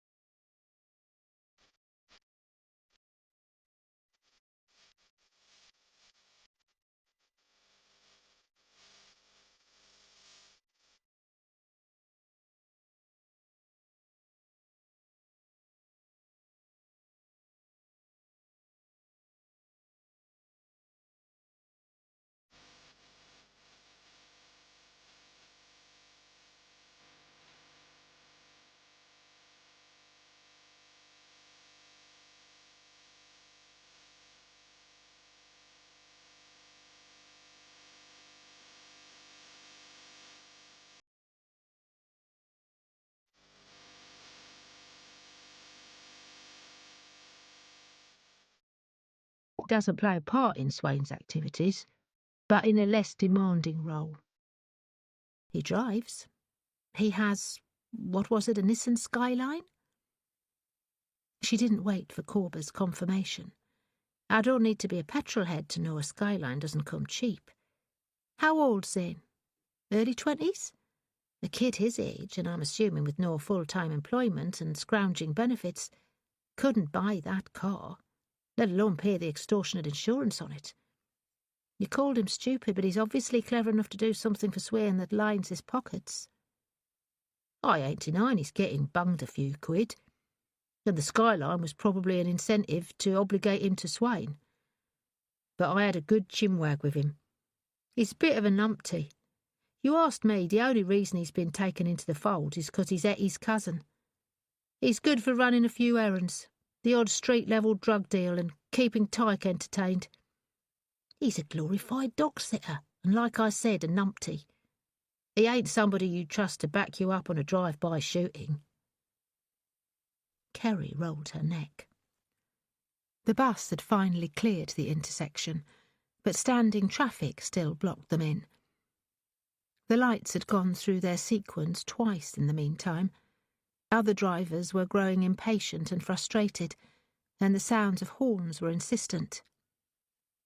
We don't rule Zane out yet, Kerry decided.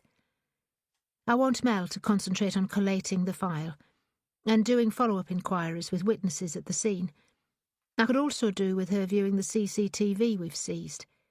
We only need one clear picture of the driver, and it should be enough to identify him. Mel Scanlon had widened the ring in regard CCTV evidence, checking street cameras between Wandsworth Road and the bank of the Thames, where the Subaru was later found burnt out. Glenn and Tony, I want working their chiz for any of Swain's associates we haven't already identified. A covert human intelligence source was a police term for an informant, though they were often called by a more derogatory term. Occasionally a grass could be compelled to squeal simply through their hatred of the person they were fingering, or through monetary reward. It didn't matter how they got the intelligence, as long as she learned a credible name to follow up on. I'll keep working on Hetty. And I think another discussion with Funky's on the cards. The traffic abruptly started moving. They took a left and joined another queue of slow-moving traffic. Did Bob Greer get back to you? Corber asked. Once things quietened down at Swain's place, he told me he needed to speak with you about the gun. Greer knew more about weapons than her. He was a resource she should pull on. There was something troubling about the manner in which the gun was found, but what it was she hadn't worked out yet. Whatever Greer had to tell her could prove important. She took out her mobile and rang the control room, asked a dispatcher for Greer's personal line. It rang out. When she checked, she discovered the sergeant was on his rest days. She rang his home number. A sullen teenaged boy answered. "Hello, can I speak with Bob Greer, please?" she asked. Without answering, the youth placed down the handset. "Dad, some woman for you." In the background, Kerry heard soft muttering, clattering, then a gruff voice. "This better not be another flaming market research survey." The words were directed at the boy, who said something that could be deemed racist and sexist. "It ain't a Packie, it's some Geordie bird." She wasn't a Geordie, but Southerners often mistook her accent. "Bob," she announced as soon as he made a gruff hello down the phone. "It's D.I. Kerry Dark. I hope I'm not intruding." "Oh, hi, Kerry," he said, his tone brightening. "Nah, it's nothing that can't be put off. My missus has me assembling some flat-pack cupboards. It's taken me bloody hours, so I'm due a break." "Those things can be torture," she agreed. The other night at Eric Swain's place, you wanted to tell me something about the gun, but I didn't get back to you." Yeah, your hands full at the time." He chuckled. During the commotion, I took an impromptu head dive into a bloody wall, so I forgot about it myself. Danny Corber said you asked for me to get in touch after. Sorry about the slow reply. Yeah, well, you can't be blamed for that either. Oh, that boss of yours. Say no more, she said. Yeah, that may be best. Look, something bothered me about that Webley we found.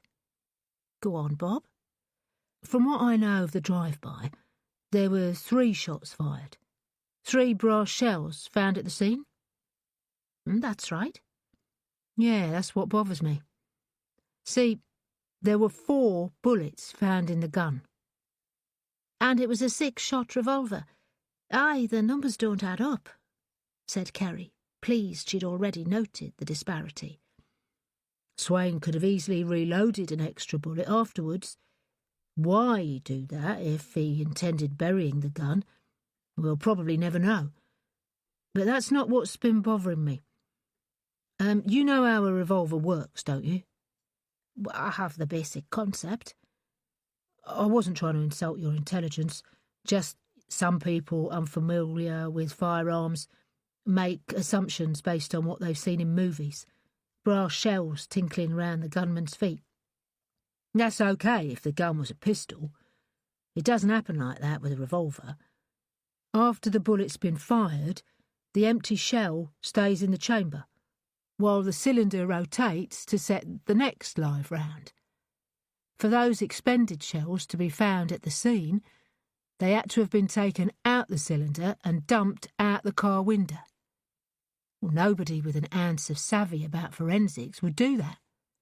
And they were savvy enough to burn out the getaway car. Who wastes time to dump the empties and load a single cartridge when there's still 3 live rounds in the gun? It does sound implausible. Or deliberate.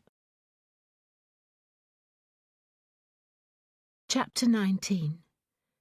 Get the bruising, Danny, and I'll see you all in the office in 5. Corber flicked an aye-aye salute and sauntered towards the canteen, with the intention of rounding up the rest of their team en route. Kerry made a swift visit to the loo, avoiding glancing at the vanity mirrors over the sinks and almost diving inside a cubicle. After she washed her hands, again averting her gaze from her reflection, she was in the act of drying her hands before realising how irrational her behaviour was. What exactly was she so afraid of? She should be inured to weird hallucinations by now. Girl's appearance was always eerie, but she'd never felt threatened by her. It was the other presence she was afraid of. He was sinister. The problem with irrationality was that it was a self-propagating condition. The more she denied seeing Swain, the more she tried not to see him. But the harder she tried, the more he remained in the forefront of her thoughts, and the more she feared he'd appear again. She almost fled the bathroom in panic. Mercifully, the locker room was empty this time, so she was able to gather her shredded nerves before exiting into the corridor and scuttling for the GAOC office. She had the room to herself. Thankfully, DCI Porter was attending a Trident strategy meeting at New Scotland Yard. The reprieve was welcome. It was an opportunity to get her facts together before giving Porter a progress report.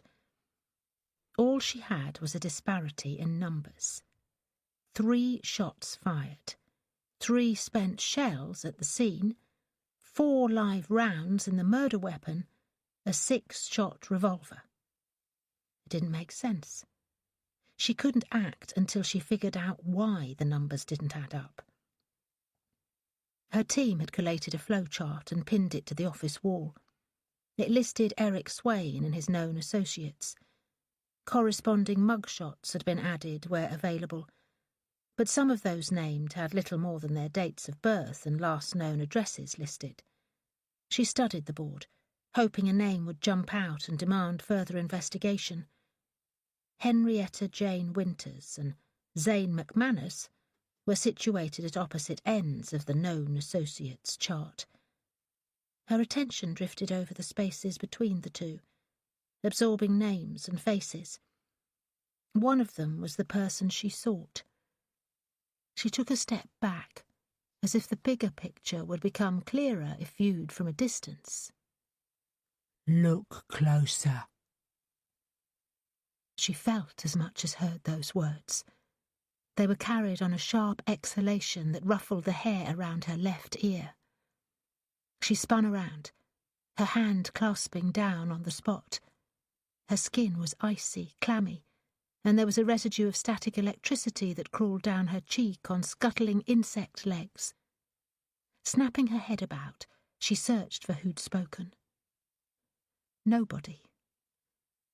Holding her breath, she twisted to face the chart again, briefly hoping she was the victim of a prank, and the Joker had moved counter to her. Nobody. The voice must have originated out in the corridor. The exhalation of cold air from... All the fans had been turned off while the office was empty. There was nowhere it could have come from. The office was its usual sealed tomb, airless and still. Her fingertips played across her ear and jaw. The tickle of electricity was now the caress of an airborne spider's web. Goose pimples rose over her entire body, and her short hairs stirred to attention. Uncanny dread clawed at her. She sought escape, lunged for the door. A second icy breeze struck her face, halting her. This time the words felt tattooed into her skin by jabbing needles. I said, look closer, you wall-eyed slag. She swiped at the empty air, batting at invisible webs of energy, crying out, stumbled backwards on rubbery legs. Her mind was chaotic, questions tumbling. What, where, how, who? You fucking know who. This time the voice came from her right. She cowered away. Didn't want to look, but she must. The air directly in front of the flowchart rippled, as if disturbed by a wafting thermal haze. Snatches of colour dimmed, then brightened, and there was a scattering of twinkling highlights. Silver and pearl. Indistinct shapes and shades coalesced and took on form. A wolfish visage jumped into clarity, framed by shaggy blonde locks and a silver earring. Look closer, bitch. Kerry shrieked, battered in horror at the face of a dead man. Her arms swept through the image, tearing it into translucent wisps and scattering them. She raced for the door. Before she could reach it, she suffered a moment of stark lucidity. Stumbled to a halt. She braced her left hip against Mel Scanlon's desk, one hand covering her mouth as she aimed a tentative glance at where Swain had appeared. She was unsure if the rippling haze in the air was genuine or a result of her wet eyes. "Neither," she croaked into cupped fingers. "It's all in your head. Adam was right. You are losing it." Girl, supposedly the product of a child's fertile imagination, had forever been a silent companion.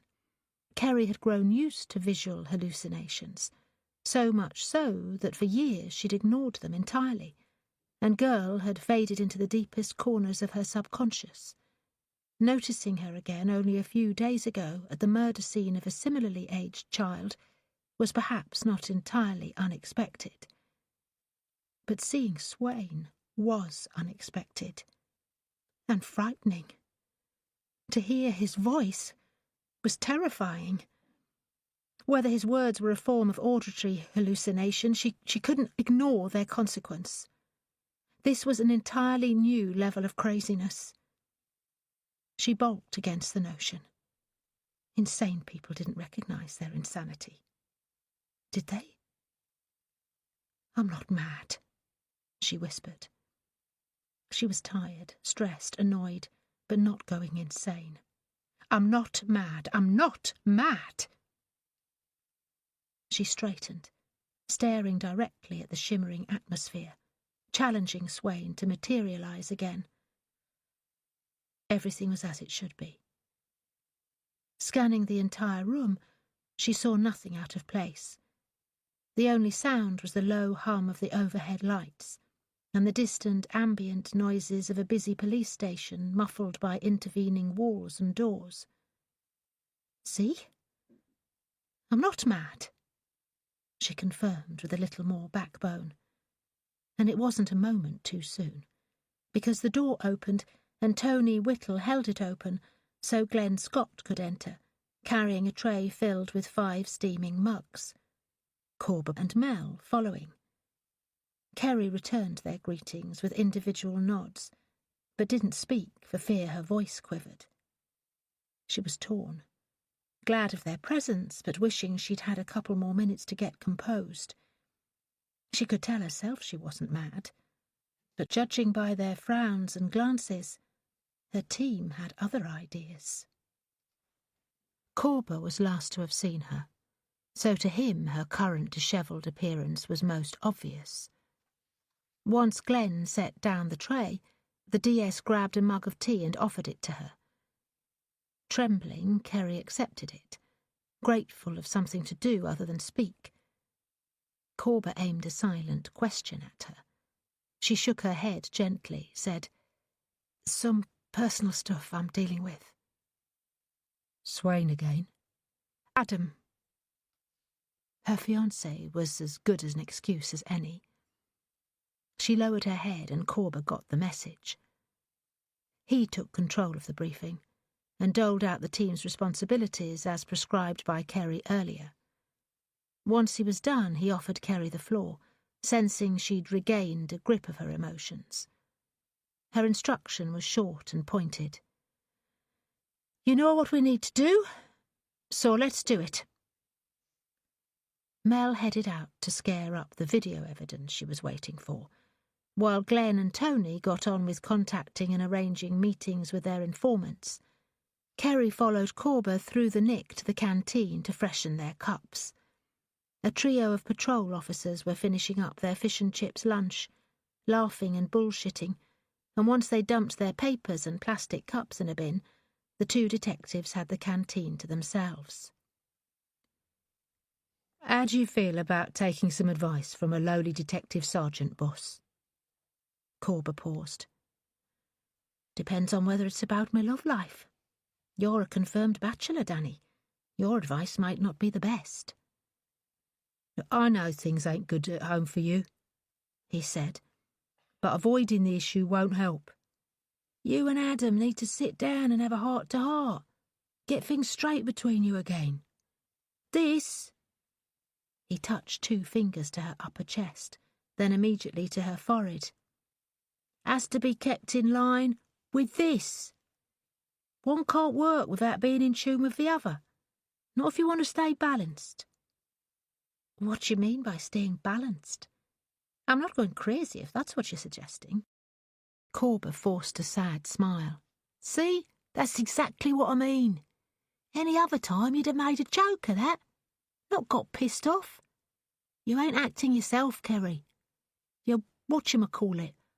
Off kilter. Nuts? No, not crazy, but acting out of character. Well, it's hardly surprising. No, it ain't.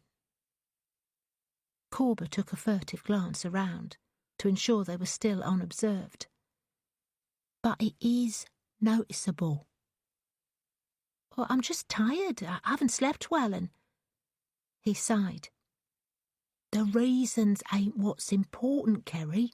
The symptoms are. You know earlier, when we was coming back from Hetty's place, if I didn't know you better, I'd swear you were high on speed. Your eyes were jumping all over the shop, and you were flinching at everything. Not just flinching either. It was as if you were expecting to be slapped or something. When I think about it, it started when we first got there, and you thought you spotted Swain at the bedroom window. Yeah, well, I told you then it was just the shadows on the glass. And we both know you were lying, boss. He held up a palm to placate her. Sorry, lying is a poor choice of word. I mean, you were sparing me the truth. Till you admitted you saw Swain at the window. Spare me the semantics. she said, attempting to make it sound like a quip. He didn't respond with humour.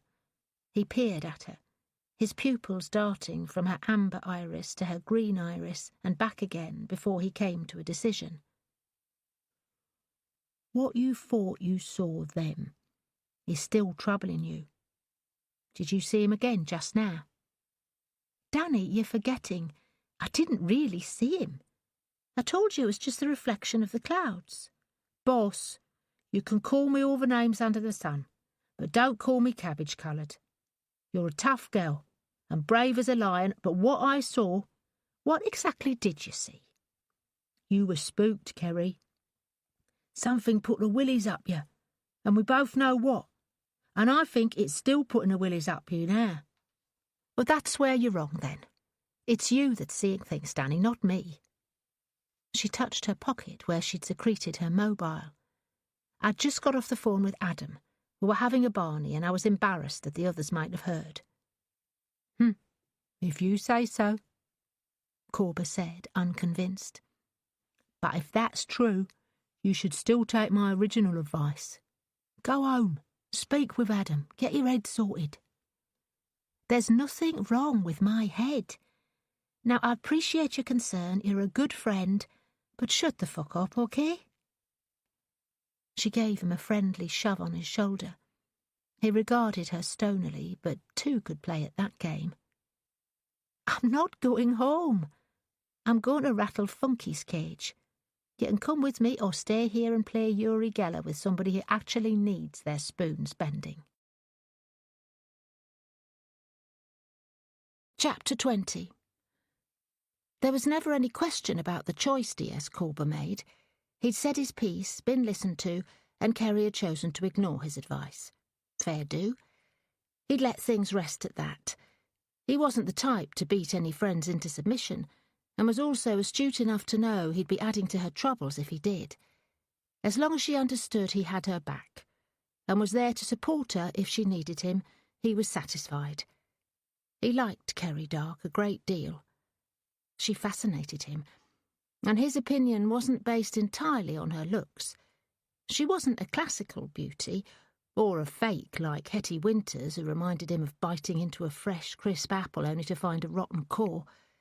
To some people, those with heterochromia could appear odd, and maybe even a little creepy, but on Kerry the condition added to her allure. He could spend hours lost in her gaze, but was afraid she'd misconstrue his attention. Actually, who was he kidding? He was in love with her, but was terrified she found out in case she laughed in his face. He wasn't a bad-looking bloke, but he wasn't tall and broad-shouldered like hunky ex-soldier Adam Gill, who was obviously her type. Besides, she was his boss, and he couldn't see how a relationship could work if he made his affections known and they were reciprocated. For starters, they wouldn't be allowed to work together, and it was unlikely Kerry would get the transfer she'd requested. He'd be the one kicked out of GAOC and shipped out to another station. The last thing he wanted.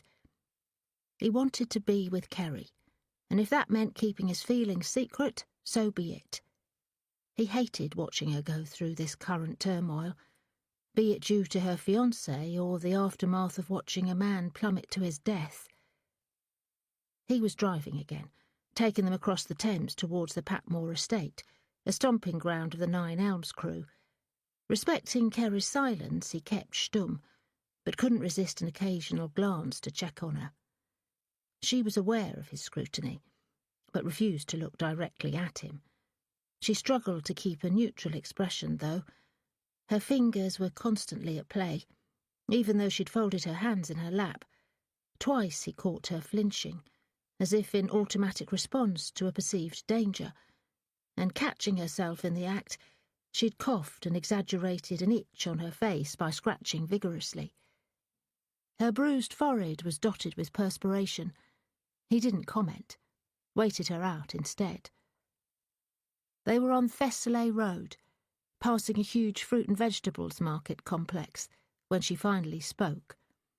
It was only to confirm Ikemba Adefunke's last known address, a couple of streets over, in the midst of the housing estate. As the crow flew, They were less than 400 metres from where Nala and Bailan Geddy were gunned down on Wandsworth Road. He didn't need GPS to guide him in. He was familiar with the area. Funky lived in a decent neighbourhood, but as was the case with many estates, it only took a notorious minority to bring it down. Jermaine Robson's crew numbered as many as Eric Swain's rival gang, and ruled their territory with an iron fist.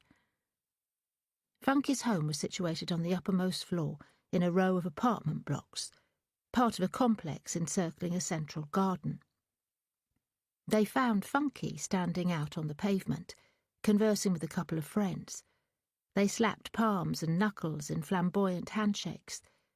Criminals had an inherent skill for spotting cops, and before either of them was out of the vehicle, Funky's pals sloped away, averting their faces. Funky pushed his hands in his tracksuit trouser pockets and bunched them to hitch them up. He rolled his tongue behind his bottom lip as they approached, then dribbled saliva between his feet in greeting. Inspector Dark. Once again her name sounded as if it was something to be reviled. What do you want? The other day was a one-time only deal. He glanced around, checking he was unobserved. You're endangering me and my family by showing up here. Haven't you heard? Kerry asked. You don't have to worry about Eric Swain coming after you again. I heard. You did us all a service when you threw the bastard off that roof. Corber expected Kerry to correct Funky, but she didn't. Is there somewhere more private we can speak? She said. Funky shook his head. I don't speak with the pigs.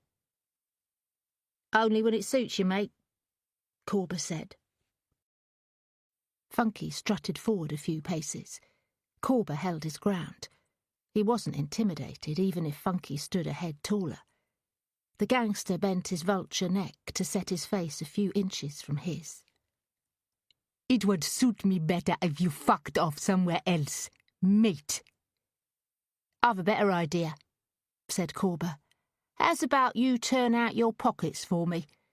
I'll be interested in seeing what it was you were handing out to your bros when we got here.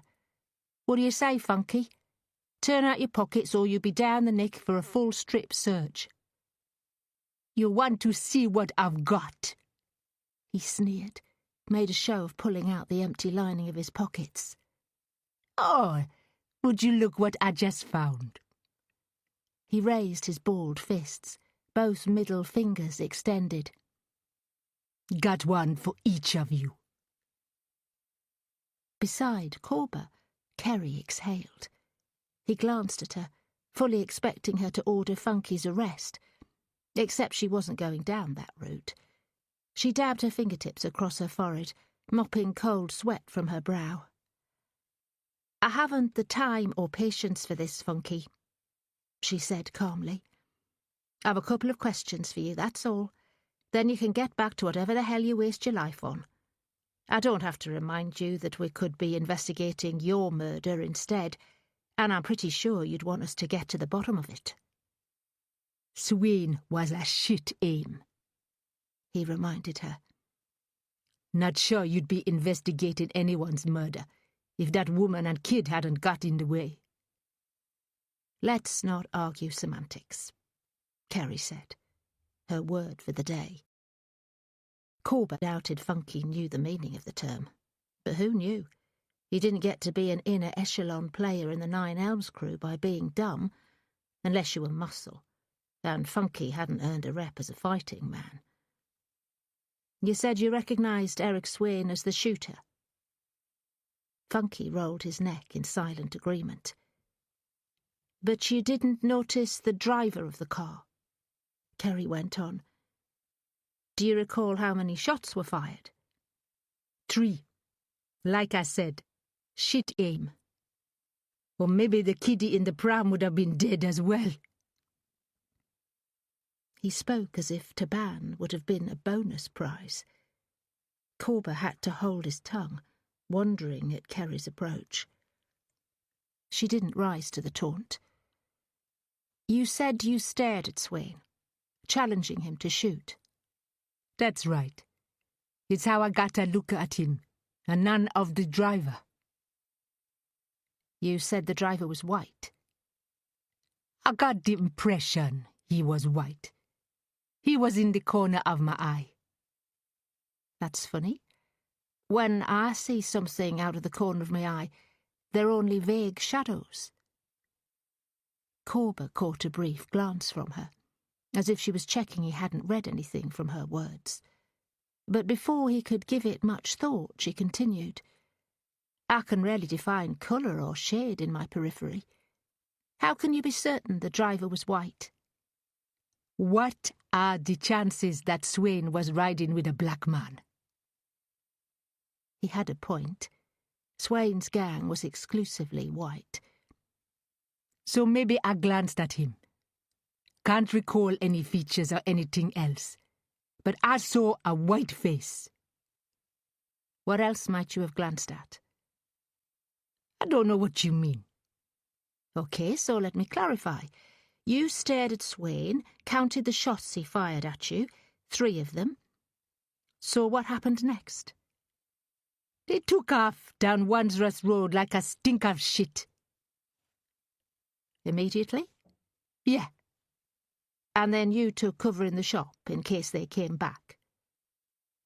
I took cover in the shop 'cause it was bucketing down, not 'cause I was afraid. So you only went inside after the car was driven away?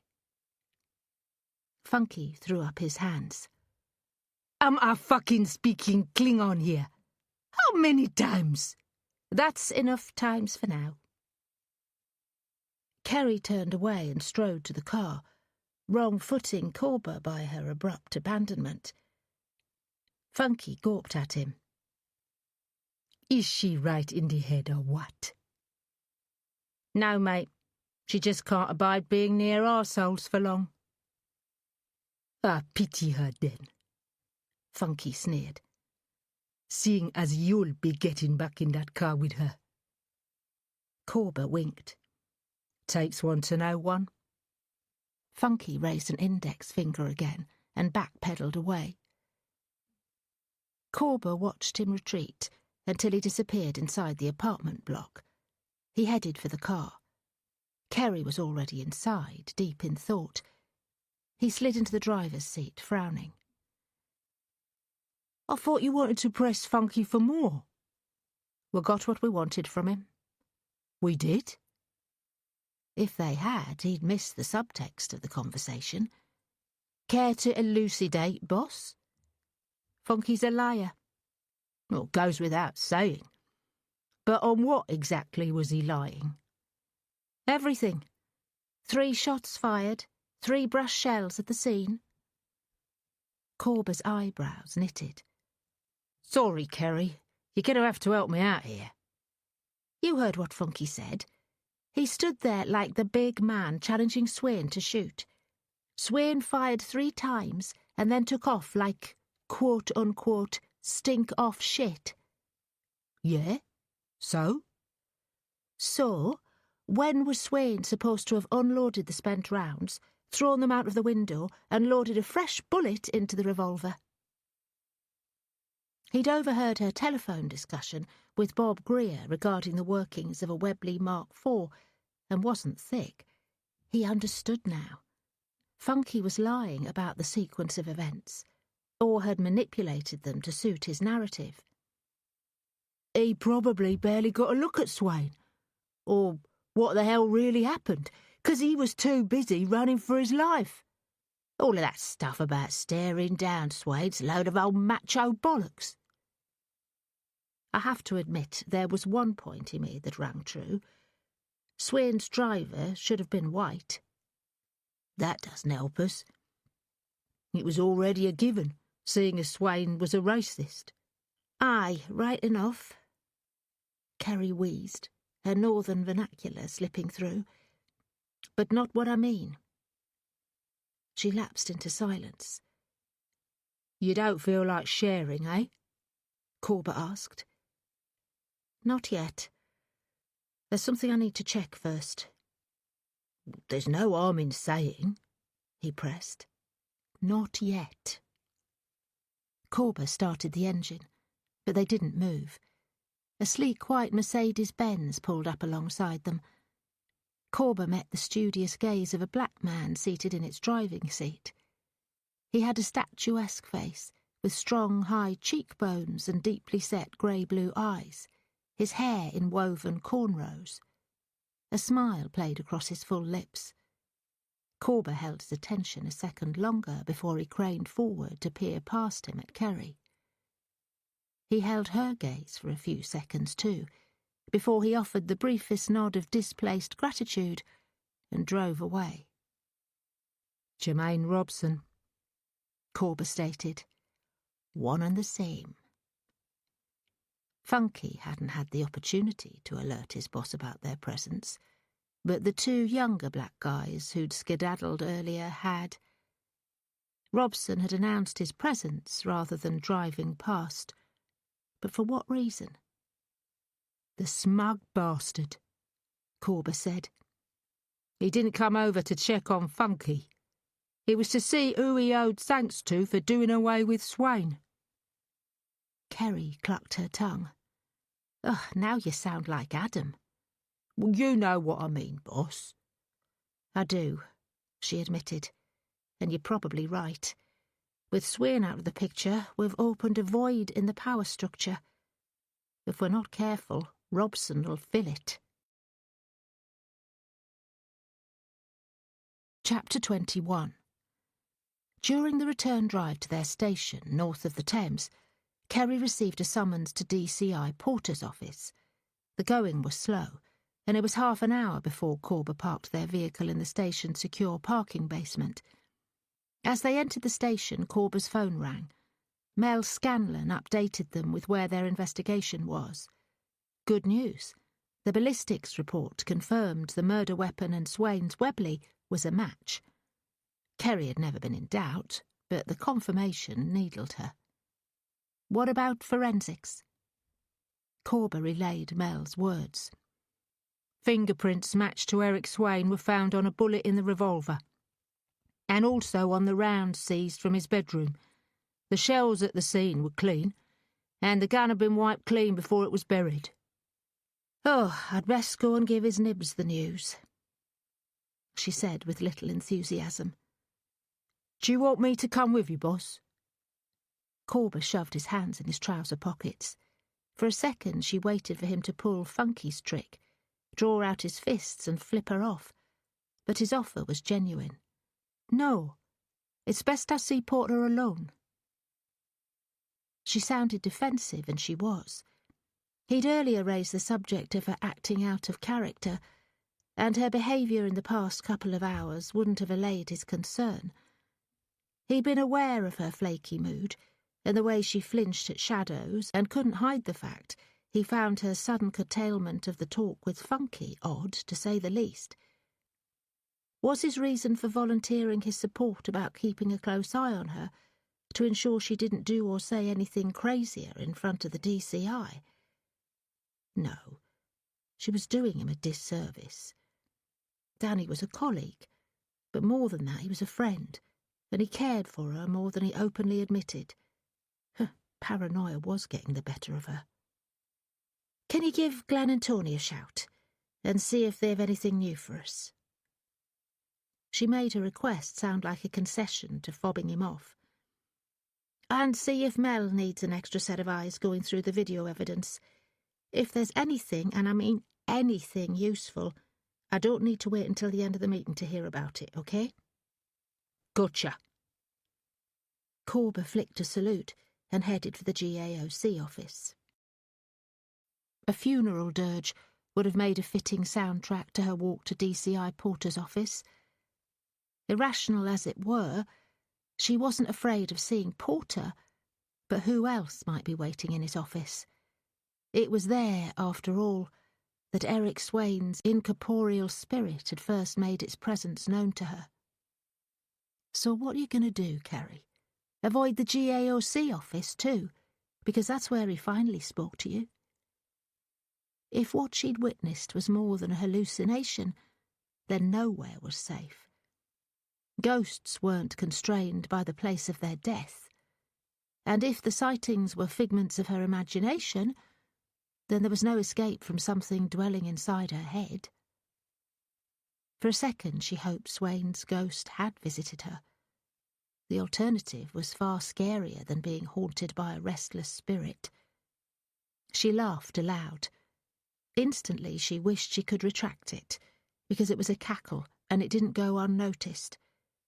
Porter's office door swung open, and the DCI was in the act of showing somebody out with a hearty handshake. Both faces turned at the sound of lunacy. Then they regarded each other. Porter offered an "I told you so" grimace as they released their handshake. The other man, as severe and grey in his demeanour as in his choice of suit, was a stranger to Kerry, but she knew what he was. "Sorry, sir," she said. "I was just struck by a funny thought." "There's no rule against happiness." The grey-haired man offered a smile that added a touch of colour to his cheeks. He turned his smile on the DCI. "Having a happy team is the mark of good leadership, Charles." His comment to the DCI was a welcome distraction, and Kerry was grateful. By the time they both regarded her again, she'd regained a modicum of professionalism. The man approached her with his hand extended. "Superintendent Harker," he said in introduction. "I'm glad we got the opportunity to meet, Inspector Dark, and I would like to chat longer, though you must now excuse me. Duty calls back at the yard, I'm afraid." His handshake was brief, but warm enough. Except a dribble of icy water ran the length of her spine. Superintendent Graham Harker. She knew exactly who he was. He also knew her name, which was bad news. She flickered him a smile, and trying not to sound ironic, said, "Another time then, sir." "Indeed. Charles, be seeing you too."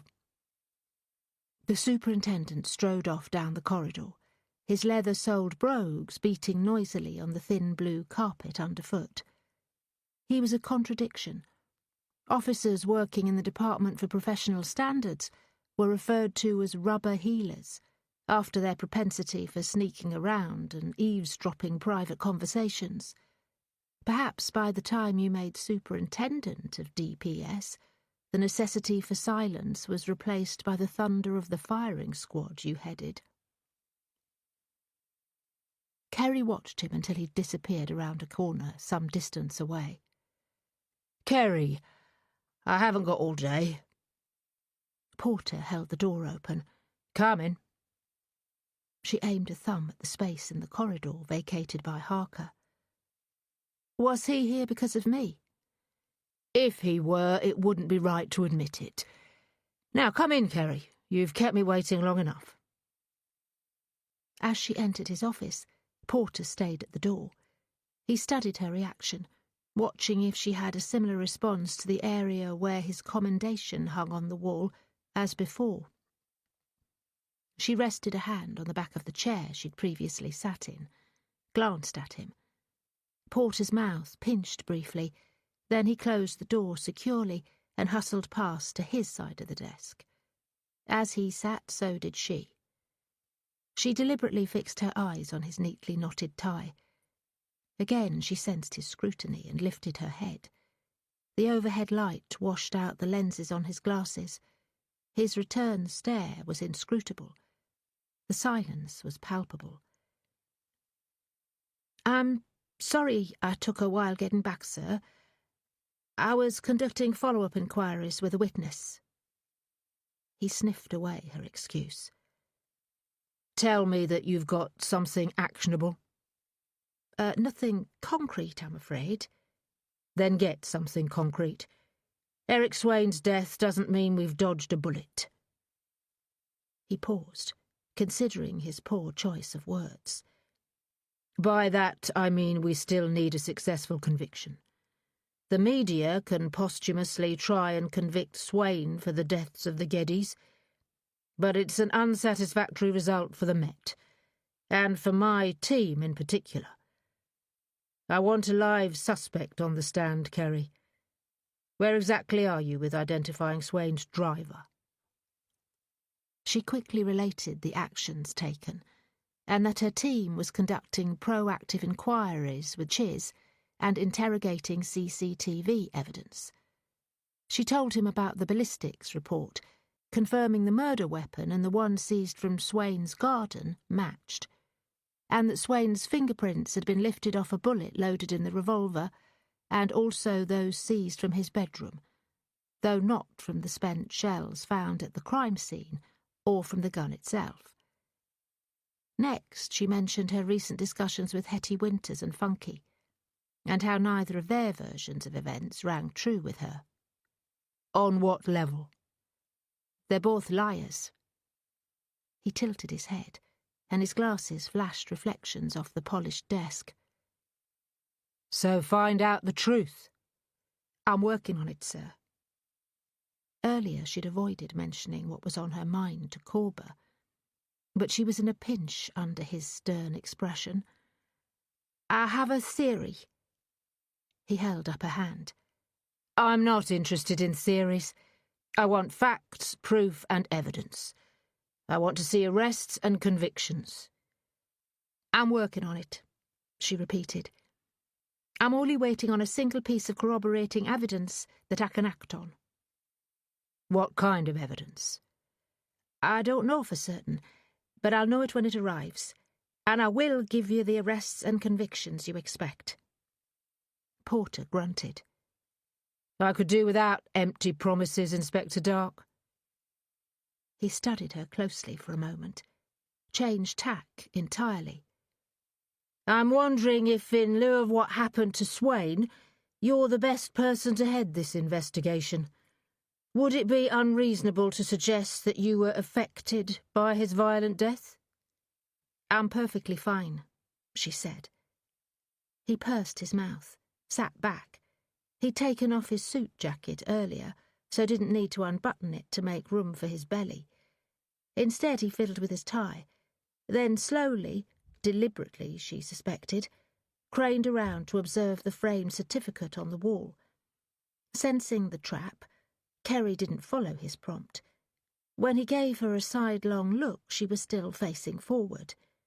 He turned back to her with a smile ghosting across his lips. If there's any support I can offer, you need only ask, he said. I have DC Scanlon tied up with going through hours of CCTV footage. If... She didn't finish the request for extra manpower, because it dawned that this was not his meaning. Sir, if you mean therapy, I'd like to politely decline. I don't need it.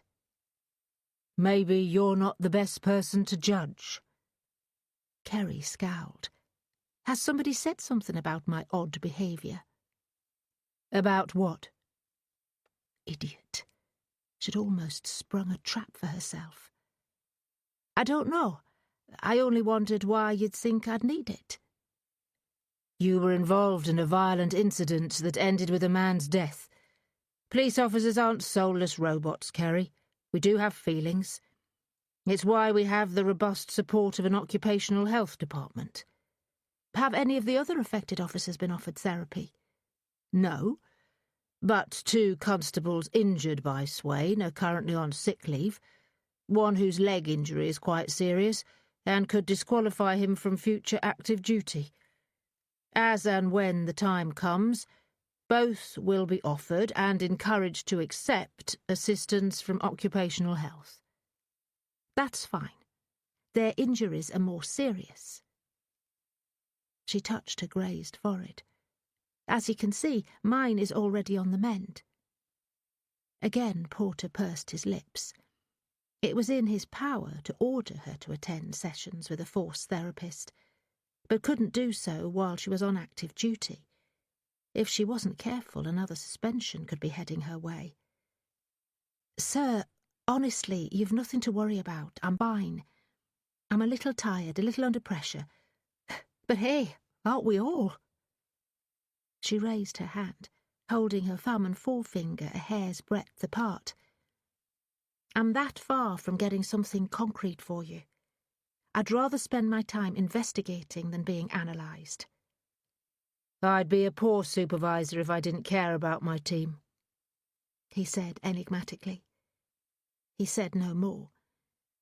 His silence was her cue to leave. She stood, straightening her clothes. Sir, she said, uncertain if she was saying goodbye or asking his permission to go. He continued staring at her, inscrutable again behind the glare on the lenses of his spectacles. She couldn't meet his gaze and felt her own slip beyond him. It was almost a physical effort to drag her eyes from the spot where a semi-translucent Eric Swain mimed a lewd act of sexual gratification over the DCI's shoulder. What a sanctimonious tosser you work for, Swain crowed, for her ears only. All he cares about is how much you embarrass him. Kerry didn't know whether to laugh or cry as she hurried away without a backwards glance. Chapter 22. Sloshing an inch of whiskey into a glass, Kerry collapsed on the settee in her living room. When she'd arrived home in the early evening, the stale smell reminded her she'd neglected her share of the domestic chores for a couple of days. Adam's attempt at mopping the spilled whiskey had been in his usual bullish style, throwing down a few sheets of absorbent kitchen towel and stomping up the residue. The carpet had dried, but the stain and aroma hadn't shifted. Resolved to do something about it, she collected a basin of warm water, bicarbonate of soda and white vinegar from the kitchen, as well as a scrubbing brush and cloths. She got as far as picking up the abandoned bottle of scotch and decided cleaning the carpet could wait. Food hadn't crossed her lips since breakfast, and when the whiskey hit her stomach, it cramped. Alcohol fumes burned a trail up her throat, and she hiccuped, felt sick. Hair of the dog, she thought, and poured another measure.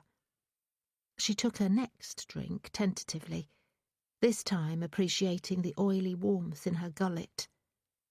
Alcohol had led to the ruination of her mother, and watching her slow destruction had tempered Kerry's response to hard liquor.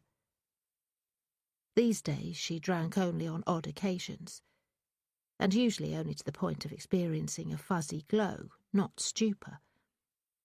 Right then, she was content to drink to senselessness if it helped. Gin was her tipple of choice, but there was none in her larder. She poured more whiskey. Peeked under her lashes at the easy chair opposite. A semi-opaque Swain aimed a smarmy grin at her. Drinking to forget, Inspector Dark? Kerry closed her eyes, shivering. Please leave me alone, she whispered. Since his appearance in DCI Porter's office, she couldn't shake him off.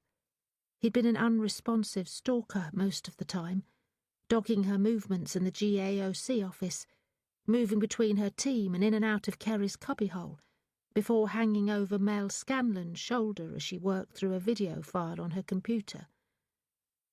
None of the others were aware of his presence, but it was no comfort to Kerry. It suggested he was solely in her head, and the more worrying because of it. Almost she wished that he were capable of physical touch. If he swept a file from a desk, or prodded Corber in the neck, or even flicked off the overhead lights, she could accept that he was there, had some kind of tangible solidity, and she would punch him in his smug face. He was incorporeal, though, a figure of refracted light and shadow, conjured into recognisable shape by her mind, her unhealthy mind, she might have to accept. She'd refused Porter's offer of therapy. It was a knee-jerk reaction. Accepting a problem was the first step to recovery, but she was still caught in the murk of denial. Not only denial, also fear. If she was diagnosed with mental health issues, her rank, not to mention her career as a detective inspector, could be deemed compromised. She'd be out on her ear. And what then? She'd worked hard to get where she was, in the hope that one day she would lead the hunt for the fell man and find Sally, and finally lay them both to rest. Kicked off the job, she'd never give up searching, but without the resources of a modern police force, it could prove a hopeless task. Mel turned up nothing fresh from the video evidence, and Glenn and Tony were playing a waiting game to hear from their sources. Kerry hid in her office, completing administration chores and signing off on other crime files submitted by her team, aware constantly of Swain's presence and trying her hardest to ignore him. Escaping the nick, she drove home. She half expected an unwelcome hitchhiker, but he left the confines of her car alone, only appearing to her as reflections in shop windows or waving from street corners as she passed. The usual parking situation arose when she arrived back at her street, and she had to again abandon her car a couple of blocks over near Eelbrook Common. Her walk home was completed with her head bowed, hands stuffed in her jacket pockets. Swain was waiting on the front step, and refused to budge when she unlocked the door and hurried inside, passing directly through him. She'd slammed the door, but doors were no obstruction to hallucinations. Before she entered the living room, Swain had already made himself comfortable in her easy chair, his ankles crossed. Cleaning the carpet had been intended as a distraction, but the whiskey would do a better job. You can neck the full bottle. It won't make me disappear. Maybe not, but I'll be too drunk to care. It struck her that her madness was growing more acute when she was answering him back. She closed her eyes again, shutting him out. Just go away, will you? Sorry, Inspector Dark, but you're stuck with me. You're not real. So not only do you make me fall off a building, you're also happy to hurt my feelings. You fell. She snapped open her eyes to glare at him. The heat of her anger should burn him up like sunlight on morning mist. You were trying to throw me over the side, not the other way around. You were the one that smacked me round my head with your truncheon and got that spray in my eyes, or have you forgotten? It was apparent that he'd forgotten any part Girl had played in defending her. Or perhaps Kerry kept the memory from him. I arrested you. It was your choice to try to escape. Don't dare blame me for your death. Swain returned her stare. He raised his right hand, from which hung a facsimile of the rigid cuff he'd died wearing. He pointed a finger, was about to say something, but shut his mouth with an audible snap. He disappeared. Shaking, raising the glass to her lips was difficult. The whiskey tasted sour. She dribbled it back into the glass and set it aside. Holy Christ, Kerry! Do you realise you're arguing with yourself? She was more prone to cry at happy moments. Sadness had been an aspect of her life so long that it rarely reached her on a physical level anymore. Yet tears rolled down her cheeks as she scanned the room for a sign of him. Hopefully he was gone for good, and she'd exorcised him by stating the obvious. Damn him! He hadn't left. Only moved from the chair to stand in the doorway, arms folded across his chest. His gaze roved over the walls and ceiling, one side of his mouth curled up in disapproval. So crime doesn't pay, eh? If that's the case, why did I live in a palace and you squat in a shithole? Bloody hell, Inspector. If you expect me to hang around here, you'd best think about redecorating. Kerry gawped. Not only was she being haunted by the shade of a violent gangster, he was also a bloody snob. She almost laughed at the absurdity, but was more outraged. If you don't like my place, You're free to bugger off out of here. She struggled off the settee. The whisky was yet to have any effect on her. Her lack of coordination was more to do with indignation. She went to her knees, grabbing the basin of warm water, and shoved it towards the spillage on the carpet. The bowl sloshed as she grabbed for a cloth. "That's where I like to see my women," said Swain from directly behind her. "Down on their knees. And I don't care which way they're facing." If she'd been outraged before, Kerry was volatile now. With a throaty cry, she snatched the bowl of water, and twisting at the waist, she hurled the contents and the bowl at Swain. He dodged aside, though there was no reason to, because the water couldn't cling to a figment of the imagination. The water splashed up the far wall, and the bowl clattered against the blinds on the front window. Kerry swivelled on her knees. In a moment of distaste, Swain checked his clothing for wet spots. Then he faced her, raised up the tail of his baggy tie-dyed shirt. "Did you have to kill me when I was wearing these old things? For Christ's sake, Inspector, I've to exist for all eternity, dressed like Shaggy off Scooby-friggin-Doo." He rattled the handcuff on his wrist. "What the hell's this meant to signify? Are these cuffs symbolic? Do they mean we're going steady or what?" Kerry struggled to stand. Where was Swain's indignation coming from? If he was a hallucination, then she was the one that clothed him, so why be upset at his funeral garb? And she certainly wasn't the one putting those misogynistic words into his filthy mouth. She craned forward, challenging him. "What are you?" He dropped the tail of his shirt. "What am I?"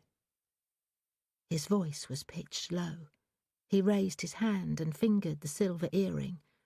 The handcuff tapped against his shoulder, apparently to his distraction. He snapped down his hand, and his tone of voice held a rasp. "What am I? What the hell do you think I am, Inspector Doc? I am fucking angry." He flew at her, literally. One instant he was standing near the front window, the next hurtling through the intervening space. Only his face and grasping hands were definable, the rest of him a streak of insubstantial colour. His eyes shone like fire, his fingers were claws as they went around her throat. Kerry pitched backwards in shock, falling on the stained carpet. Swain followed her down, his features creased in rage, teeth bared, fingers now gouging to scoop her eyes from their sockets. But for a tingle of static electricity on her skin, Kerry felt no actual pain. The knowledge he lacked the power to physically harm her didn't alleviate her horror. She fought back, her own hands grasping and flailing. Swain's intangible form was ripped and broken in one instant, but reformed the next. He clubbed and pounded, strangled her, but Kerry scrambled up, passing through him, as she had when he'd blocked access to her front door. She lurched away, kicking aside the scrubbing brush that ricocheted off the base of her easy-chair. 10 feet away, she spun round to confront him, hands coming up defensively, fully expecting another flying assault. He'd reformed to a figure equating an entire human being, though still only partially visible in places. Swain knelt on the carpet with his back to her, head lowered. He held up his cupped palms, the handcuff drooping from one, and she watched as his back shook in a series of sobs at his limitations. As if sensing he was the object of study, he twisted at the waist, holding out his cupped hands. His fiery gaze had dimmed. The sparks of ferocity leached from them. "What did you do to me?" "I didn't do a bloody thing, Swain. If you were real, this is your punishment for what you did." He stood, slow and deliberate. He held up his cuffed wrist, and his lips twitched, curled up at one side, and displayed an eye tooth. "This is what? A 21st century version of Jacob Marley's chains?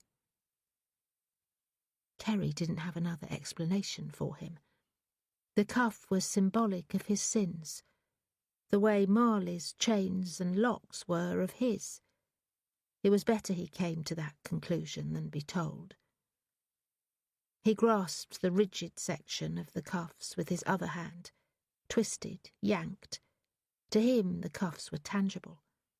The steel bracelet nipped his flesh, blanched the colour from his skin. Discomfort wormed across his features. You better have a handcuff key, Inspector Dark. You know I can't release those cuffs from you. They're your burden for what you did. Yeah? Well, there's the supreme fucking irony, then. What's the point of lying now? I've done wrong, Inspector. Worse shit than any copper knows about. But I don't deserve this. Again he twisted the cuff, but it refused to open or move for more than a fraction. I'm not being a pussy. If you can't do the time, don't do the crime, right? I was always willing to pay the price. But this... He yanked the cuff a third time. This is fucking bollocks.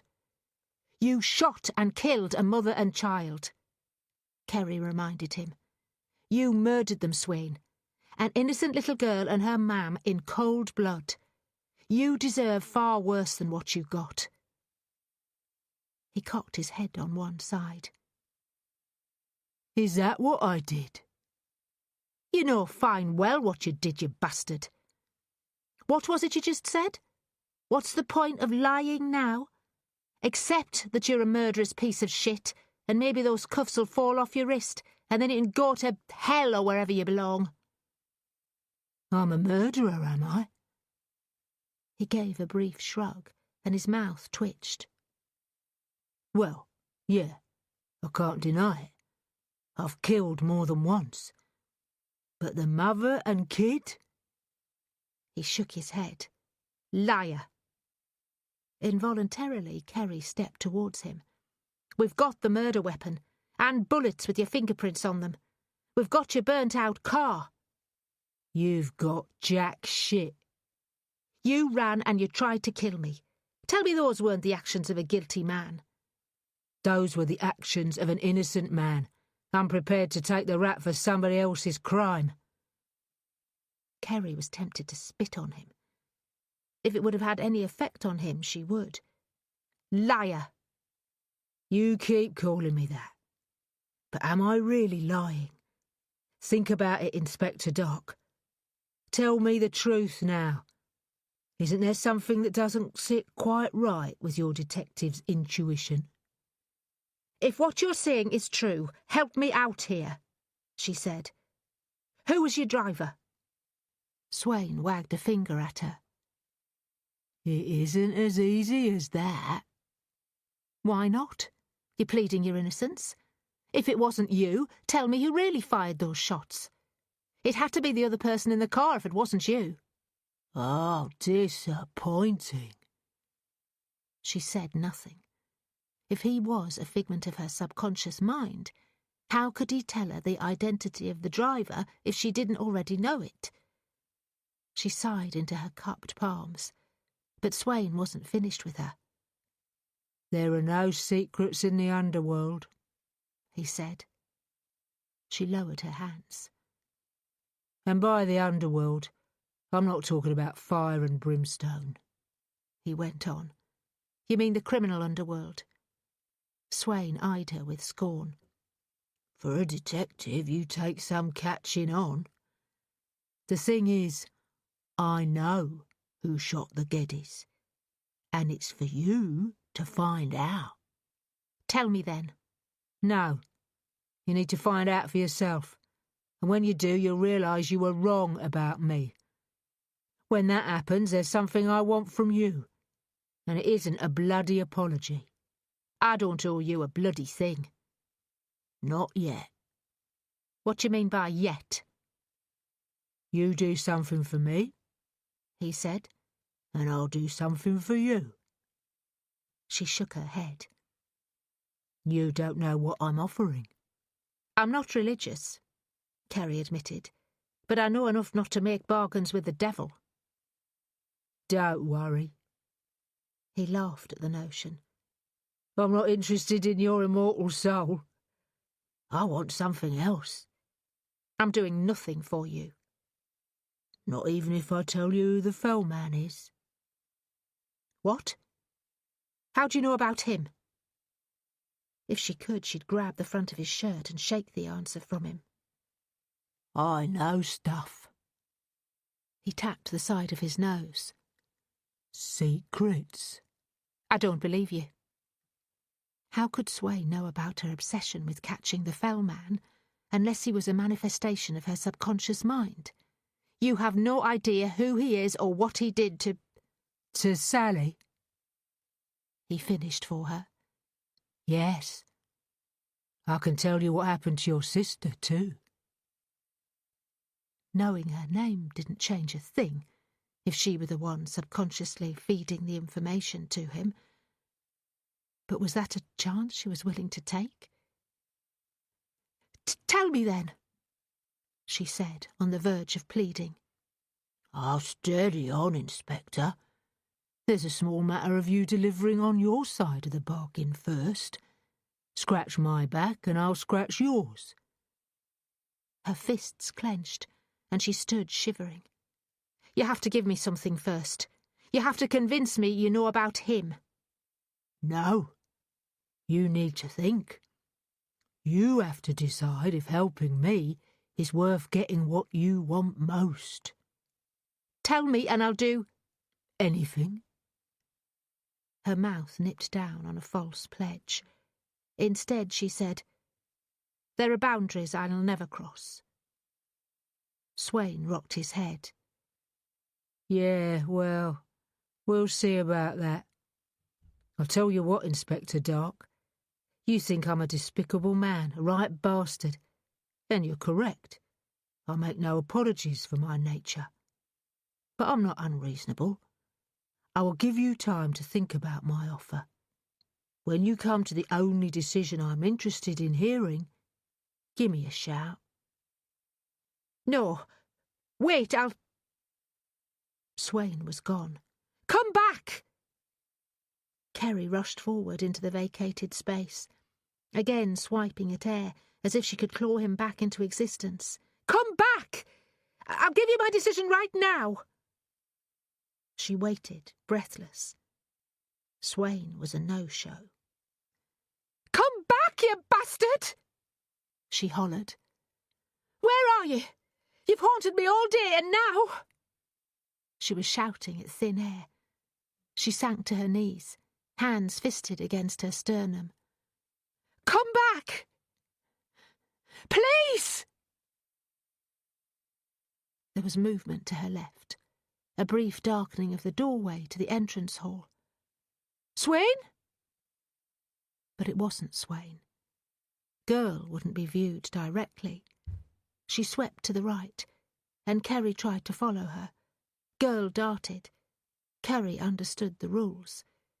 She forced herself to stare dead ahead, and in her peripheral vision, Girl took on more solidity. She stood as grey and morose as ever, hair hanging lank across her undefined features, and shook her head. If Girl's display was one of reproach, warning, or regret, Kerry couldn't tell. And when she couldn't resist checking for clarity, Girl disappeared as resolutely as Swain had a minute ago. Chapter 23. There was a long, drunken, rambling voicemail message on his mobile phone when Adam finished his shift. Because of the strict security procedures he worked under at HMP Belmarsh, prison officers weren't permitted to carry their personal phones while on duty. Once he'd checked in his radio and other kit and returned to the locker room beyond the security barriers to change out of his uniform, he found the message from Kerry. He waited until he was seated in his car before listening to it, rather than while fielding goodbyes and banter from other officers going off duty. He couldn't believe the sheer insanity she was talking. Ghosts, hallucinations, making deals with the devil. She'd bloody lost it. He drove home at speed, but the closer he got to their house, the less enthusiastic he grew for a confrontation. He circled the block twice before finding a parking spot for his Ford, and it wasn't due to there being no closer spot. Some of the residents had already left home for morning shifts. More, that he was using the excuse to think. He trudged to the house and let himself in. The place was silent. After getting pissed, Kerry must have passed out. His instinct was to leave her to it, let her sleep it off. Maybe when she woke she'd be less inclined to babbling about supernatural nonsense. He took off his jacket and hung it over the end of the banister. One early morning light leaked into the upper landing through the open bathroom door. Their bedroom door was shut. He sucked in a steadying breath, moved along the vestibule for the kitchen. A strong coffee or two, maybe something stronger wouldn't go amiss. But he'd the feeling Kerry had wiped out their stock of alcohol last night. As he passed the living room, he glanced inside, saw an upturned basin, a scrubbing brush, some cloths and other cleaning items scattered on the carpet. He saw Kerry. She wasn't on the settee or easy chair, but seated at the small table they used for dinner on special occasions. She'd discarded her jacket and shoes, but was otherwise dressed in the clothing she'd gone to work in yesterday. Her ankles were crossed under the straight-backed chair, her upper body slumped over the table, head nestled on her folded arms. Her hair concealed her features, but a single lock rose and fell with each exhalation. She was asleep, or had fallen unconscious. He'd bet on the latter, judging by how drunk she'd sounded on the phone. Directly in front of her was her laptop computer. A screensaver danced on the screen. Since it had defaulted to sleep mode. He didn't have to be a detective like Kerry to figure she'd fallen asleep while surfing the net. He moved tentatively towards her, spotted a fan of wet carpet, an empty Scotch bottle, some crumpled lager tins, even a depleted bottle of dark rum, although she normally loathed the stuff. The room stank worse than it had after the spillage the other day.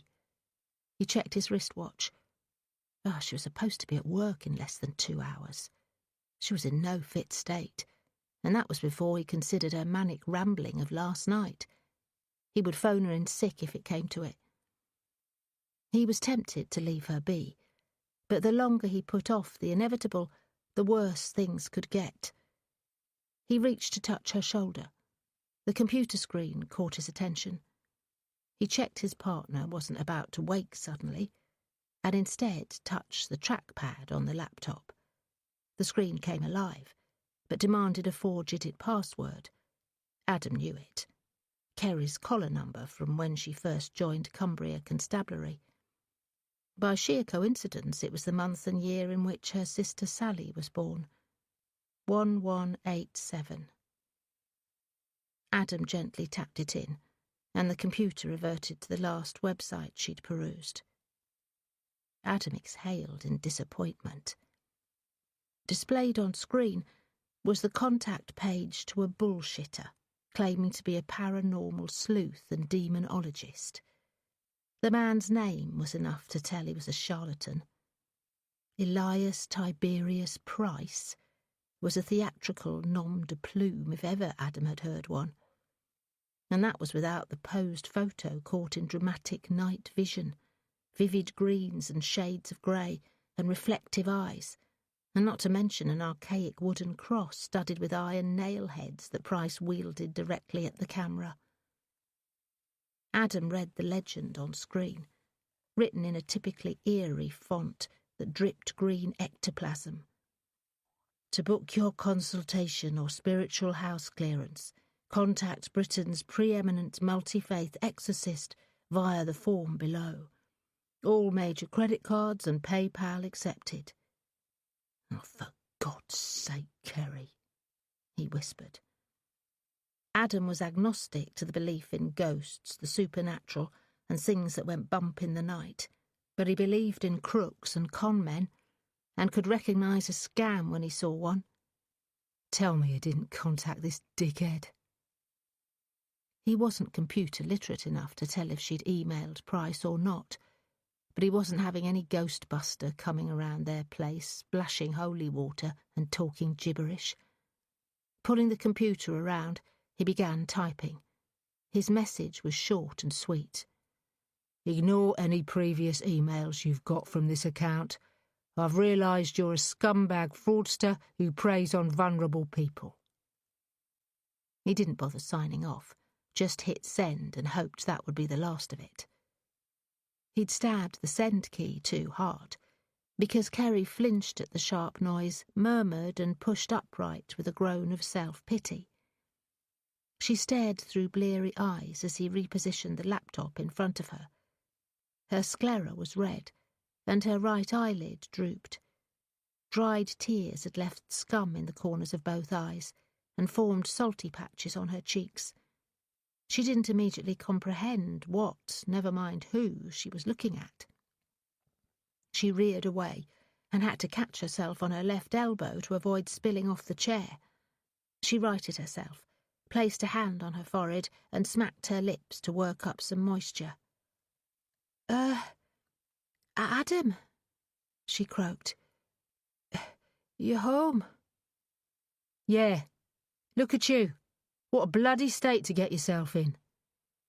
Oh, please don't start with me, she moaned, and cradled her head in her arms again. So you don't want my help? That isn't what you said when you phoned last night? She snorted into the table. I can't hear you. Adam snapped. She pushed up again, and this time managed to focus on him. I said you took your time getting here. You rang my personal mobile. You know if you need me you have to go through the proper channels. I didn't get your bloody message till this morning. He snatched up the empty lager tins off the floor. Maybe it's a good job. I wouldn't have been pleased if I'd come home early and found you pissed up. What? I'm not allowed a drink? Not if it sent you off your bloody rocker, Kerry. For God's sake, do you even remember what you were raving about on the phone? He coughed in disbelief. He made a quick trip to the kitchen, dumping the empty cans in a waste bin. He bustled back into the room as if there'd been no break in their conversation. I doubt you even remember making the call. I remember. While he was out of the room, she'd somehow righted herself in the chair. She rubbed some life into her features. Her hands flopped down on the table, suddenly stricken. If you'd suffered what I did yesterday, you wouldn't be as judgmental. I hardly think I'm being judgmental. He grabbed the empty Scotch bottle, grasped for the rum. He shook the half-empty bottle at her. I just don't think getting sloshed as bad as this can be any good for you. Have you seen the time? Oh, shit. Well, there's no way you can go to work in this state, is there? I have to. Pushing up, her knees betrayed her. She sat down hard again. Yeah, sit down and stay put. You're not going anywhere, Kerry. She glared. So first I'm not allowed to drink, and now you're telling me where I can or can't go. Stuff you, Adam. You're not fit to go to work. Look at you. You're still drunk. I'm not. I'm just hungover. A shower would be a great idea, he agreed. You're bloody stinking. If you walk in the nick smelling like that, you'll be out on your ear in 2 seconds flat. Oh, and by the way, you can forget about driving there. Do you want to lose your licence or worse still kill somebody? Then you'll know all about it when you've got another bloody vengeful spirit haunting you. She gulped. I told you about Swain. See? I knew you wouldn't remember the message you left me. He hoisted a bottle in each hand. I'm not talking about these kind of spirits, am I? Yes, you friggin' mentioned Swain. You said he's following you around, tormenting you, offering deals to tell you where to find the fell man. Have you any idea how insane that sounds, Kerry? Jesus! Then when I get home, I find you've been contacting some dickhead claiming to be an exorcist. How bloody gullible can you get? Kerry peered at the laptop. It had only occurred to her that the screen was uncharacteristically lit when it should have fallen into sleep mode hours ago. You snooped on me. I didn't need to snoop. You left the last page up you were looking at. But my password. Well, like I don't know it. He used the neck of the scotch bottle as a pointer. As if you don't know mine. I don't snoop around your computer. You've no right to spy on me, Adam.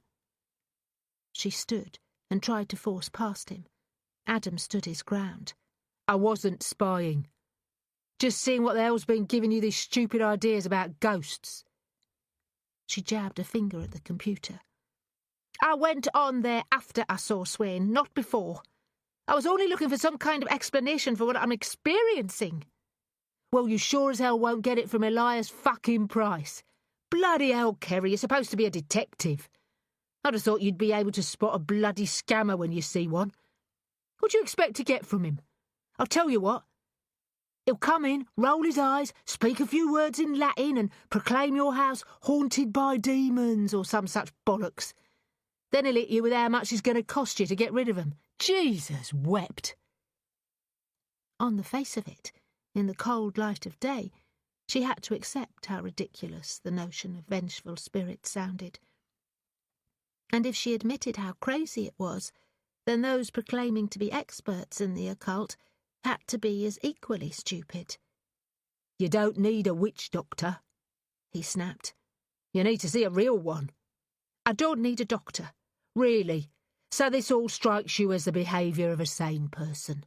You don't know what you're talking about. Kerry was growing strident, but Adam was prepared to match her. I know that you ain't being haunted, Kerry. Not by Swain and not by your imaginary friend. He slammed down the bottles on the table, jabbed a finger at the side of his shaven head. It's all up here. You're stressed out, not well. I've told you before. Your bloody job is going to do your head in. In fact, forget I said that. It has done your head in. Now sit down and don't move. I'm going to phone your boss and let him know you won't be in until you've sorted yourself out. Don't you bloody dare! I'm bloody well going to. You'll get me the sack. Would that be a bad thing? You bastard! Kerry, he said with less vitriol. I'm only trying to help you. I'm telling you, love. You need to take some time off. See a doctor and get your head sorted out. Or better yet, pack in the job altogether. Or else what? What are you going to do if I refuse? Because I promise you this, Adam, there's no way I'm quitting. And no way I'm jeopardising my career by admitting to seeing ghosts. He tried, but he was reaching the end of his rope. It was time for hard fact. You want to know what I'll do? Well, here's the truth, Kerry, and you're not going to like it. I spend enough time looking after nutters at work. I don't intend coming home to one, too. Chapter 24. If London's one of the most surveyed cities in the world, why the hell can't we find a camera with a clear image of Swain's Subaru? Kerry's frustration was manifesting as anger, aimed wrongly at Corber as they sat over their breakfasts. After her early morning spat with Adam, her fiancé had decided to end their argument with his ill-veiled threat, then stormed off to the kitchen where he rattled around for a few minutes before stomping upstairs and throwing himself in bed. Although she'd personally questioned his commitment to their relationship before, it still hurt when he was having similar doubts about her. Tempted to follow him, to reason with him about his sensible but impossible demands, she'd proven too stubborn. Having spent the night in an alcohol-induced fog, it was easy to now believe that the events of yesterday were figments of a dream she'd allowed to leak into her waking thoughts. She was sleep-deprived, stressed, and whether she'd admit it openly, was suffering from repressed guilt over Swain's death. and the murder of Bailan Geddy had reignited her obsession, her desperation to find Sally's abductor. She should see a doctor. But what could conventional medicine do for her? When she was a child, struggling to deal with her sister's disappearance, Dr. Ron had counselled against the use of medication. He'd suggested to her parents that instead of worrying about their daughter's need to drift into fantasy, they should allow her to find a safe place in her imagination to work through her troubles. As an adult, she wouldn't be given the same leeway to heal in her own time and place. A doctor would prescribe antidepressant or antipsychotic drugs, plus time off work, and that was the last she needed. The only way she could exorcise Swain was to solve the case. He wasn't real. He couldn't be. He was the manifestation of her detective's intuition, telling her she was missing the obvious to prompt her on to the correct investigative path. She had a layman's knowledge of the way the human mind worked, and thought that her current demeanour could be explained by Sigmund Freud's tripartite psyche theory being out of balance. In Freud's opinion, the human psyche or personality comprised of 3 parts: the id, ego and superego. Broken down, the id was the primitive part, generating impulsive and unconscious responses, based on instinct and hidden memories, while the superego operated as a moral conscience. The ego was the realistic component, charged with mediating between the id and superego, and supposedly coming to balanced decisions. The interaction of each part dictated an individual's behaviour. The id operates on the pleasure principle, where wishful impulse demands immediate satisfaction, regardless of consequence. And right then she believed she was caught in its thrall. Popular culture had pictured Freud's theory in simplistic terms: a devil and angel on each shoulder. Swain was her devil, and Girl, as Suleiman Geddy might have it, her guiding angel.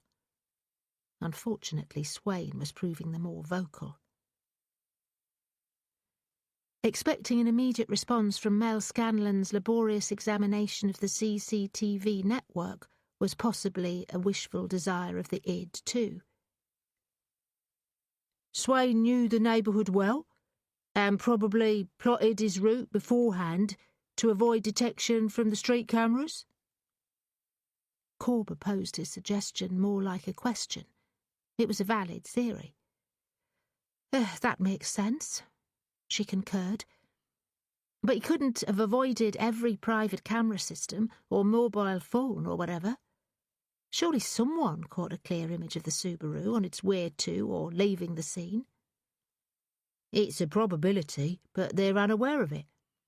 We need to put out another request for information. Corber shrugged at his idea. It'd mean throwing it past Porter, but I'm happy to do that. He'll welcome a few more minutes on camera, she said, an opportunity to put his last appearance behind him. You going to eat that, boss? Kerry glanced down at her plate. They were seated in a quiet corner in a family-run cafe on Museum Street, a stone's throw from the British Museum.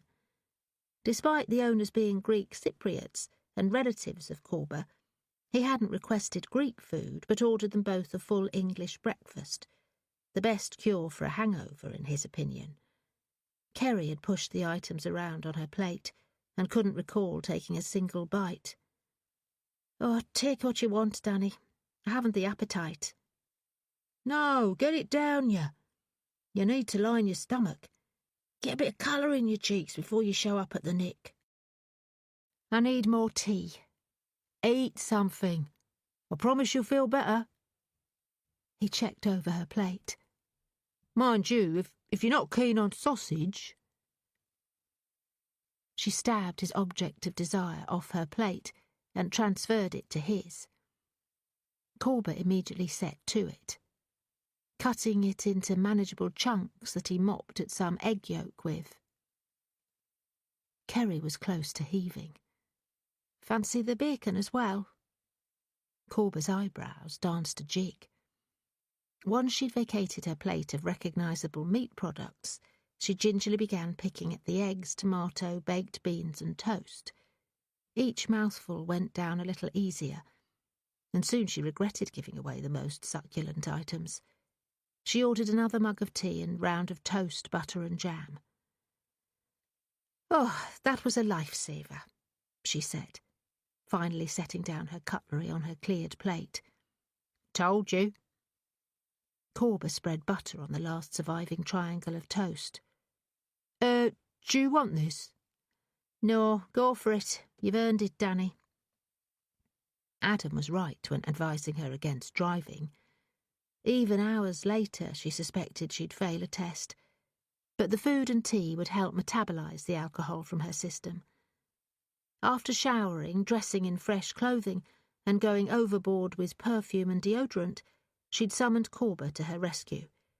While waiting for him, she brushed her teeth 3 times, gargling with mouthwash between each go with the toothbrush, before she was reasonably confident her breath wouldn't strip the paint off the walls. Sympathetic to her cause, Corber had suggested waiting until later before making an appearance at the Nick, and had driven her to his cousin's cafe for some restorative medicine. En route to Museum Street, he'd called the control room with a white lie that they were conducting follow-up inquiries. "While you're in the mood for sharing, boss." It took her a moment to realise Corber wasn't talking about toast.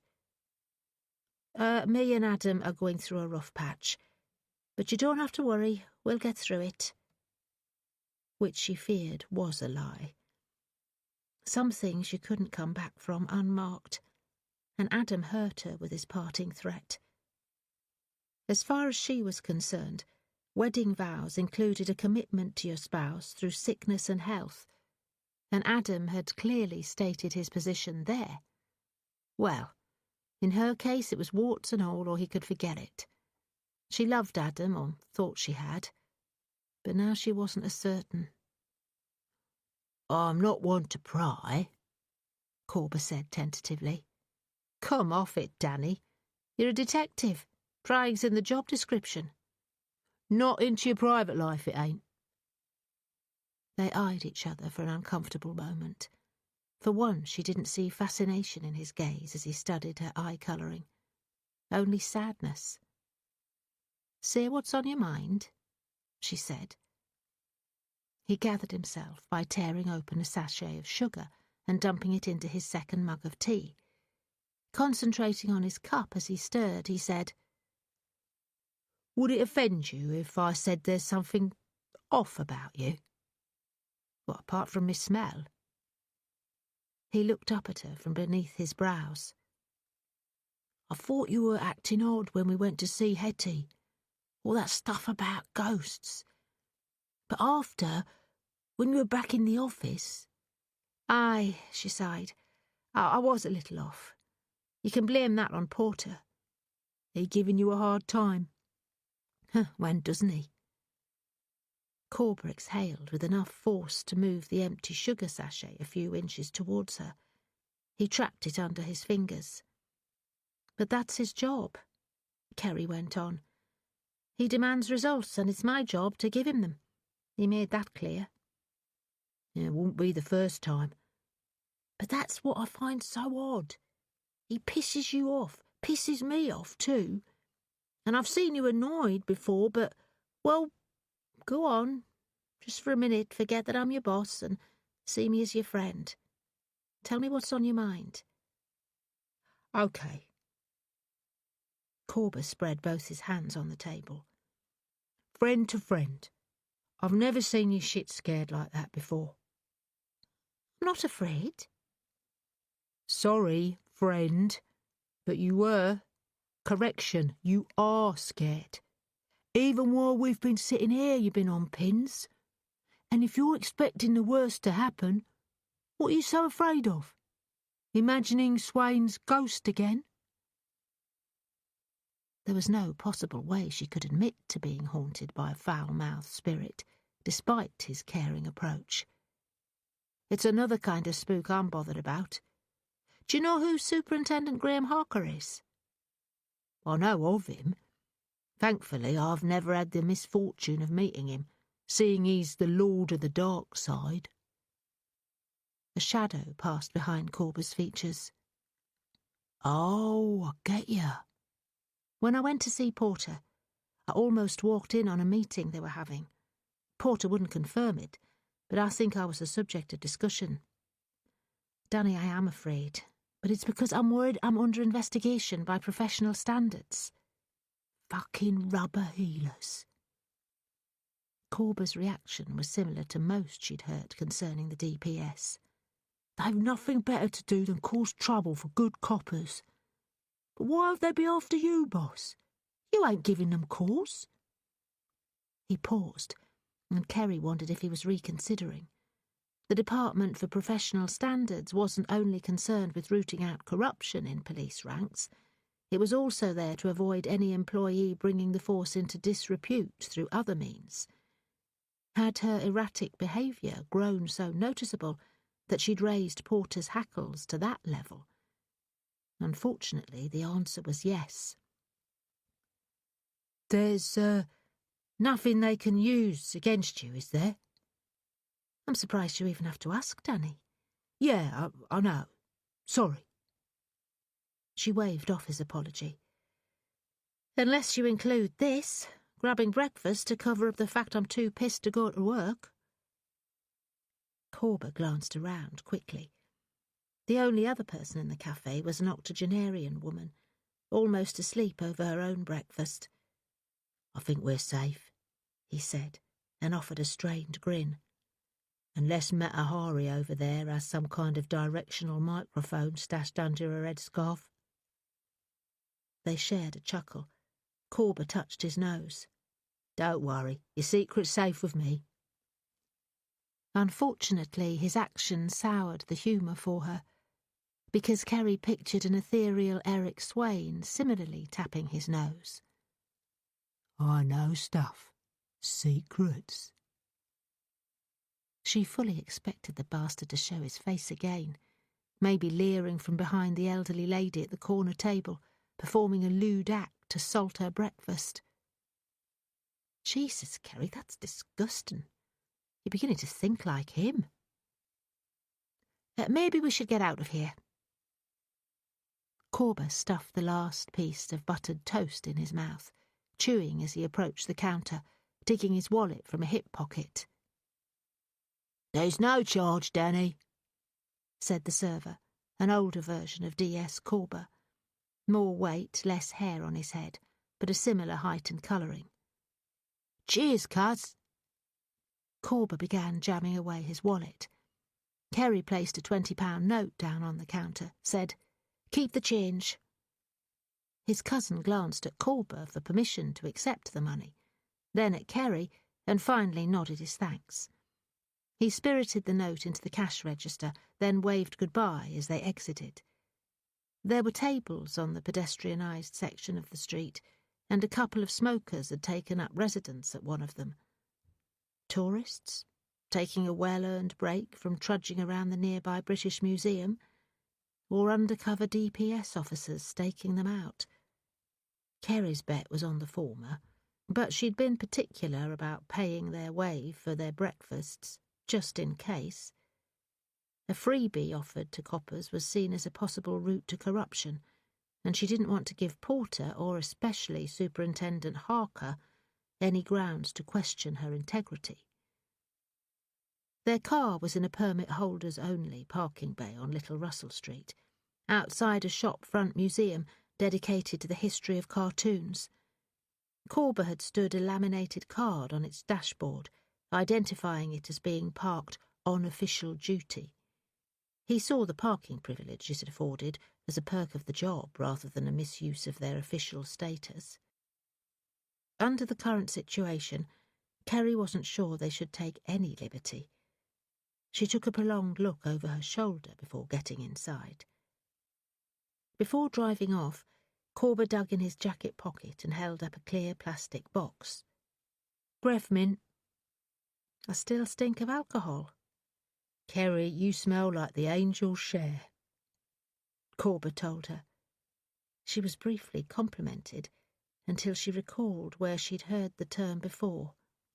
It was what distillers called the amount of alcohol that evaporates through a barrel during the whiskey maturation process.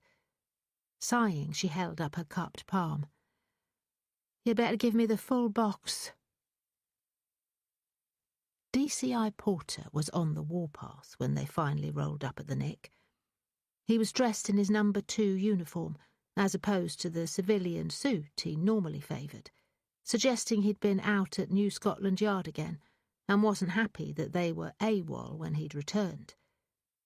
As they entered the Gangs and Organised Crime office, toting paper cups of coffee from a nearby Starbucks, he was standing over DC Scanlon at her workstation, like a scavenger waiting for her to perish. Glenn Scott and Tony Whittle were elsewhere, conducting inquiries of their own. Corber was first through the door and skidded to a halt. Kerry almost spilled scalding black coffee down his back. "Where the bloody hell have you two been?" Porter strode out from behind Scanlon's desk. "I've been calling you both for the past hour." Corber offered a disarming shrug of confusion. "Called us how, sir?" "How do you suppose, Sergeant? With bloody jungle drums? I've called you both and neither of you have picked up." "We were conducting follow-up inquiries, sir. We did inform Control that we'd be unavailable on comms for a while." "It's not good enough. But forget that for now. We've a more urgent matter to deal with." He snapped a command to join him behind Mel's desk. Mel angled her computer screen so it could be viewed from the room. "Look," Porter said, "while you were off gallivanting, DCI Scanlon made a breakthrough and had to call on me for instruction. This is not how I like to see my team run, Detective Inspector." Before the DCI could go on complaining, Kerry moved in to study what was on the computer screen. Excitement jolted through.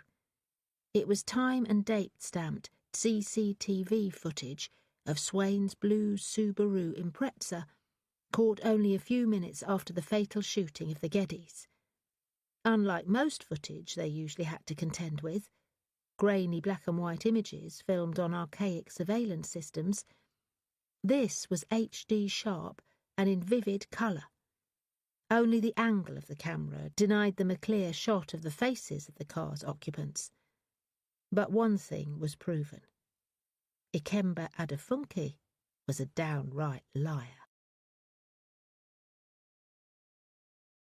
Chapter 25. The CCTV evidence threw everything they thought they knew about the shooting of the Geddys on its head. For a start, Eric Swain wasn't in the getaway car at all. There was the small possibility he'd been dropped off somewhere between the shooting and the side street where the Subaru was filmed, but Kerry wouldn't credit it. Swain was a racist, and his gang comprised entirely of equally prejudiced white guys. The driver and passenger were both dark-skinned, though positively identifying them could prove difficult. The revelation stunned all four detectives into silence. Having had more time to absorb it, though, DCI Porter was first to speak. "I'd like to know why this is the first time I'm hearing we got the wrong man." "I mentioned yesterday I had a theory, sir, but you didn't want to hear it. You said you wanted facts, proof and evidence." Kerry indicated the screen with the back of her hand. "This confirms some of the misgivings I had about Swain's supposed involvement." "Facts, proof and evidence are what gives me the arrests and convictions I also demanded," said Porter. "At least now you've something to work on instead of roaming around aimlessly. I want the two men in that car identified and brought in, do you hear me?" "They'll do for starters," Kerry agreed. "But if I'm right, there'll be more arrests." Before Porter could reply, she caught Mel's attention. "Good work, Mel. Now you have a reference point, widen the net between the Subaru's current position and where we know it ended up on the riverbank.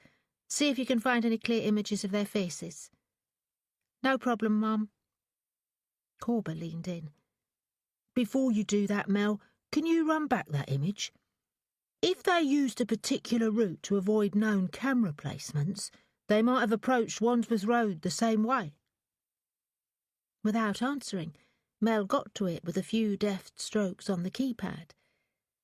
The tape counter began a high-speed reverse, as did the on-screen images.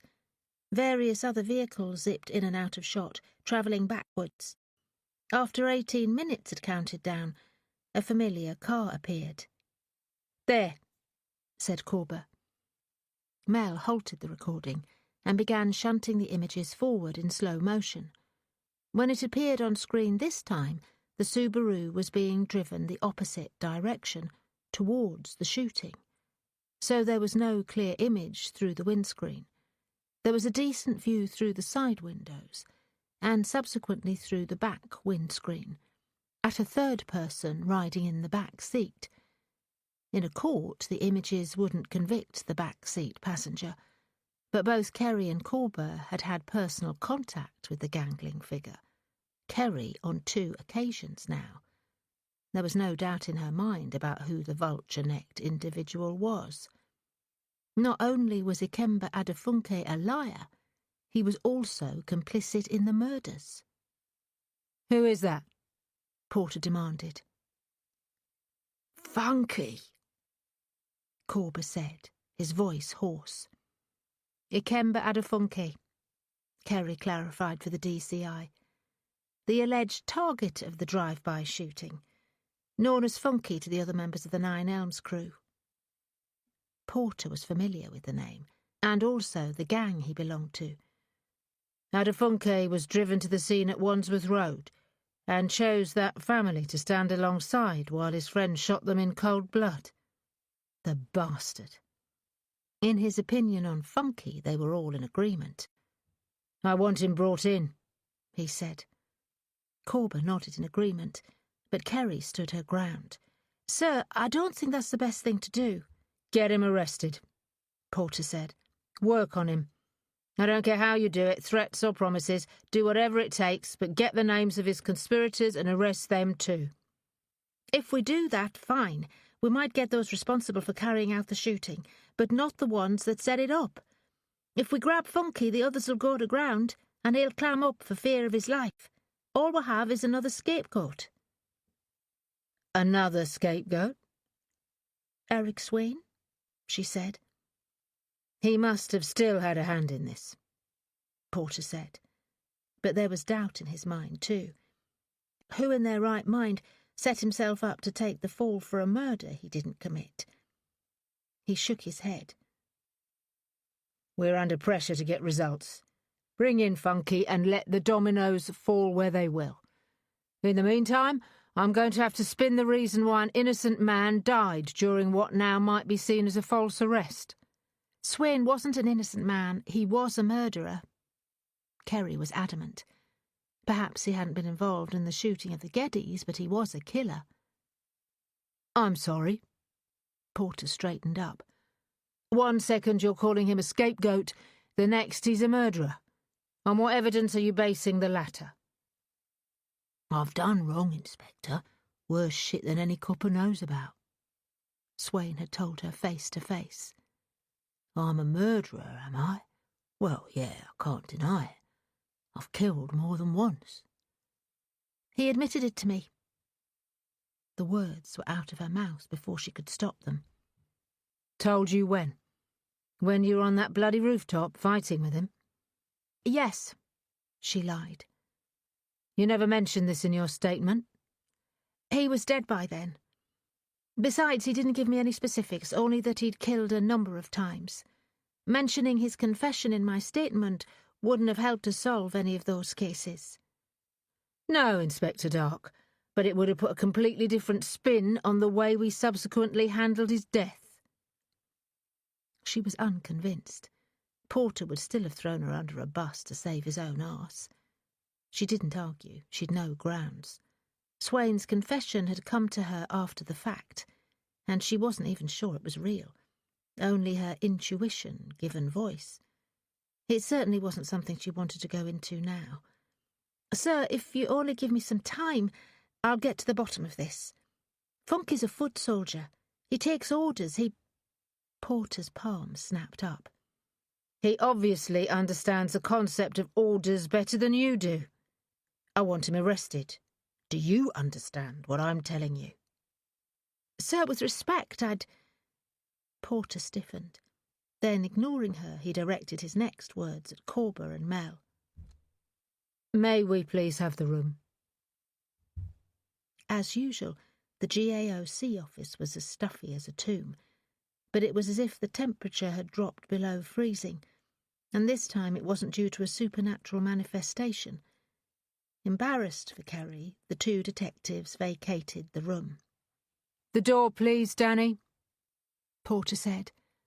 And do not let me catch either of you loitering in the corridor. After aiming a piteous grimace at Kerry, Corber closed the door behind them. The click of the latch was ominous in its finality. Sir, Stop, Porter snapped. I don't want to hear it. All I want when I give you an express order is that you obey it. Am I clear, Inspector? I'm only suggesting an alternative course of action, sir, one that will give us better results. Didn't I warn you I wouldn't tolerate insubordination? I'm not being insubordinate. I'm only trying to do my job to the best of my ability. I think arresting Funky's the wrong move if we hope to get the others too. And I don't care what you think. Porter's heels were dug in as firmly as hers, and superiority gave him the trump card. When I give you an order, I expect it to be obeyed to the best of your ability. Respectfully, sir, I do not expect to be shouted at as if I'm a naughty child. Porter's hands made fists.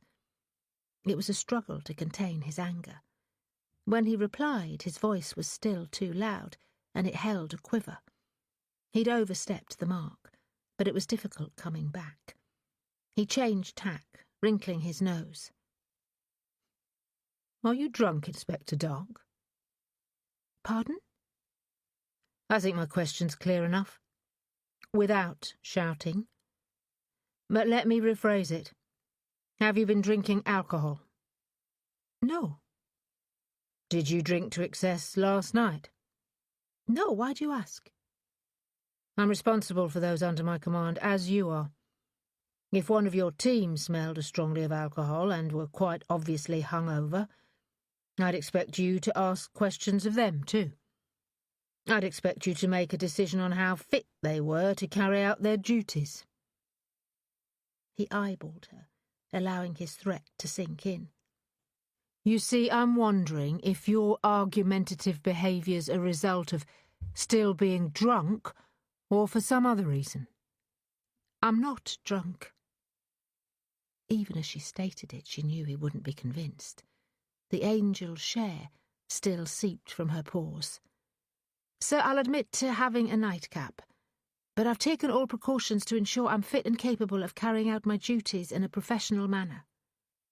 I'm doubtful. And it's not the first time I've had similar misgivings in the last few days. Your refusal to carry out a direct order isn't helping. He faltered, and an expression danced across his features that approximated sympathy.